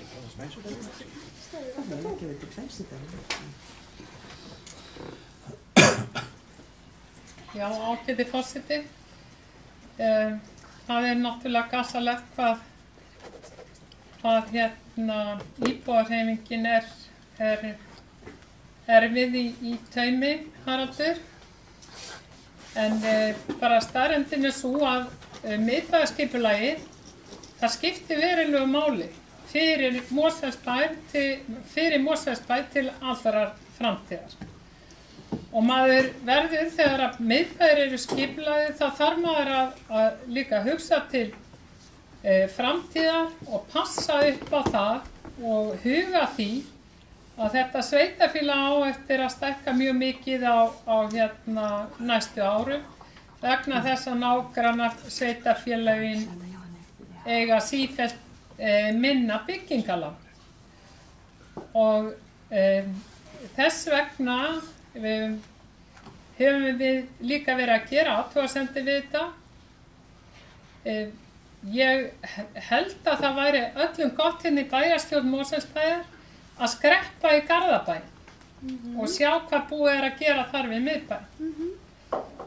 Það er mikil óánægja með það sem þar er búið að gera og bara fólk talar íbúarnir tala meira að segja flokksfélagar ykkar í Garðabæ tala að þetta séu algjör mistök sem að þarna voru gerð.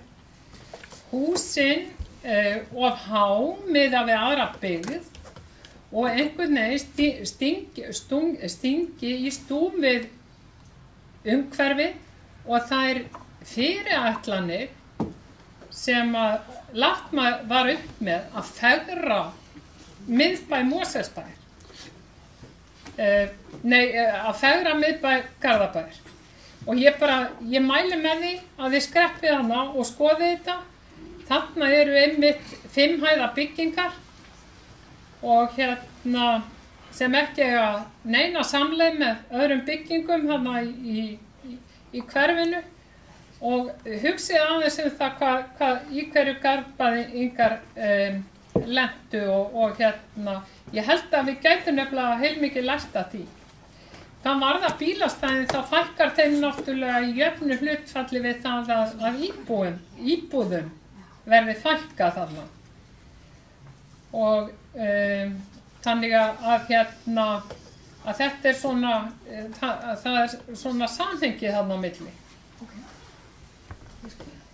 Íbúahreyfingin er alls ekki á móti uppbyggingu en við leggjum bara mikið upp úr fagurfræði og líka skynssömum og góðum tillögum. Þegar maður skoðar til dæmis gögnin sem fylgja þessu máli þá verður ekki annað sagt en að þau eru villandi. Þessi samlíking við gömlu byggðina í Reykjavík hún er bara mjög villandi sem að sjá má í þessum gögnum. Og eins allt þetta græna svæði og þessi stóru blómlegu tré og svo framvegis. Þetta er ekki eitthvað sem að ég sé fyrir mér þegar ég sé hvað eru stórir fletir sem eiga að fara þarna undir malbygg. Líka finnst mér þegar að svona verkefni eru presenteruð það þarf að gera grein fyrir því hvað þetta liggur nálægt Vesturlandsvegi og líka það þarf að vera sýnilegt hvaða áhrif sú nálægt geti haft og það þarf að ræða það. Ég meina, vill barnafólk flytja í þessi hús í þessari miklu nálægð við Vesturlandsveginn? Er þetta bara yfir höfuð mannvænlegt umhverfi til að búa í? svona nálægt Vesturlandsveginn. Það er ekki skynsamlegra að nota þetta undir verslunar og þjónustusvæði. Þetta er bara spurning sem að þarf að velta upp. Vegna þess að við þurfum líka að huga því hvernig fólkinu í Mosfellsbæ á eftir að líða til framtíðar. Bryndís Gjörsvæl.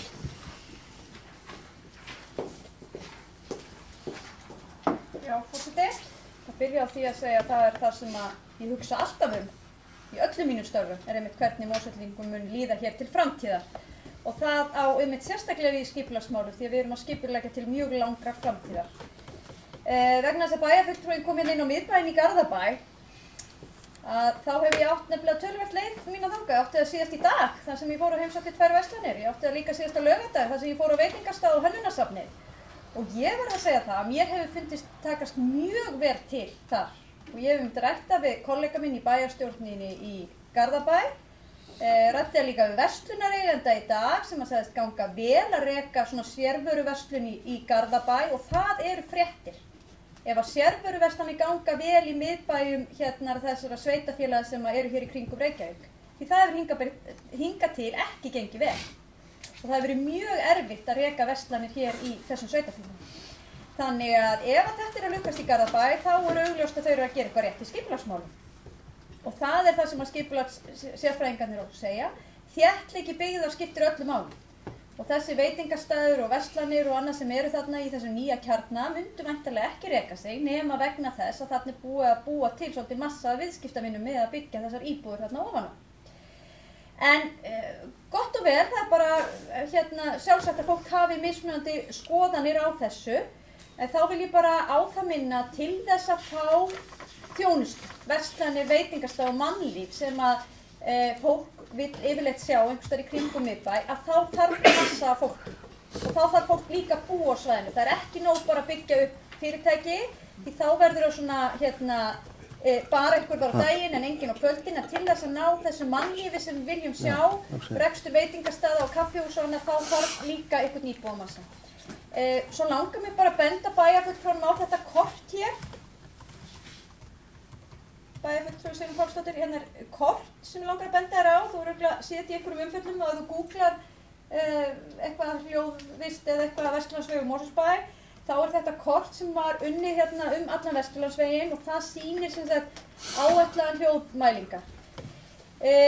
Þetta svæði er ágætlega í sveit sett hvað það varðar að vegurinn kemur þarna svolítið svona, er brotið niður og það er þannig að byggðin er ekki alveg upp við eigin. Þarna er mjög vel hægt að byggja byggð og þó að Vesturlandsvegurinn sé mjög mikið notaður og mikið keyrður að þá er það bara ansi víða. Og hvort sem að þú ferðin í Hafnarfjörð eða Garðabæ, þar sem Garðabæ er núna að fara að byggja upp nýtt hverfi og sérstaklega fyrir ungt fólk og svona, þá er mikil umferð og það er bara hluti af mannlífinu. Okkur tekst kannski að hemja þann mikla vöxt í umferðinni með því að byggja upp borgarlínu og fjölga þeir sem nýta sér almenningssamgöngur, en líka til þess að það verða veruleika þá þurfum við aftur massa. Þannig að þetta helst allt saman í hendur. Og bara ítreka þess að ég sagði hérna áðan, ég held að þetta séu góðar hugmyndir og ég held að sé mjög vel að verki staði hvað varðar skipulagsmál í miðbæ Mosfellsbæjar, en ég hef líka fulla virðingu fyrir því að fólk hefur aðrar skoðanir og vill sjá miðbæinn þróast með einhverjum öðrum hætti. Fleiri hafa ekki hvað sér hljós, umræðum er lokið. Þá ber ég upp fundargerð skipulagsnefndar að undanskildum öðrum lið sem voru búin að afgreiða þeir sem staðfesta fundargerðina og kjósa ekki á merki. Takk fyrir. Með staðfest með 9 atkvæðum. Þá tökum við fyrir fundargerð 172. fundar umhverfisnefndar sem haldinn var 17. nóvember. Orðið er laust þá fundargerð. Bjarki gjör svo vel.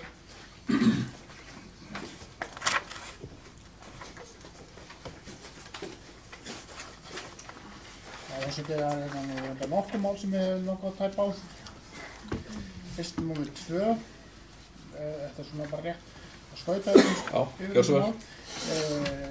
Eins og það heitir hér á blaði Sorphirðu og endurvinnslu í Mosfellsbæ. Þetta var kannski svona kynning. Það kom fulltrúar frá Sorpu og við ræddum tvennt. Annars vegar grenndargáma sem við deilum einmitt hjá okkur hér í bænum. umræðum staðsetningu og frágang og hins vegar frekar endurvinnslu. Það stór og mikill tunnuskógur eiginlega, má segja, hvað skal gera. Við erum með 2 tunnur eins og við þekkjum, en það tilraunaverkefni út á Seltjarnarnesi í gangi og eiginlega ekki ákveðið hvaða næstu skref. Það margir tunnulítur í boði og þetta væri best að þetta yrði nú á vettvangi SSA eins og gerðist og tókst vel til í sambandi við bláu tunnuna. En má ég þá forseti fara í önnur? Já, gjör svo. Númer 3 var skógrækt og útivistarsvæði í Mosfellsbæ. Það mál sem átti nú svona frekar langan andræða þetta og byrjaði nú eiginlega fyrir á síðastliðnu vetri þar sem við umhverfisnefnd hélt opinn fund þessi málefni, skógrækt og þá kom nú svona í kjölfarið umræða meðan í bæjarráði, aðallega í bæjarráði fyrst, það hvernig samstarfi milli bæjarins og félagsins yrði háttað í framtíðinni. Það ljóst hvað með fjárframlag og annað. Það ljóst að það svona ákveðin tímamót í þessu starfi hjá þessu ágæta félagi sem unnið mjög gott starf hérna í sveitarfélaginu. Þetta orðið mjög viðamikið, þetta stór svæði og komið að því að grísja miklu meira heldur en áður hefur verið gert. Garðyrkjustjóri á þessum fundi í umhverfisnefnd kynnti svona ákveðnar hugmyndir sem í deiglunni það einmitt að það verði auki þetta samstarf gegnum þá áhaldahúsið. Það mál sem sagt í vinnslu og hvort að það þýðir að það verði gert þá viðauki við skógræktarfélagið varðandi þann lið. Það ekki eiginlega komið svo langt að það í gangi samningur milli Mosfellsbæjar og skógræktarfélagsins. Það var rætt um stíma frá Varmá og við umhverfisnefnd fagnaði því að gerðu verið áætlun varanlegar úrbætur á göngustífningu. Ég held að ég láti þetta duga svona allavega í fyrstu umferð. Fleiri, Sigrún, gjör svo vel.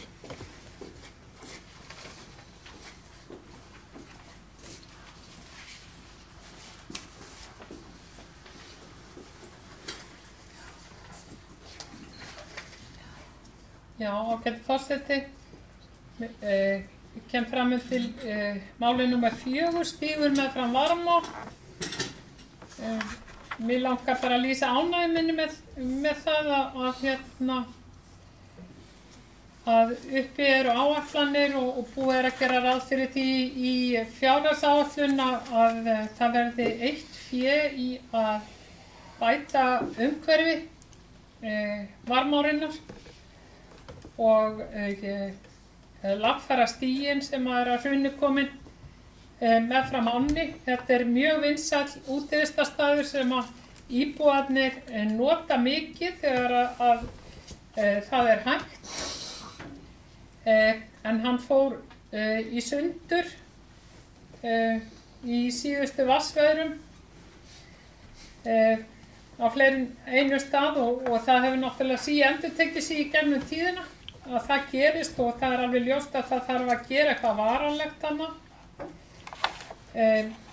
Það eitt atriði sem ég hefði áhuga á að sjá gerast og það reyndar kom fram í tillögum íbúahreyfingarinnar í nefndinni að ég held að ég hef áhuga því og við Úrsula höfum áhuga því að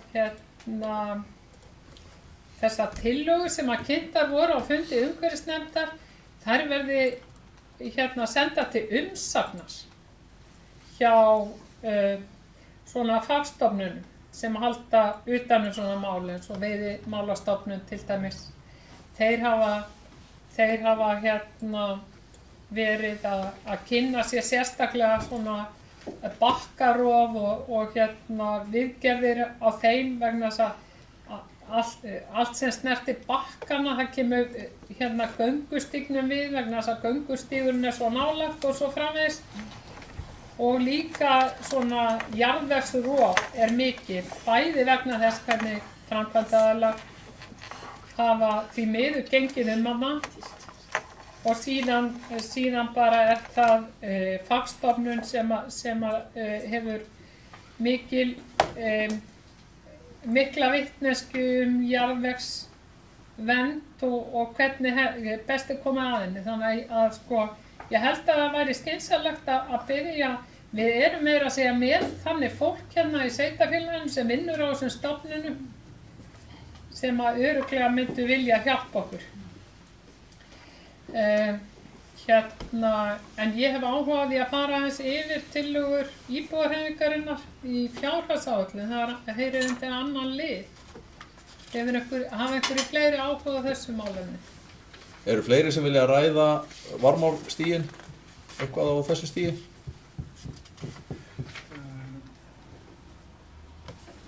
Bjarki, gjör svo vel.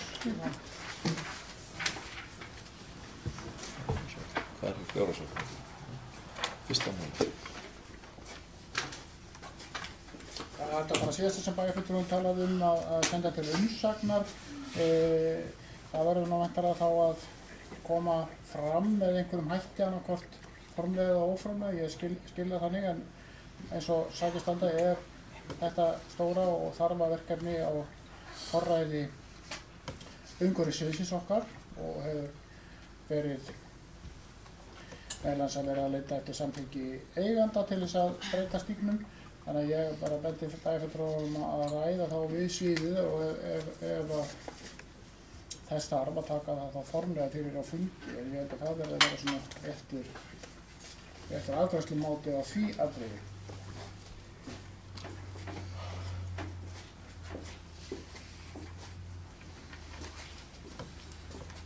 Sigrún, gjör svo vel. Já.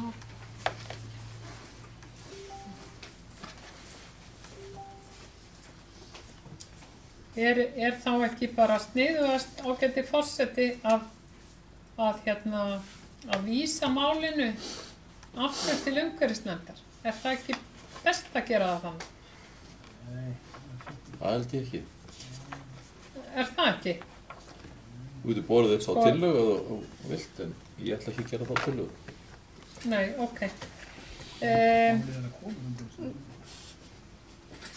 Við skulum þá bara, fyrst ekki vilji til þess að heyrist mér hjá meiri hlutanum, þá þýðir líklega lítið að leggja fram með tillögu. Þannig en ég vil bara segja það að náttúrulega umhverfissvið hefur verið í samvinnu að einhverju leyti við umhverfissviðið, en að umhverfissviðið hefur verið í samvinnu við þessa fagaðila, en hafa held ég ekki borið á þessar tillögur undir þá. Og ég held að það væri hægt nefnilega að gera þetta mun ódýrara hátt en vera að stinga upp á í gögnunum. Þess vegna þetta mjög spennandi að held ég að leita til þeirra. En Fyrirgeðu forseti, ég hefði óskað að taka aftur til máls hérna í ljósi síðustu máli á bæjarfulltrúum. Já, ok. Bjarki, þessu máli, gjör svo vel. Fjórða mál.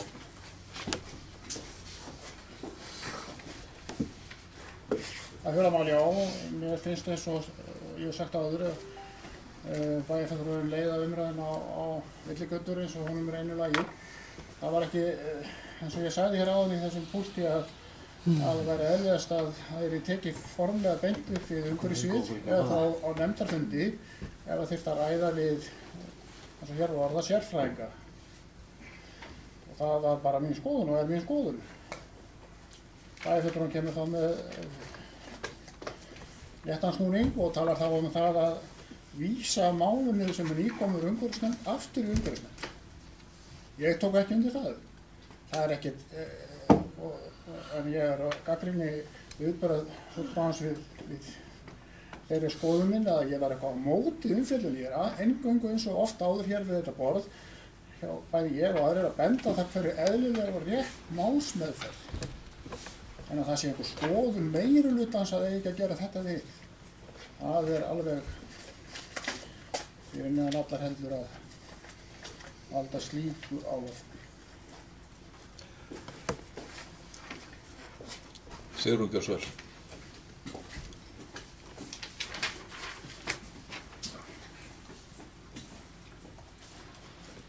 Já, ágæti forseti, ég kem hér fram undir máli númer 1. Ég veit ekki, sko, ég held þetta sé einhver misskilningur hjá Bjarki þetta. Ég var ekki að reyna að vanvirða þig á neitt, ég held að þetta væri einhver tillaga. En, sko, varðandi fjárhagsáætlunina þá setti fulltrúi íbúðarhreyfingarinnar í umhverfisnefnd fram nokkrar tillögur og undirstrika þar með líka þær tillögur sem að ég hafði borið upp í umræðu fjárhagsáætlun í bæjarstjórninni og hún lýsti í þessu, í bókun sem hún setti fram, þá lýsti hún undrun sinna á því að ekki væri meira fjármagni eytt eða varið í náttúruvernd og hún lagði til að það yrði passað upp á það að gera það árlega, að veita fjármagni í það að efla náttúruvernd. Síðan lagði hún líka til að það yrði leita sérfræði aðstæður eins og ég var að gera. Þið voru náttúrulega búin að ræða þetta, Bjarki, sko, varðandi það að hanna stígana af því að þeir eru á svo viðkvæmu svæði og sem sagt og bara að gefnu tilefni erum við að óska eftir þessu. Fyrir 2 eða 3 vikum síðan var farið út í framkvæmdir á Bökkum Varmá, bakki árinna rofinn með vinnuvélum á stóru svæði, tekið þar efni og notað í að gera stíg hinum megin við ána. Þetta eiginlega bara mjög alvarlegt mál vegna þess að þetta eykur hættuna á miklu rofi á árbökkum. Þannig að sko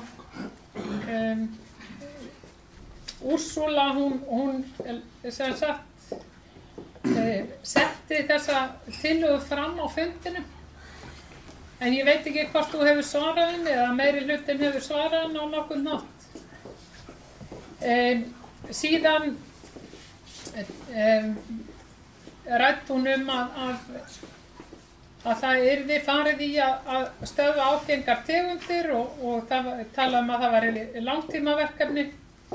Eins þyrfti að kynna betur þessi friðlýstu svæði hérna og líka að setja fræðsluefni og birta og dreifa fræðsluefni náttúruvernd og náttúrusvæði í Mosfellsbæ.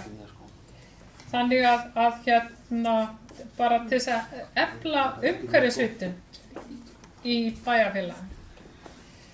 En ég sem sagt bara tek undir tillögur Úrsúlu og mun bóka það og senda Sigur. Bjarki gjör svo vel.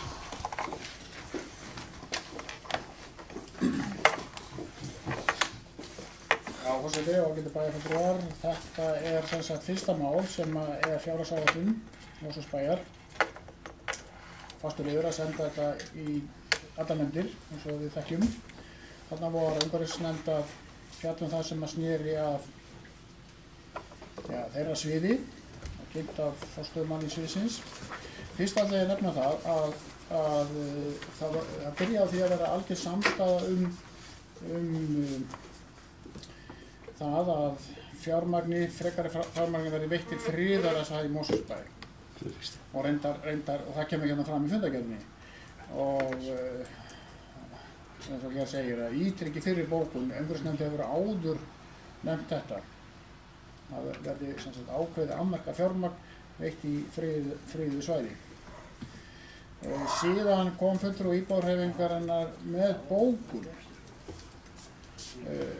frá sér. Það var ekki sjálf sér borið til atkvæði eða neitt þvílíkt. Það voru umræður um þetta. Þetta mjög svona, kemur víða við í þessari bókun ágengar plantutegundir og reynda friðlýstu svæðin sem að var nýbúið samþykki um að hvetja til þess að frekari fjármagni væri veitt í þau. Nú, það eins og við sjáum hér í fundargerðinni, það er sem sagt sérfræði ástæðum göngustíga.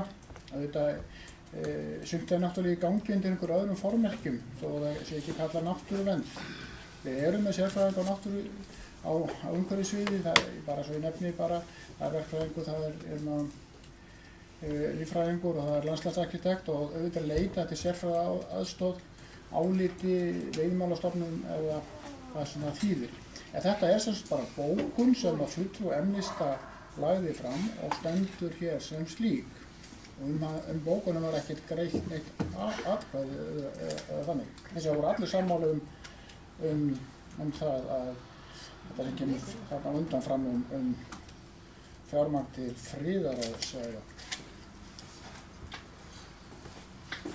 Já, það er búið að boða bókun hér.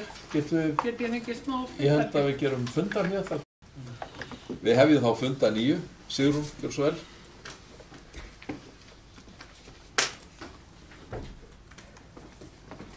Nei, ekki svo.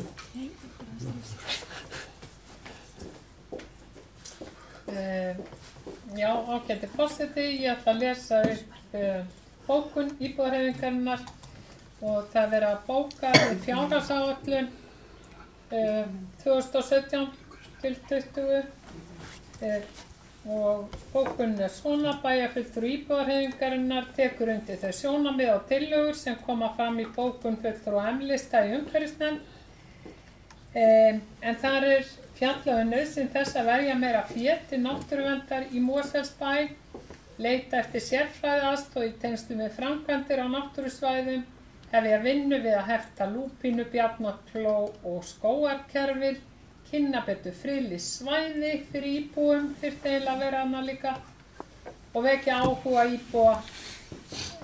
áhuga þeirra á náttúru sveitarfélagsins með dreifingu fræðsluefnis. Íbúðarhreyfingin telur ekki nægja að einskorða fjárstuðning á sviði náttúruverndarmála við friðlýst svæði. Það þarf að hlúa að náttúrusvæðum í byggð, því þar eru svæðin sem íbúar nota til útivistar dagsdaglega. Bryndís, gjör svo vel. Já, forseti, ég les hér bókun fulltrúa og D-lista sem við óskum eftir að bókist fyrir neðan bókun fulltrúa íbúðarhreyfingarinnar. Hún hljóðar svo: fulltrúa og D-lista eru sammála því að náttúruvernd er mjög mikilvægt málefni. Mosfellsbær leggur mikla áherslu á náttúruvernd, heilsueflingu og útivist. Í bænum er fjöldi opinna svæða, leiksvæða og mikill fjöldi göngustíga og stikara gönguleiða.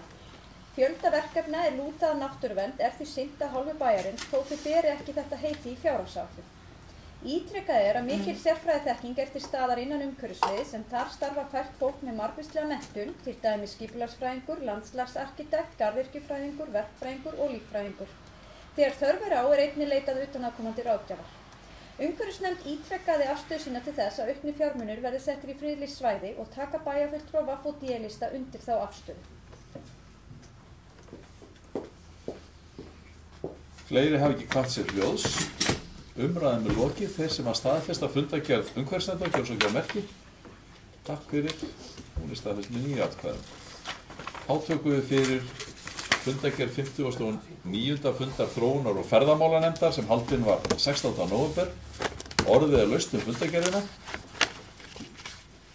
Enginn kveður sér hljóðs. Umræðum er lokið. Þeir sem staðfesta fundargerðina gjörðu svo ekki á merki.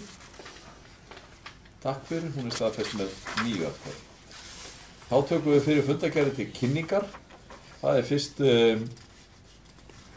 fundargerð 297. afgreiðslufundar byggingafulltrúa sem haldinn var 10. nóvember. Orðið er laust þá fundargerð. Ef enginn kveður sér hljóðs þá er umræðan lokið og fundargerð lögð fram. Því næst það fundargerð 437. Stjórnarfundar SSH sem haldið var 7. nóvember. Orðið laust þá fundargerð.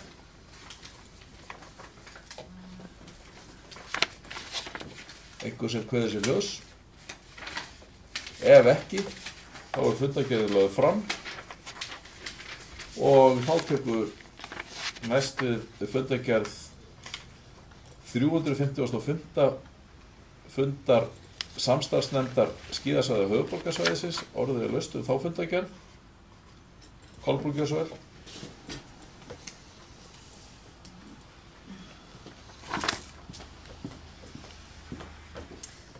Forseti, bara örstutt þessa fundargerð. Þar kemur fram í máli númer 3 að, er það ekki eftir mér? Það eru tveir liðir númer 3. Nei, númer 2. Í máli númer 2, það sem var eftir snjóframleiðslan. Og þar ítarleg greinagerð, það fylgir endur ekki þessum gögnum núna. En þið munið örugglega fá þessi við fengum þetta ekki inn á fundi, nema bara inn á fundi, þá fengum við þessar upplýsingar, þessar skýrslu frá VFSO mögulegt ferli á því þegar að verður farið í útboðið varðandi snjóframleiðsluna. Þannig við erum svona að fara að skoða þetta mjög alvarlega og búið að setja upp módel og ferli hvað það varðar. En það ekki, þetta bara svona búið að setja upp ákveðið módel hvernig þetta mun mögulega fara fram, en það ekkert orðið neitt meir en það. Þannig að við vitum þá á því að það farið að skoða þetta mjög alvarlega. Og svo náttúrulega verður bara að trúa því að snjórinn fara að koma í fjöllin og þið eru öll að fara að kaupa áskort á skíðasvæðin og gefa jólagjöf. Fleiri sem mögulega tjá sig þessa fundargerð? Ef ekki, Bryndís Gjörsvöld. Forseti, örstutt, mér langar bara að brýna okkar fulltrúa í þessari ágætu nefnd til að kannski leggja til að fundargerðir nefndarinnar séu ítarlegri. Ég segi að hún er svona frekar snubbótt þarna og erfitt að lesa til dæmis út úr því hvað lagt frá 9 mánaða uppgjör skíða svona punktur og uppgjöri fylgir ekki með. Ég bara þekki þetta vel innan þessu byggðasamlegum, en það skiptir máli til að bæjarfulltrúar séu vel upplýstir að fundargerðirnar séu svona gerðar eins ítarlegar og kostur og fylgjugögn fylgir með. Já. Heyr, ég þarf ekki að fara í pontu og segja nákvæmlega saman Bryndís. Fleiri hafa ekki hvað sér hljós, umræðan við lokið og fundargerð lögð fram. Þá tökum við fyrir fundargerð 254. stjórnarfundar Strætó BS sem haldið var 4. nóvember. Orðið laust fundargerðina. Er einhver að biðja orðið? Já, það Bryndís Gjörsvöld. Já, forseti, við erum hvort sem búin að vera svo lengi og okkur munar ekkert að vera hér í nokkrar mínútur í viðbót. Þannig að ég haldi þessari hefðminni. Fyrsta liður máli á dagskrá var árslutauppgjörið og þar kemur einmitt fram að uppgjörið fyrir fyrstu 9 mánuði ársins kemur betur út en áætlun gerir ráð fyrir. Það gert ráð fyrir að áætlunin með viðauka sem samþykkt var í maí standist og að rekstrarhagræðing ársins sem var upp á 252 milljónir gangi eftir. Mér finnst mjög mikilvægt að það kom hérna fram því að við fórum í gegnum þessa rekstrarúttekt og það voru ýmsar hagræðingartillögur sem voru lagðar á borðið og það mjög gleðilegt að sjá að þessar hagræðingar eru að nást. Síðan þarna starfs- og fjárhagsáætlun og ég ræði það kannski bara frekar þegar hún kemur fram í næstu fundargerð.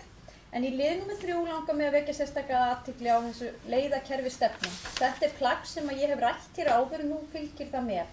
Nú það sem sagt farið frá okkur og þetta lítur meðal annars að þessum þáttum sem ég hef verið að tala og það alveg, ég get alveg sagt að það verður engin einhugur það að fara til dæmis í því að breyta stofnlegakerfin okkar. Og ég hef nefnt það hérna sérstaklega. Það mun vera þungt og erfitt mál og fyrir það að mér finnist sýnin úr borgarlínu hugmyndinni í svæðisskipulaginu vera mjög góð fyrirmynd af þessu að þá geta verið ýmis konar annars konar sjónarmið þar að lútandi og margir vilja bara helst ekki hreyfa við þessu stofnlegakerfi því að það sé svo flókið og svo erfitt að koma því á. En þarna allavega liggur fyrir þessi stefna sem að lítur að mörgum þáttum og hún verður send sérstaklega líka inn í samgöngu- og skipulagssvið sveitarfélagana, þannig ég gerir ráð fyrir því að hún komi þá til umræðum í skipulagsnefnd og ég bara vil hvetja ykkur bæði fulltrúa til að renna yfir þetta ágæta plagg og brýna kannski ykkar fólk líka að kynna sér það vel þegar þetta kemur inn í skipulagsnefnd svo við getum tekið þar málefnalega og góða umræðu þetta. Svo þarna 4. liður stoppistöður og aðgengi fyrir alla og þetta áframhaldandi umræður óskir frá Sjálfsbjörg það að við hugum að því að bæta aðgengi að stoppistöðunum okkar og þarna settum við á stað svona sérstakann hóp sem við munum geta unnið áfram með það mál. Finnst þú bauðst upp á þetta þá kannski spurning hvort að þessi í öðru varðandi annan lið samt gert ráð fyrir því að það verði svarað í síma svona leyfir fjárhagsáætlun það? Já, forseti, takk fyrir að spyrja því að við höfum þá stefnu að bara svara ekki síma á strætó. Nei, að öllu gamni slepptu að þá búið að samþykkja auka fjárveitingu þarna í fjárhagsáætlun okkar sem kemur það fram inn í þjónustuverið sem felst í því að bæta aftur við mannskap þar. En ég hef jafnframt ítrekkað það að mér finnst mjög mikilvægt að þegar kemur að ferðaþjónustu fallara að þá sé góð og virk símsvörun og það algjörlega óásættanlegt að fólk þurfa að bíða lengi á línunni eða jafnvel gefast upp þegar það að panta ferðir. En aftur á móti þegar kemur á gula vagninum okkar og þeirri þjónustu þá finnst mér algjör ofþjónustu að vera með símaverð þar sem fólk getur hringt inn og spurt býtu sexan ekki að koma. Þar eigum við að ýta fólki inn í það að nota appið okkar og netið eða bara bíða alls lengur því það kostar auðvitað gríðarlega mikið að reka svona símaveru og þau eru fljóta að vinda ofan þessu. Og að einhverju leyti er þetta að segja að þetta hafi kannski bara verið mistök þegar var að sameina þetta í eitt. En við ætlum allavega að halda vel utan ferðaþjónustu fallara eins og kostur þó við séum líka alltaf að reyna að færa það ferli inn í að fólk sé búið að bóka með svona fyrirvara, nýti sér netið þegar það á við og þurfi ekki að hringja mikið til að spyrja bílum. Gott að fá þessi svör því að þetta búið að vera eitthvað til fjöllunar í fjölmiðlum núna, þannig að það var það sem ég var að svara því. En ekki komið upp til þess að spyrja? Annars er það búið Fórseti, spyrja á punktinni, þessi drög að, nú mann ég ekki hvað það heitir einu sinni, drög að... Leiðakerfisstefna. Já, sko, drög að, hún fylgir ekki með hjá okkur í það. Ég gæti ekki fundið en það bara mín spurning, er þetta eitthvað sem að, sem að bara kemur síðar eða, er þetta plagg? Ég var að lesa, ok, þetta er þessi drög, fyrirgefið, já, þá er ég með þetta. Þá er það upplýst. Fleiri sem æskja þess að taka til máls? Ég held ekki búin að vera eitthvað lengi, sko. Ég var að horfa. Ef svo er ekki, þá er umræðum lokið og fundagerðin lögð fram. Fleira liggur ekki fyrir þessu fundi. Ég þakka fundasetun og segi fundi slitið.